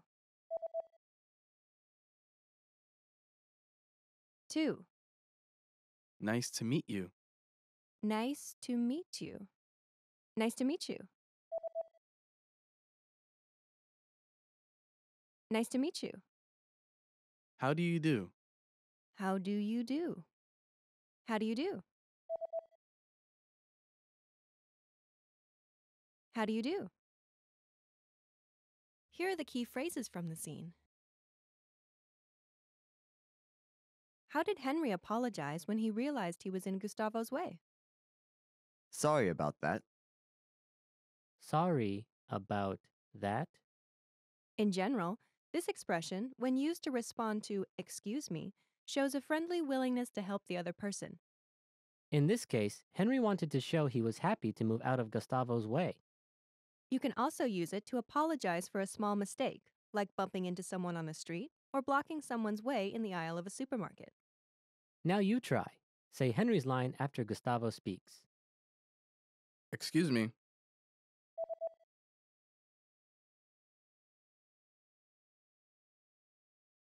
Sorry about that.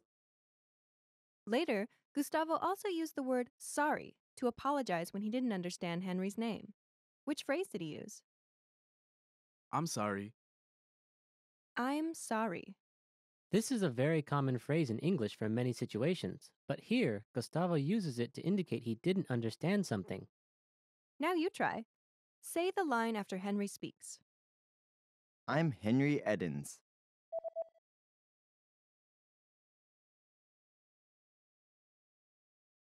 I'm sorry. Because Gustavo did not understand something, he asked Henry to repeat what he said. To do this, what polite question did he use? Can you say that again, please? Can you say that again, please? In response, English speakers will usually repeat what they have said and will use the same words. Now you try. Ask the question after Gustavo says, I'm sorry. I'm sorry.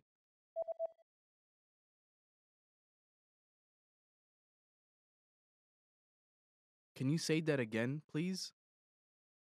Gustavo also wanted Henry to speak more slowly. To do this, what does he ask? A bit slowly? A bit slowly. This is not a complete sentence, but has a clear meaning when used after, "Can you say that again, please?" In response, English speakers will slow their speech down. Now you try. Say the phrase after Gustavo says, Can you say that again, please? Can you say that again, please?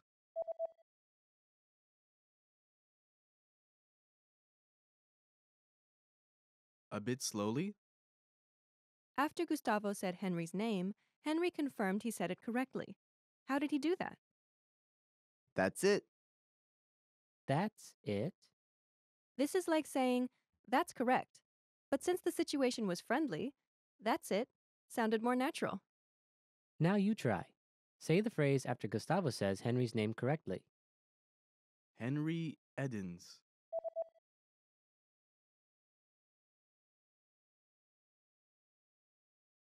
That's it. Now the lesson focus. Here's how to introduce yourself. Ready? Do you remember how Gustavo introduced himself? Hi, how do you do? I'm Gustavo. When Gustavo introduced himself, he started with "Hi," and then used a set phrase. How do you do? How do you do? This is a polite expression people often use with an introduction. It sounds like a question, but it has no particular meaning, and there's no expectation the other person will try to answer it. Next, he says, I'm Gustavo. the first part of this sentence is a contraction of two words, I and am. The am here functions like an equal sign in math. I'm. I'm The next word in the sentence is a name. Gustavo. Together it's. I'm Gustavo. The structure of the pattern is Hi, how do you do? I'm plus. your name. Now you try. Imagine your name is John.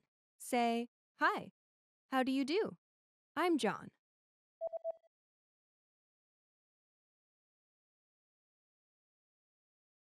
Hi, how do you do? I'm John. Now imagine your name is Aiko. Say, hi, how do you do? I'm Aiko.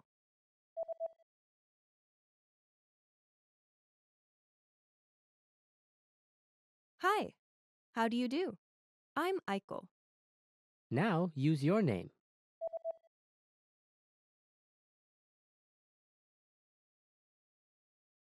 Okay, there are two additional things you need to know. First, there's a shortcut for giving your name. Just drop the I'm from the final sentence of the self-introduction. For example, if Gustavo just said, Hi, how do you do? Gustavo. Henry would have understood it was his name. This would be especially clear if Gustavo extended his hand for a handshake while saying this. In very casual situations, you can even drop the hi and the how do you do. All that is left would be your name. The second thing you need to know is you can use I'm with just the first name or your first name and the last name together. I'm Henry Edens. Edens is Henry's family name. Using both your first name and your last name is a little more formal. It also gives you less privacy. For example, if people know both your first and last name, they can find you on the internet more easily. So it may be more common for strangers to say just their first name than people meeting in a more friendly environment. Next, you'll learn how to tell people to call you by a nickname, just like Henry did in the scene. But please call me Hank. But please, call me Hank. The first word in the sentence is. But. This word is not necessary, but it makes the transition to the rest of the sentence smoother. Henry uses this to introduce a new piece of information. And this information changes something about what he said before. But makes this clear. The next word introduces a polite request. Please. Please. Next is a request to use a certain name. Call. Call. After this is the word Me. me. Last is a common nickname for men named Henry. Hank. Hank. Please call me Hank. The sentence structure is Please, call me. plus. Your nickname. Now you try. Imagine your nickname is Matt. Say, please call me Matt.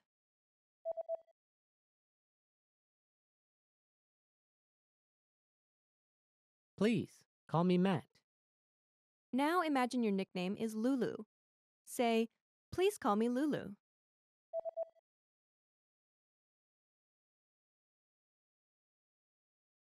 Please, call me Lulu. Now use your own nickname. Say, please call me, and then use your nickname.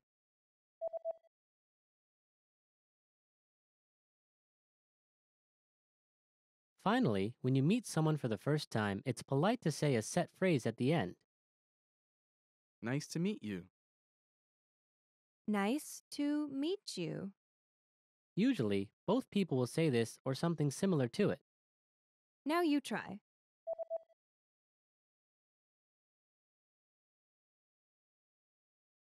Nice to meet you. Now it's time to practice your new ability. Let's practice. This is your chance to introduce yourself. Try to remember what you learned and practice by speaking aloud. It's your first day in the US, and you're meeting your new neighbor. Ready? Here we go. What's the first thing you say to someone you've just met?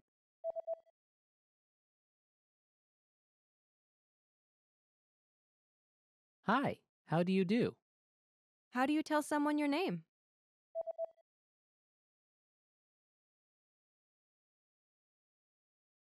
I'm name. I'm Henry Edens. How do you tell someone your nickname?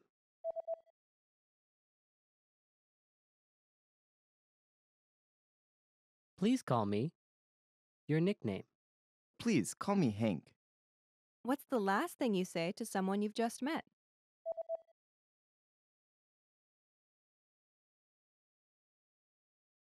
Nice to meet you. Great job. You've just introduced yourself. You'll follow this same pattern many times, so be sure to practice it. Well done. Now, watch the scene one more time. After that, go and practice with all your American friends, or with us in the comments. Bye! Excuse me. Sorry about that. Hi, how do you do? I'm Gustavo. Nice to meet you, Gustavo. I'm Henry Edens. I'm sorry. Can you say that again, please? A bit slowly? Henry Edens. Henry Edens. That's it. But please call me Hank. Hank, nice to meet you.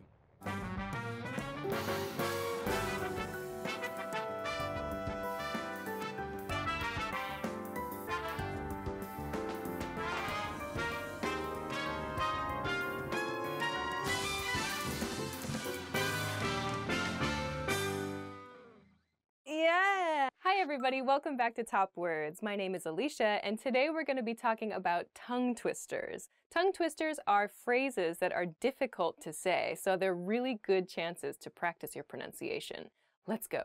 Sally sold seashells by the seashore. Sally sold seashells by the seashore. This one's difficult because of the s and sh sounds. Sally sold seashells by the seashore. Sally sold seashells by the seashore. Sally sold seashells by the seashore. That one's not so bad. Okay, okay, we'll move on. Next. Betty Botter bought some butter, but she said the butter's bitter. I've never seen this before. Okay. Betty Botter bought some butter, but she said the butter's bitter. That's a good one. That's a good one. I feel like you could have thrown the word like but in there somewhere too. Betty Botter bought some butter, but she said the butter's bitter. Ah, that's a good one. It's very bubbly. Betty Botter bought some butter, but she said the butter's bitter. It's like if I knew the words, I could probably say it faster. Betty Botter bought some butter, but she said the butter's bitter. Butter's bitter. Bitter, butter, bitter. But she bought some butter, but she said the butter's bitter. Is this enough? I don't know when to stop. How much wood would a woodchuck chuck if a woodchuck could chuck wood? The next tongue twister is also a classic one about woodchucks. Woodchucks are real creatures that exist on the west coast of the United States, primarily in Washington and Oregon. They're like beavers, but they don't live in rivers. They live in like forests and rocks. The tongue twister is, how much wood would a woodchuck chuck if a woodchuck could chuck wood? How much wood would a woodchuck chuck if a woodchuck could chuck wood? And then there's a common response to that, which is, it would chuck all the wood that a woodchuck could if a woodchuck could chuck wood. We definitely talked about this one in that English topics episode we did about tongue twisters. Lesser leather, never weathered, wetter weather better. Oh, I've never seen this. Lesser leather, never weathered, wetter weather better? Hang on, I'm just like astounded by the grammar of this sentence. Lesser leather, never weathered, wetter weather better. Oh, that's hard. It's the wetter weather better. Wetter weather better part. Those last three words. Lesser leather, never weathered, wetter better. Lesser leather, never weathered, wetter weather better. Weather, weather, better. Weather. It's the weather better that's hard. Weather better. Weather better. Weather better. Weather better. Yeah, that's it. Lesser leather, never weathered. Weather better. Ah, on to the next one.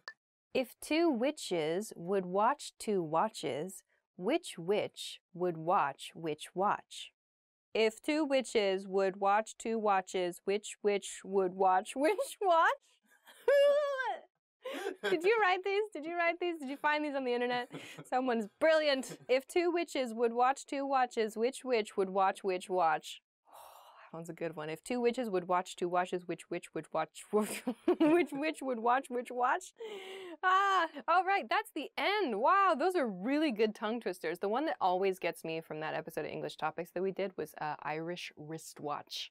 Irish wristwatch. Hard one. And one we came up with the other day was sushi session. It's a good one, right? Yeah. They were like, let's go for a sushi session. I was like, that's hard. Sushi session, sushi session, sushi. Ah, that's a really good one too. Irish wristwatch and sushi session. All right, so those are Those are tongue twisters. Give them a try. They are really, really great ways to practice your pronunciation. If you know any other tongue twisters, please share them with us in a comment so that we can all give them a try. Thank you very much for watching this episode of Top Words. If you liked this video, please be sure to hit the like button and subscribe to our channel if you haven't already. Thanks very much for watching this episode, and we'll see you again soon. Bye. Oh my God, I want to have this job where I just sit at like my desk and I just think of, that's probably what somebody does, like they're bored at their job and then they just think of these sorts of things.